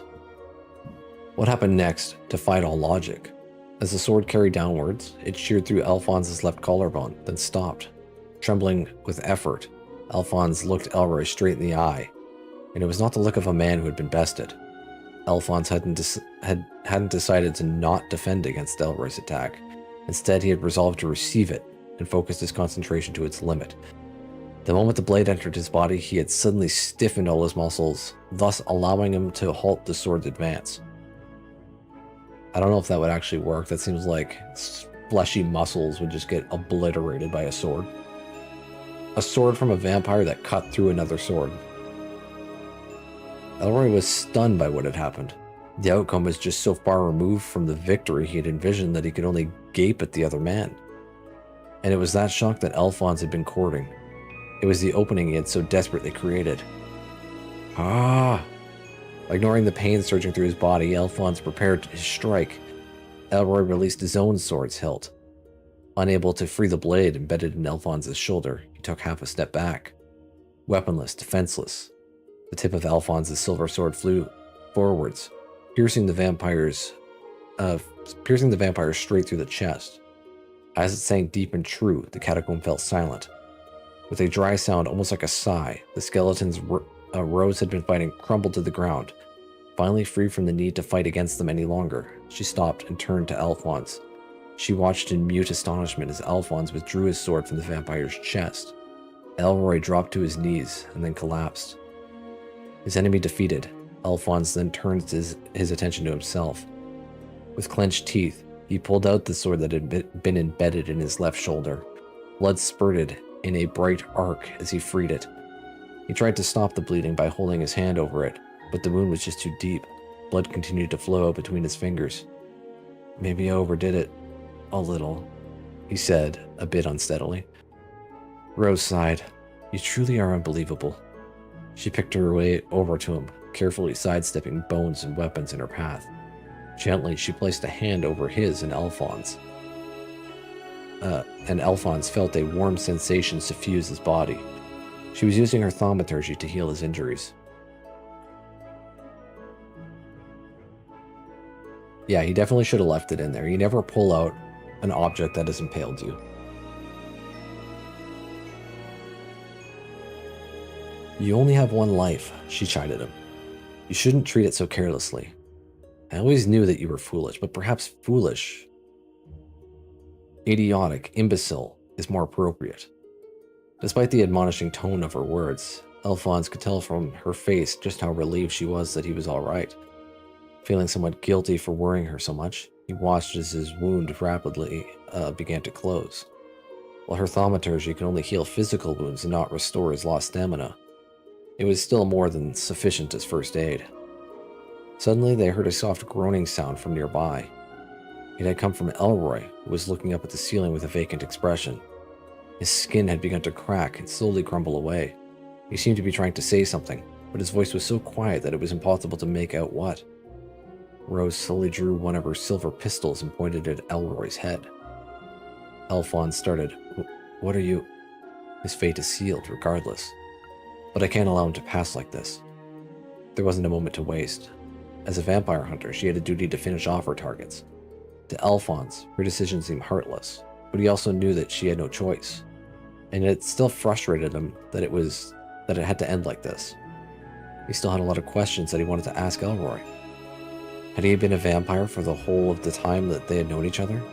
What had driven him to start attacking the lives of innocents now? And why did he hate him so much? Nonetheless, he knew that vampires were simply too dangerous to be allowed to exist. As such, he stood by silently, allowing her to do what she thought had to be done. But Rose simply stood with her pistol pointed at Elroy's head, never pulling its trigger. This doesn't make any sense, she murmured. Alphonse looked at her. What doesn't? Don't understand. But what don't you understand? There was puzzlement, and not a bit of wariness in Rose's reply. There's no scent, none at all. Scent of what? The scent of an elder vampire. At that moment, something flew at incredible speed through the darkness. Two long, narrow objects made up of filthy black blood flashed towards them in a blur. Rose, who sensed their approach first, immediately pushed Alphonse out of the way. As he was thrust from the path of the objects, Alphonse watched in horror as the sharply pointed lances of blood mercilessly pierced Rose's chest. He fell to the ground with a whump. And a moment later, Rose thudded down beside him. Blood began to pool around her inert body. Alphonse couldn't process what was happening, nor was he able to rise to his feet. So weak was he from his earlier battle.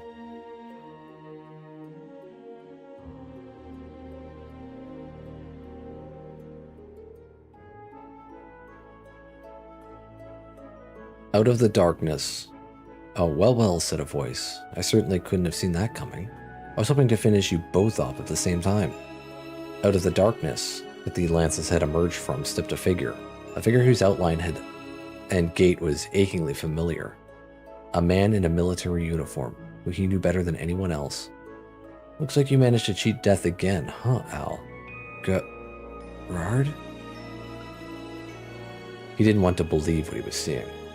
Gerard, the bastard.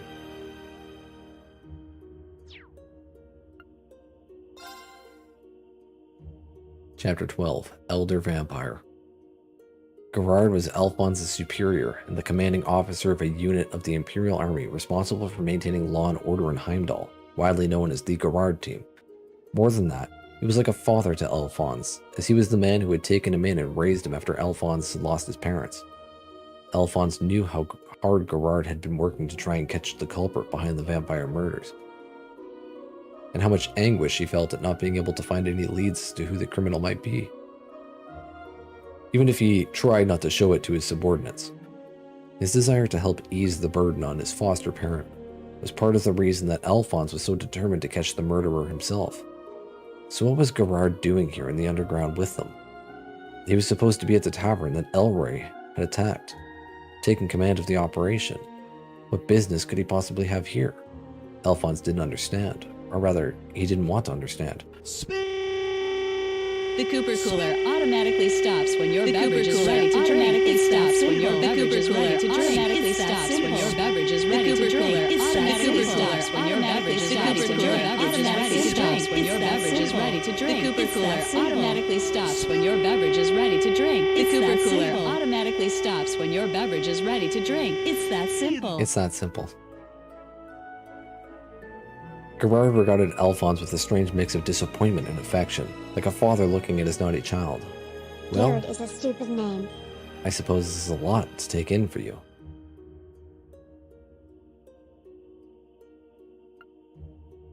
He often made the same face when Alphonse addressed him too familiarly while on duty. Everything about Gerard was the same as ever, and he found that very fact deeply disturbing. It was then that he noted that Luca was standing next to Gerard, her eyes vacant. She didn't seem at all bothered by the carnage all around her. In fact, she didn't even seem to be aware of it at all. Charm, said a weak voice. So then that means you must be... Returning to his senses, Alphonse looked over in the direction of the voice. It was Rose, but she was still lying on the ground. Blood bubbled on her lips from the effort of speaking.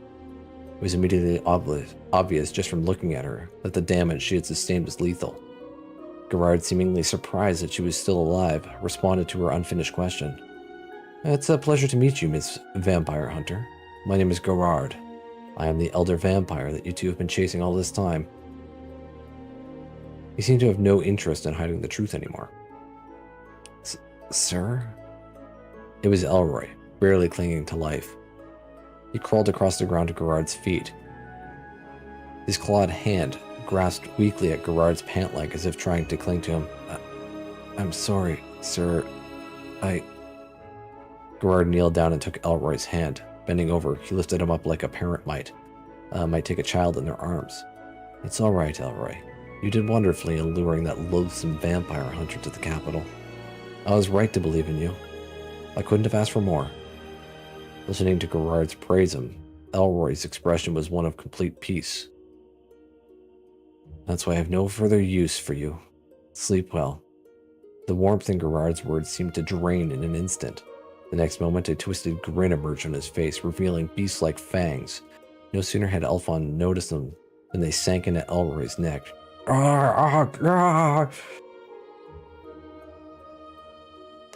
For the first time, Alphonse was forced to witness a vampire drinking blood. Elroy howled out in agony, his screams so piercing that Alphonse waited to cover his ears to block them out. With agonizing slowness, Gerard drank his blood, and by draining him, also absorbed the life energy of tens upon tens of innocent human beings that Elroy had killed.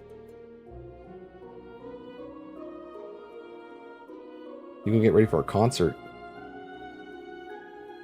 That's fun. Enjoy the concert.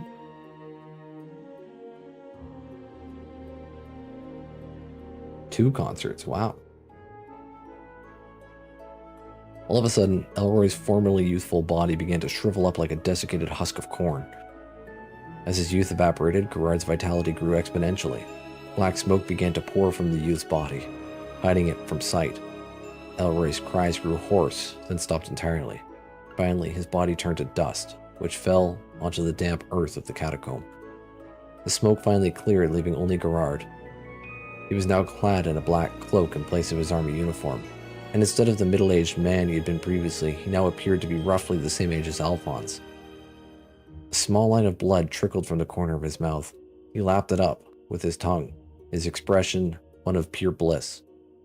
He then started to look himself over, taking everything in as if trying to adjust to his new body. The man before him was no longer the Gerard that Alphonse once knew. He was the very image of the vampires that appeared in Erebonian legend.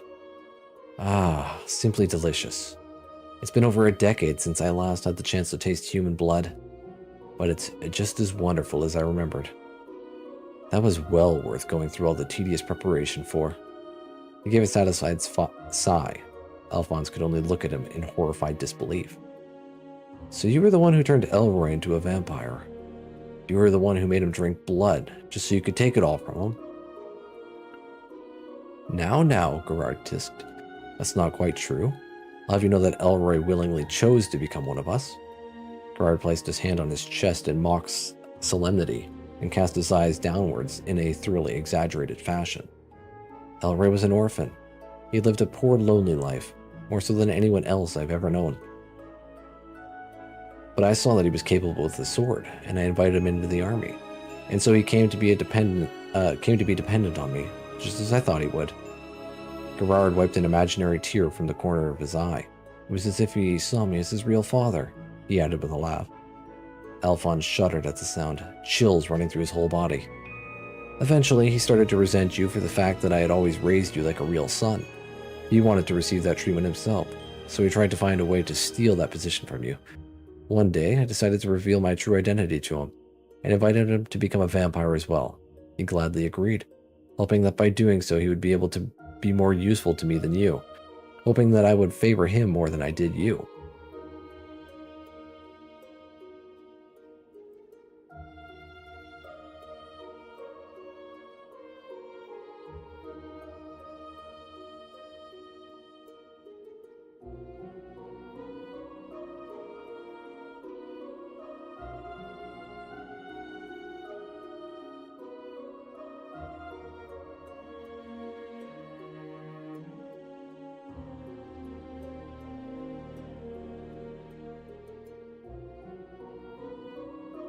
That sounds pretty cool, Lego.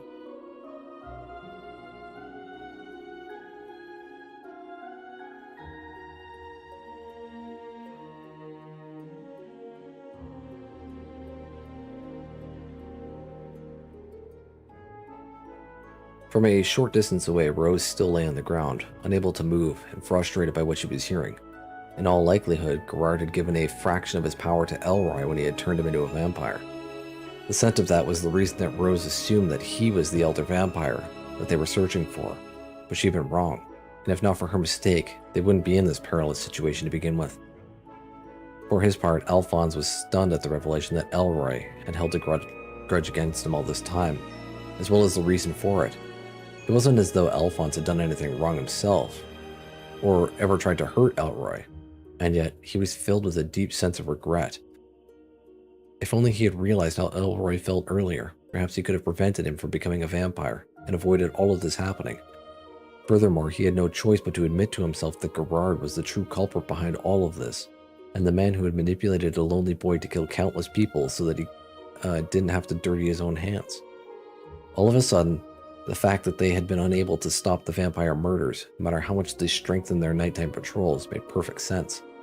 After all, what chance did they have when the mastermind himself was in charge of organizing them? As that truth dawned on him, Alphonse felt a dull, terrible ache in his heart. A thoughtful, from Gerard brought Alphonse back to things at hand. The vampire licked his lips. Now that my hunger has finally been sated, I suppose all that remains is dessert, he purred. He glanced sideways towards the vacant-eyed Luca, with undisguised desire, then wrenched his eyes away and focused on the still form of Rose. But before that, he said, suddenly raising his left hand and pointing it at her, I think it's about time our dear vampire hunter left the stage for good.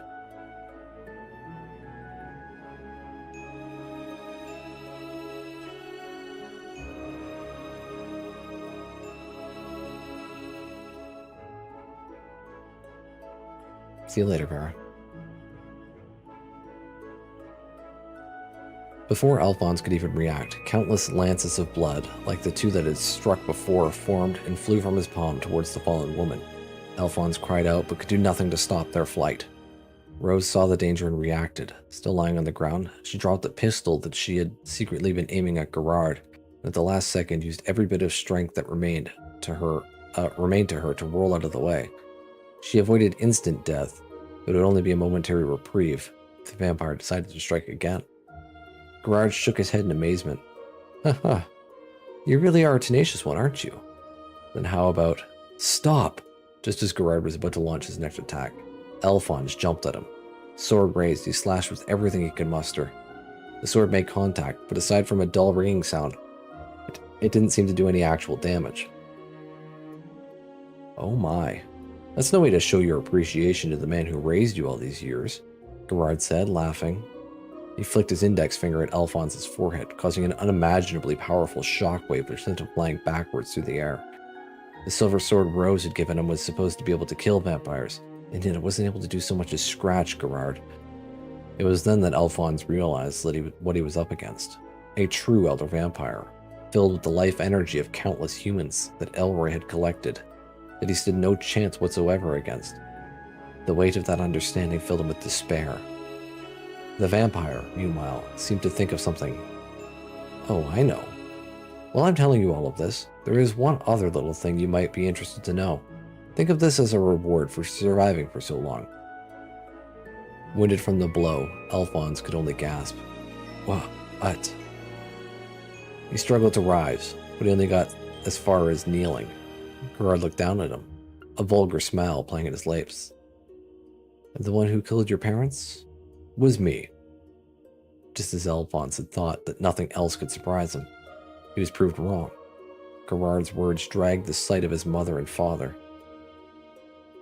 All the blood drained from their bodies, lying dead in their home over 10 years ago, up from his memories. Gerard continued, seeming to enjoy Alphonse's reaction. Well, there really was a vampire in that village back then. Naturally, I'm referring to me. Your father seemed to realize the first part and set about trying to find out the vampire's identity in secret. This was the first that Alphonse had heard about this. He had no idea that his father had once tried to do exactly what he and Rose had. He was an exceptionally capable soldier, you know, Gerard continued. Far too capable to be stuck in a backwater village like that. But that ended up being his undoing. He very nearly succeeded in discovering that it was I whom he was seeking. And that's why I killed him with my own hands. Him and his wife, who was sleeping. Alphonse stumbled to his feet and broke into a lurching charge at Gerard, With frenzied slashes and thrusts, he attacked the vampire, almost as if to avoid having to listen to what he was saying. Gerard laughed as he batted away the weak blows. The only problem with my plan was you, Al. I had intended to kill you at the same time. You were still a child at the time, but I couldn't allow anyone who might know my true identity to live. And yet, when I came to take care of them, you were away from the house. No matter how many times Alphonse hacked at Gerard, he could not connect. His silver sword, his fury, his grief, it all seemed meaningless against this foe.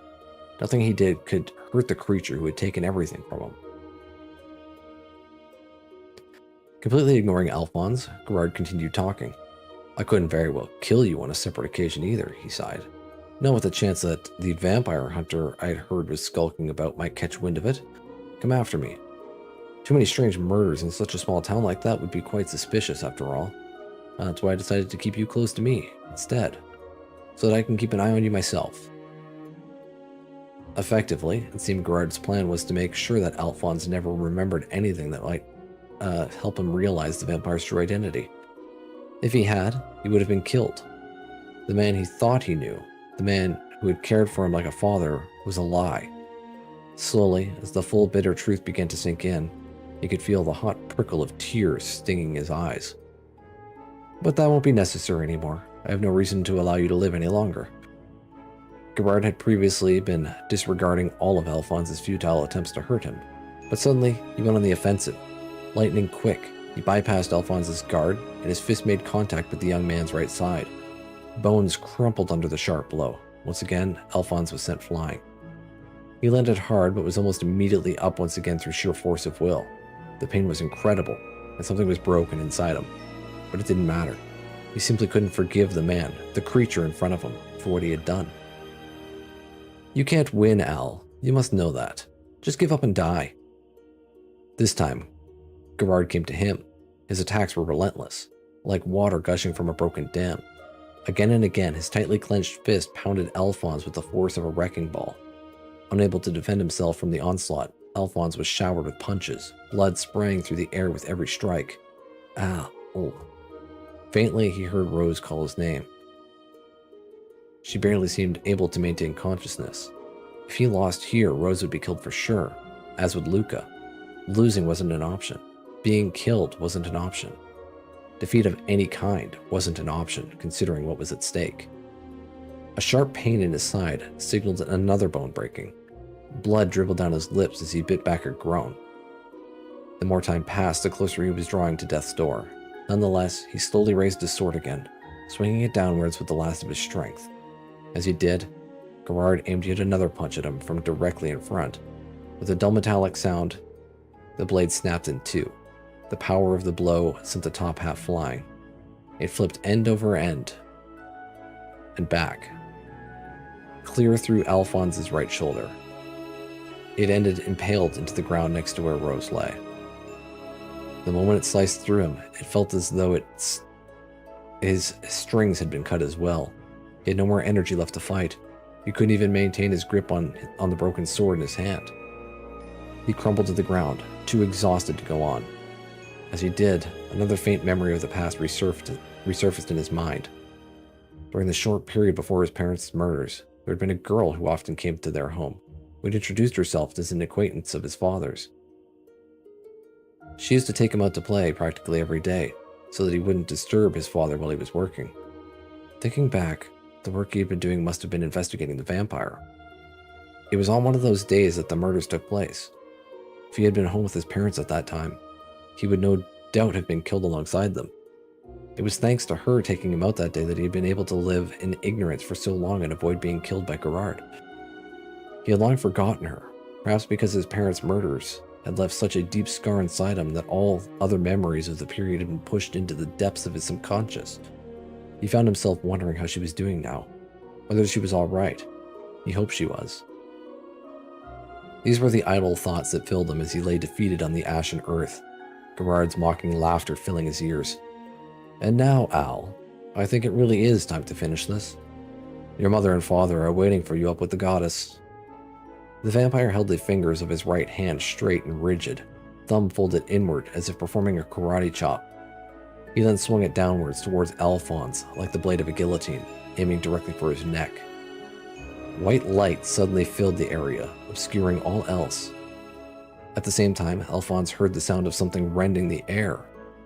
Realizing that he was still alive, he slowly opened his eyes. The hand that had been about to slice through Alphonse's neck now had a gigantic hole in its center. Gerard had his left hand wrapped around his right wrist and was staring at the hole in horror, unable to process what had just happened. The edges of the wound smoked and sizzled. Impossible.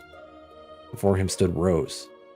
Her injuries had been beyond most humans' ability to even survive, yet there she stood, unwavering. A smoking silver pistol in her hand. Her lips were still bright with blood, but her voice was steady. I will not allow you to lay another finger on him. Her eyes blazed with a bright crimson fire.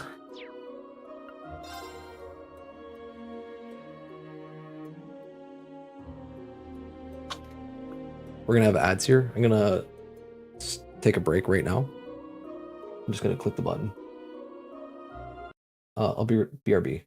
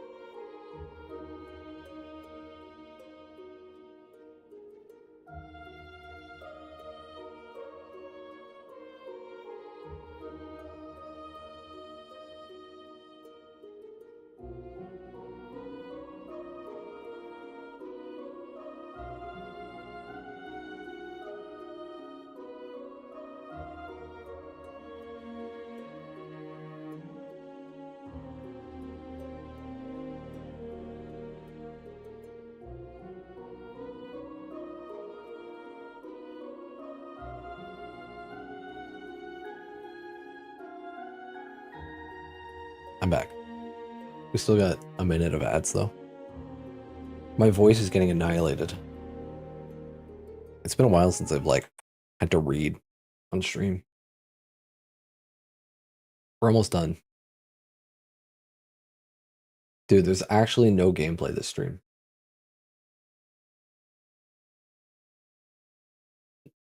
I walked downstairs. Basically, I walked downstairs, then upstairs, then downstairs.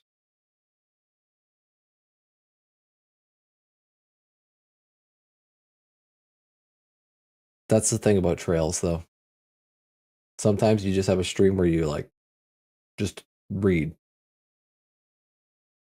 You just talk.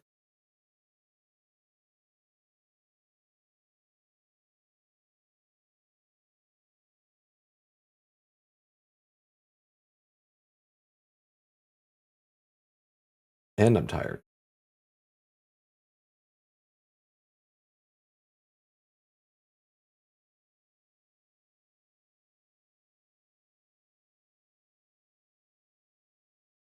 What do you mean, where was I for where were I 3 hours ago? I've been live for 4.5 hours. So I was here reading.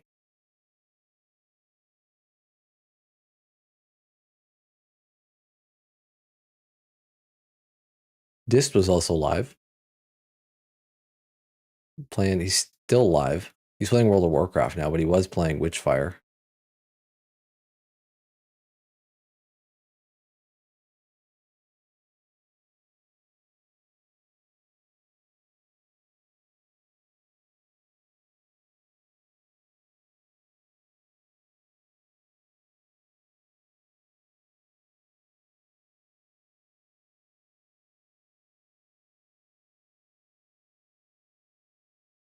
I'm sorry. It's my fault.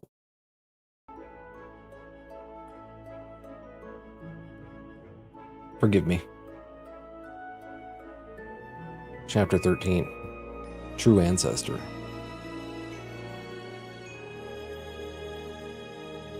Rose had been prepared to accept her own death. Gerard's lances of blood had perforated several of her organs, and she no longer had the strength to use thaumaturgy to heal herself. Considering that her occupation was hunting vampires, she always knew that this might happen. That one day one of the vampires she tried to kill might instead end her own life. Nonetheless, her task was to try and defeat as many of them as she could before that happened. That was her penance, her way that she would try to atone. But that time had finally come. She had done all that she could, and yet she had been powerless to defeat Gerard. If she just closed her eyes, she would never wake up again. Perhaps that would be the easiest and least painful option. What compensation are you seeking? Her consciousness fading, her lids began to droop. But then she saw something in the corner of her field of vision. It was Alphonse, desperately struggling against something he could not hope to best. To see him fighting on, he who had battled beside her every step of the way, made her heart ache. She watched his final last-ditch attack fail, and the silver sword she had given him shatter. The upper half of its broken blade flew towards her. It pierced the damp earth by her head. The silvery sheen of the sword fragment blurred in her vision, then came back into focus. It was wet with Alphonse's blood. Thump. The sound of her heart pounding drowned out all other noises. It was a sensation that she was determined to never feel again, or rather, one that she felt but desperately tried to ignore.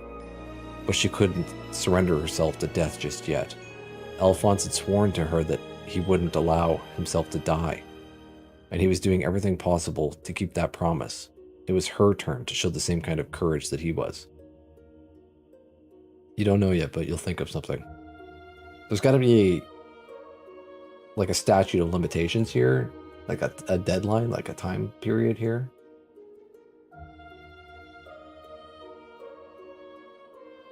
She reached out a hand, ignoring the pain running through it, and grasped the broken blade. She bent it close to her upturned face and stretched out her tongue towards the blood dripping down its surface. Then she licked it. The instant blood touched her lips, her vision became awash in a scarlet haze. She knew that she was taking a huge risk, and yet her heart was filled with a new, different resolve. It was a risk worth taking. You can't be. You can't be. Gerard glared at her, still clutching at his wound with his left hand. She opened her mouth again to speak, her whole body shrouded in a faint crimson radiance. "My name is Rosalia," she said. "I'm a descendant of the loathsome race of vampires, and a true ancestor." As she introduced herself anew, she gave a polite curtsy. Alphonse watched the exchange from his low vantage point on the ground. It was not the first time he had heard the term, true ancestor. He recalled Rose mention it once before. She had once said they were legitimate descendants of the vampire race. You heckin' knew she was a vampire? We can actually meet her. We're in her village right now. I didn't want to spoil the ending.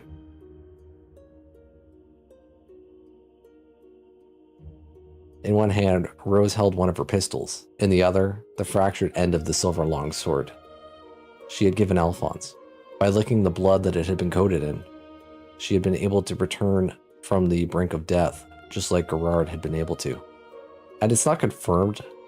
I don't think it's confirmed that the Rosalia that is the witch is also the vampire, but you know, thaumaturgy is basically witchcraft.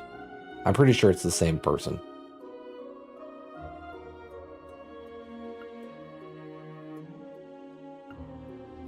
Been able to revitalize herself by drinking Elroy's blood before. The connection was clear, and yet unlike Gerard's gruesome action, Rose's blood drinking seemed more like some kind of holy ritual. Perhaps due to his inability to move or do anything other than lie and watch, Alphonse was able to process the situation quite sedately. Rose had been a vampire all along. He found himself somehow unalarmed by that bit of information and didn't question it. Gerard was not so calm. A true ancestor? Impossible. The true ancestors are all... Rose spread her hands in acknowledgement. Indeed, the true ancestors are no more. They chose to allow themselves to perish. They realized the truth, that if human blood was required for the race to continue to exist, then the right thing to do was to allow it to die. That a life such as that has no meaning. I am the very last true ancestor in existence. She spoke solemnly, her expression dignified. I cannot forgive your kind, you elder vampires, fled because you were unable to suppress your lust for blood.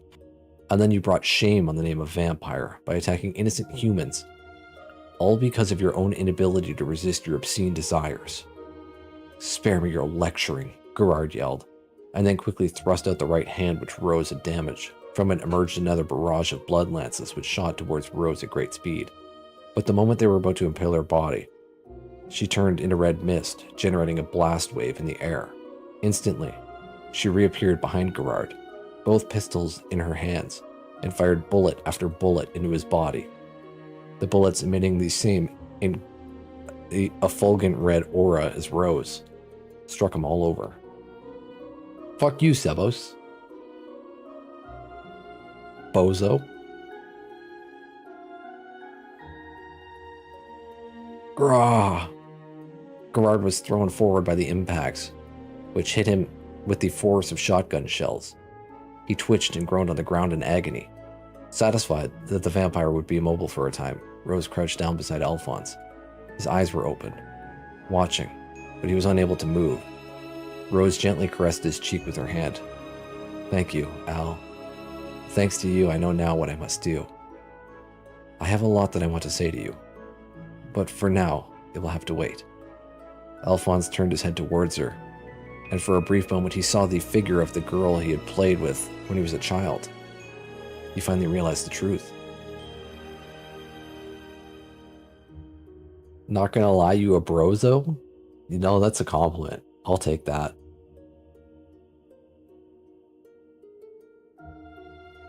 I don't know. Is it a compliment? Hold on. I'm processing.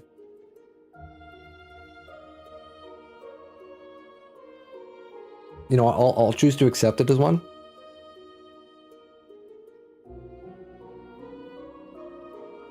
Thank you, Sebos. You're a brozo too.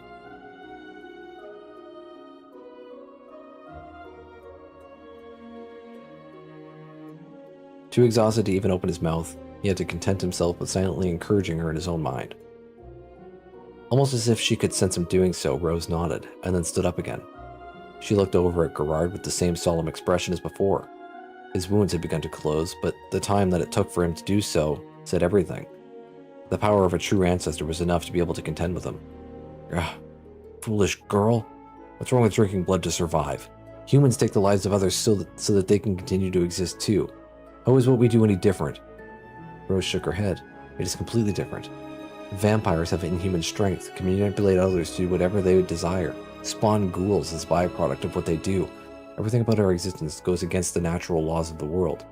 We are a violation of the will of the goddess, and that is why we should be confined to the realm of fairy tales. Rose was a vampire who hunted other vampires because of her own strong beliefs and ideals. A vampire who had resolved to deny her own race, to wipe them out, hoping that they would all be forgotten forever. Alphonse desperately tried to stay conscious, his eyes fixed on her. He finally understood the ideal that she strived for, and the true nature of the solitude she carried. A solitude that not even those of her own race could possibly understand. You little... Have it your way then.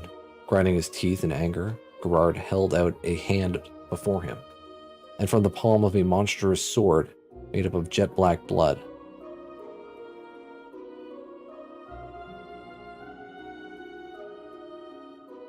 the black coat that he wore also began to squirm and transform. Giant wings, like those of a bat, emerged from the quivering mass. With a toss of his head, they unfurled, extending to either side of him. They flapped once, twice, and Gerard rose into the air. Suddenly, Luca fell to the ground, unconscious. Gerard had released the charm he had on her, to concentrate all of his energy into his next attack. Allow me to bring an end to your bloodline for good, and return the name True Ancestors to ancient history where it belongs, he roared. Rose drew her Templar sword, her navy coat still bathed in scarlet light. became bat-like wings as well. She held his gaze as she ascended to his level. It's time you gave up the name Elder Vampire. You do nothing but soil it. Blades drawn, they confronted one another in midair. Charged energy crackling throughout the catacombs. Alphonse lay back, unable to do anything but observe. The next moment, their shadows crossed at lightning speed. In an instant, they had exchanged places in the air. Both had swung their swords. The blade of Rose's Templar sword, however, was nowhere to be seen. All that could be glimpsed here and there in the flickering torchlight was the glinting of wires stretched to their limit. Ha ha ha ha. Gerard was the first to make a sound. Lines ran across his face in a crisscross of faint stripes. As he laughed, the lines spread like cracks, slowly multiplying and widening, almost as if his body hadn't quite realized that it had been cut at all. The countless parts that formed a Templar's sword blade passed through his body over and over in a single instant. Rose turned, and with a snap of the wrist caused the wires connecting the blade's parts to bend. With the metallic clicks of interlocking metal, the parts flew through the air and came together. The Templar's sword was once again whole. "Farewell," said Rose. "I'm sure we will meet again one day in hell." This has just been a reading stream, Sebos?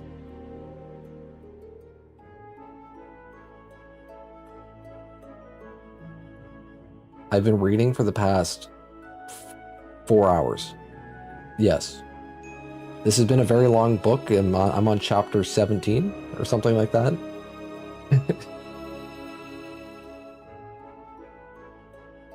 As her Templar sword returned to its complete form, the body of the Elder Vampire crumpled to the ground, feet first. We're on the last chapter. That's the finale. Okay, chapter 14. A New Dawn. When Alphonse awoke, he found himself in the center of the catacomb. No sound stirred the musty air. The first thing he saw as his eyes opened was the gentle smile of Rose as she looked down at him. She was no longer surrounded by the crimson glow that he had witnessed earlier. She seemed to have healed him, as well. He could hardly pretend to be back at full strength, but he was at the very least now capable of moving. Next to him lay Luca, fast asleep. She had no visible wounds, but she was clearly exhausted from all the night's events. She'd been through quite an ordeal after all. What happened to Gerard? Alphonse had lost consciousness around when he and Rose had clashed in the air, so he hadn't witnessed any of the aftermath. Rising shakily to his feet, he saw Rose indicate a point a short distance away by turning her head in that direction. There he saw the body of Gerard, or at least part of it. Everything below his chest had vanished. Al. His voice was weak, but somehow he was still alive. Looking at him, Alphonse couldn't help but feel pity. How anything could survive in such a state he didn't know, but it was a testament to the incredible powers of the vampire race that he still drew breath. It was not a state that would last forever. Not that would last, however.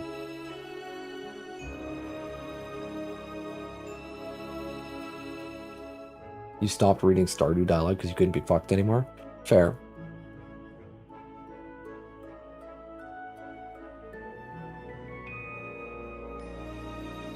I enjoy doing it, personally.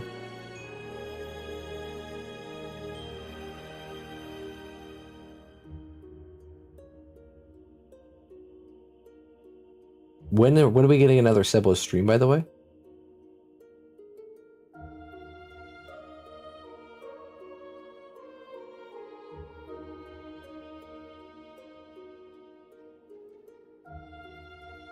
Right now? He's going live right now? I can't believe it. Confirmed? In 10 hours. What the fuck? That's so... I'm gonna be asleep?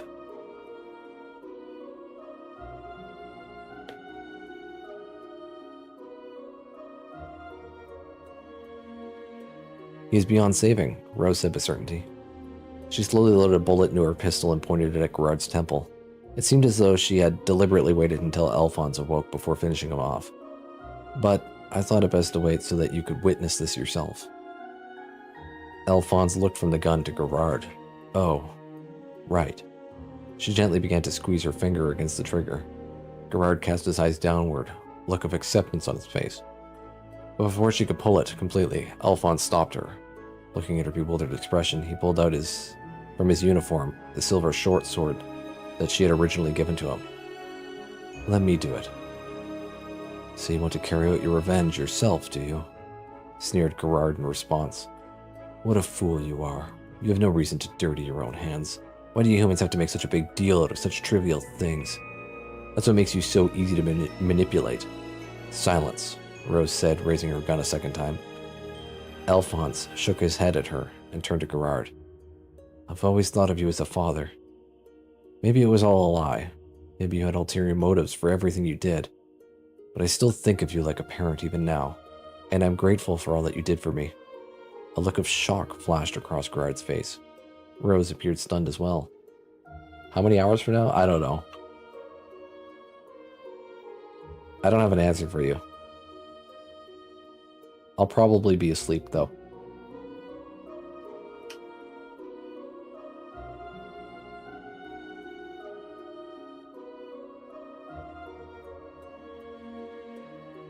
Alphonse continued.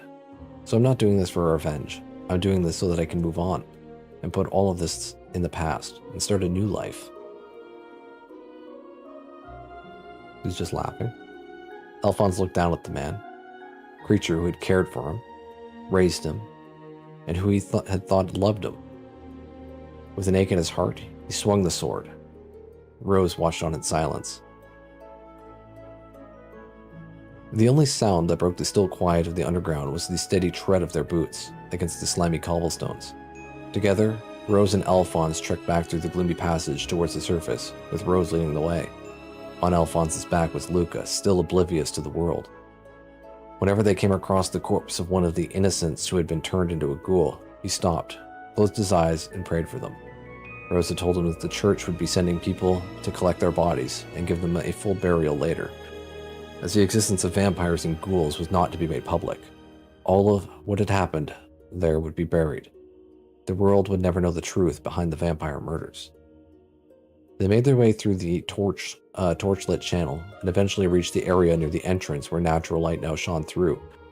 Rose stopped so suddenly that Alphonse almost walked into her. Whoa, what's wrong? He asked, readjusting Luca's position on his back. Rose hesitated. There's actually one more thing I ought to tell you. She turned to him, looked heavily apologetic. Her words were followed by another period of silence, as if she was having trouble mustering the courage to tell him the truth. Realizing this, Alphonse decided to say it for her. Is this about how the person who died trying to help you was my father? So you realized. Rose herself hadn't made the connection until she discovered Gerard's true identity, but the two cases were so closely connected that she had eventually understood. It had been over a decade ago that Alphonse's father had coincidentally come to meet the vampire hunter, Rose. He found out that she was pursuing vampires, and they had agreed to work together to the same end. Eventually, he had been but one step away from discovering the identity of the nearby vampire, in other words, his friend Gerard. But that was when Gerard had realized that he was in danger of being found out, and killed him before he had the chance to share his findings with her. But how did you know that was me? You have no way of knowing how many other vampire hunters may be out there after all. Alphonse gave her a sheepish smile. During the fight earlier, I finally remembered meeting you back then.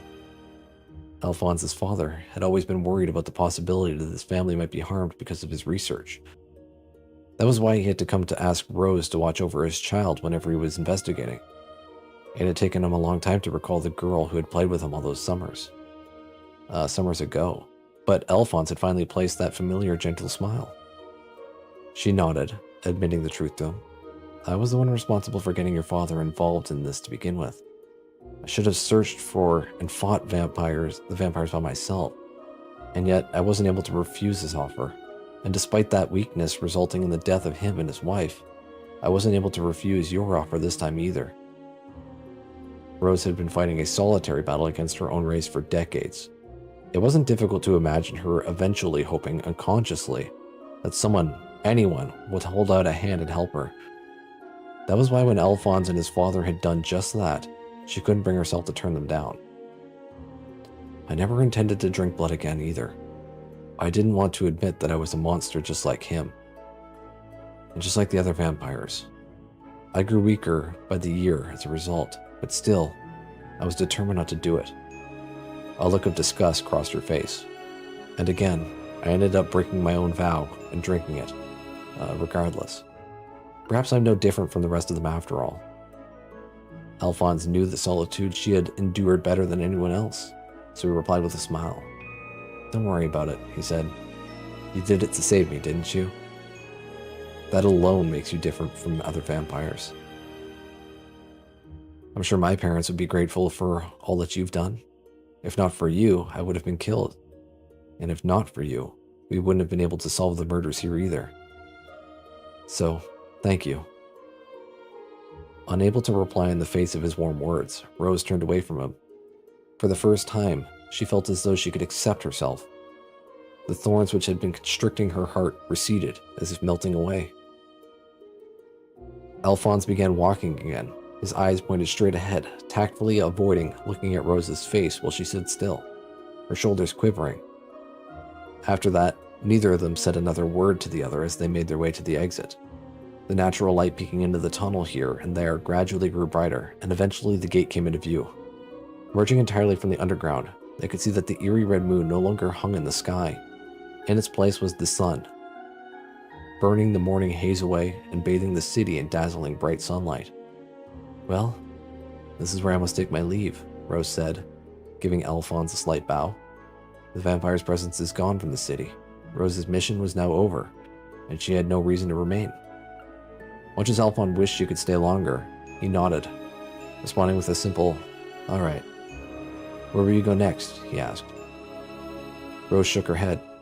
"I don't know," she replied. Wherever she went, she would no doubt be pursuing yet another vampire. And there would also be no doubt that she would find herself fighting against it in a battle to the death, too. That was her duty as a vampire hunter, and as a true ancestor. "When you've done everything that you need to do, come back here." "What?" Rose had already walked a short distance ahead of him, but she turned around again at his words. "I'll always be waiting here for you," he said. Alphonse had no idea how long it would take for her to fulfill the duty that she had sworn to see to the end, but it didn't matter. He wanted her to know that there would always be a place for her to return to, and as long as that was the case, she would never be alone again. "Thank you," Rose smiled, unable to conceal the happiness welling up within her. Alphonse returned the smile, and once more, she turned, striding away into the brilliant sunlight. She didn't turn around again. On Alphonse's back, Luca had awoken, and had been awake for some time.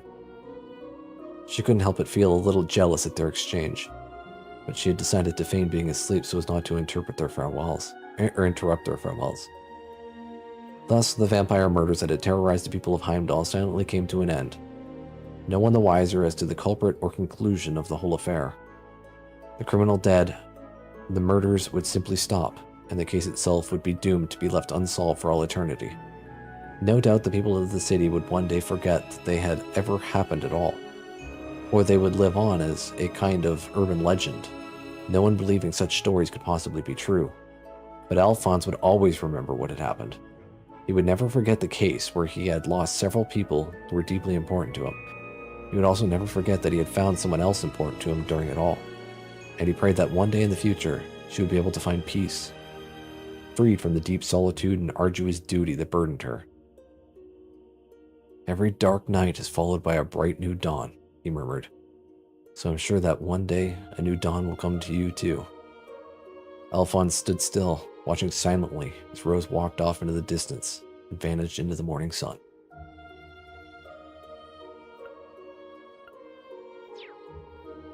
It's over.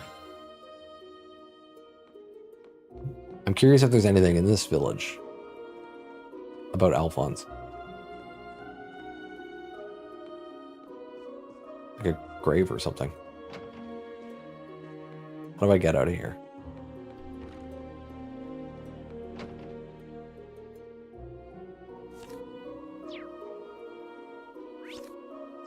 What's the button?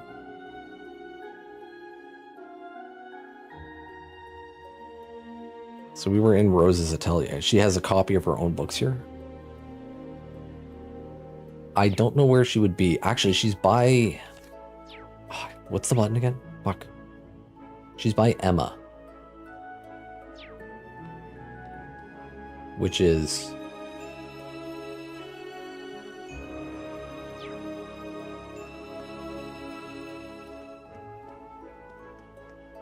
I gotta go down this.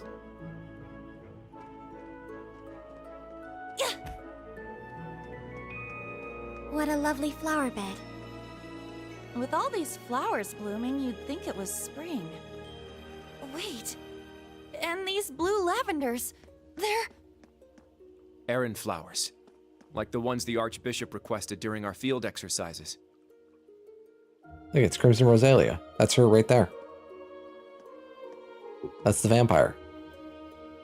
The true vampire. The true ancestor.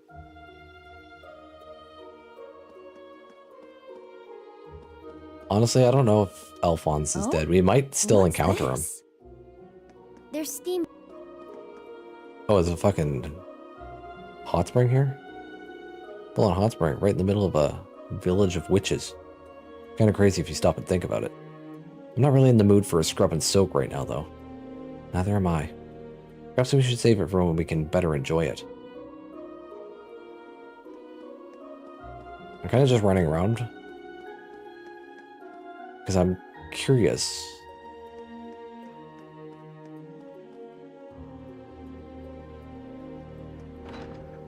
Limerick General Goods. Whoa.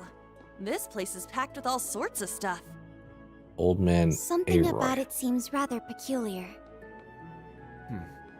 Not so peculiar when you consider it's set up in a witch's village. I'm not going too in-depth in my exploration here, because I'm going to do that next time I play. You didn't think she was a blonde? It did describe her as a blonde before. She had, it described her as having shoulder-length hair, so it's been a while. Because now she has ankle-length hair. So it's been a while. No, this game doesn't do that. It's actually disappointing. We got Gandalf's Marble Factory.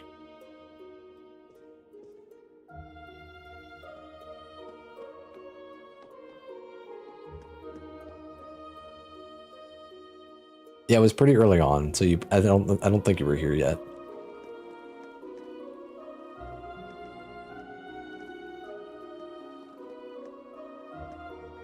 It's Nina. Herbalist's home. U-Class. Owler.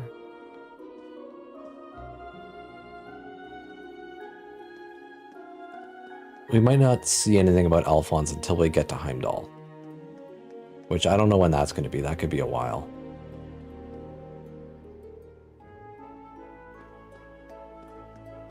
This is Lux Lunae. Guess Is this that Bright must be the Moon? local tavern, huh? Seems so. No village is complete without one, I suppose. Thompson?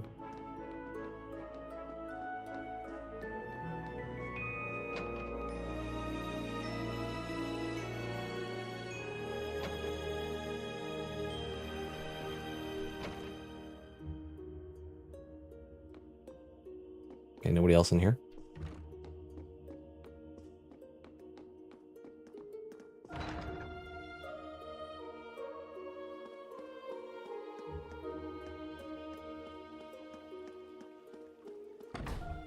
Fortune teller's home.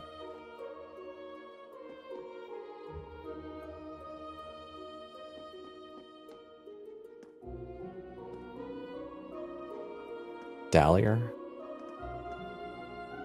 Sigan. When we were in Heimdall in 2 and 3, I don't remember seeing Luca or Alphonse, but it might not have been in my mind at the time to think about it, to actively look for it.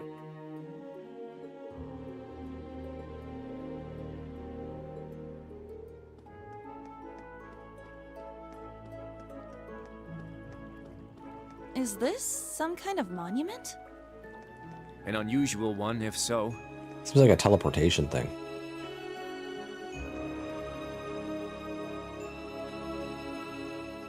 What was this? It's a dead end. What do you think this monument is? I'm not sure. It resembles an animist totem, though. Hey there. What are you doing all the way over here? What? You scared me. What's the big idea? Can't you tell I'm trying to hide? Oh, whoops. Sorry about that. For crying out loud, everyone knows you're not supposed to... Wait. Are you those guys from the outside world? That is correct. Us in the old Class 7 owe the people of this village for looking after us. Wow. So, like, is it really as big as they say? Nothing but breathtaking sights and wide open spaces as far as the eye can see? Oh man, it must be so awesome. Actually, I'd say this village is breathtaking enough as it is. Huh? What village are you talking about? Everything here's just the same old shimmery blah. I mean, they won't even let me go to the woods. Can you believe that? I'm so done being crammed into the stupid box of tricks. Not for long. I'm gonna see the outside world someday for sure. Once I do, you guys are gonna teach me everything about it, right? How about we cross that bridge when we get to it? This kid's a bit of an odd duck, but his energy is kind of refreshing in a weird way. I mean, it's possible.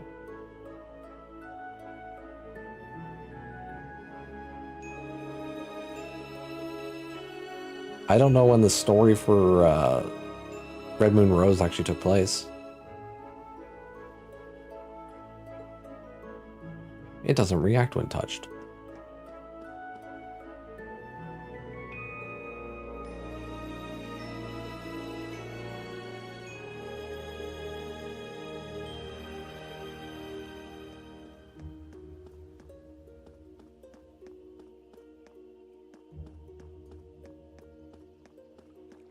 It definitely took place like at least a decade ago. Because it's got to take at least a decade to grow your hair that long, right? If not more. From shoulder to ankle.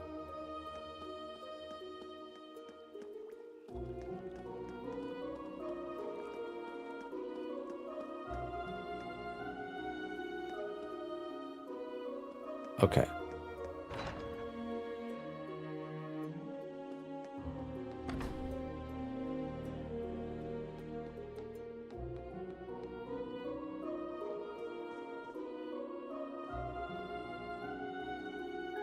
There's the tea.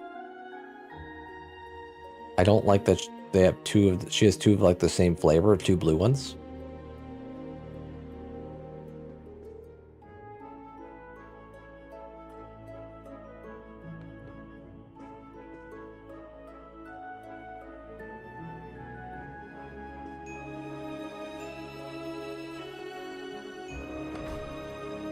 She's also a witch though, so, you know... There could just be magic that's just like, that just grows hair back.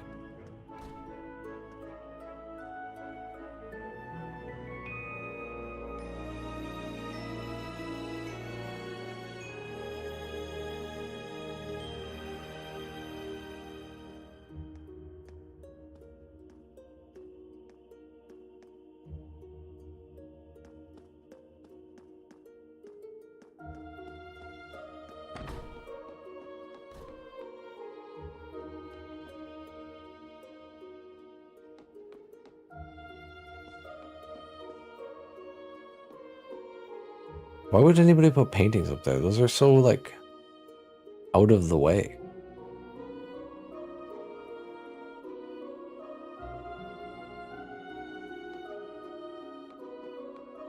Go back to sleep? Alright, sounds good. Sevos. I need to stop playing as well. My voice is done.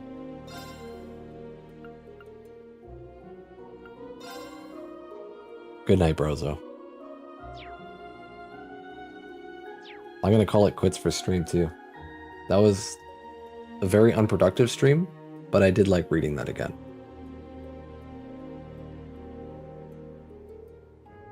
Reminding me about some of the lore. Especially now that we're in Rosalia's village. Oops. Yeah, let me alt tab here. And you're EP not too. Okay, perfect. Calling it quits tonight. So we'll be back tomorrow. Oops, hold on. Unless somebody canceled on me here. I don't think so though. Yeah, we're gonna be back tomorrow. It's co-op night, so we're gonna be doing Stardew Valley. Continuing that, finishing off the first year probably. Or at least getting to winter. Getting to the end of it. So until then, I will see you guys later. Thanks for watching. Thanks for hanging out and chatting. Hope you have a good night. Bye-bye.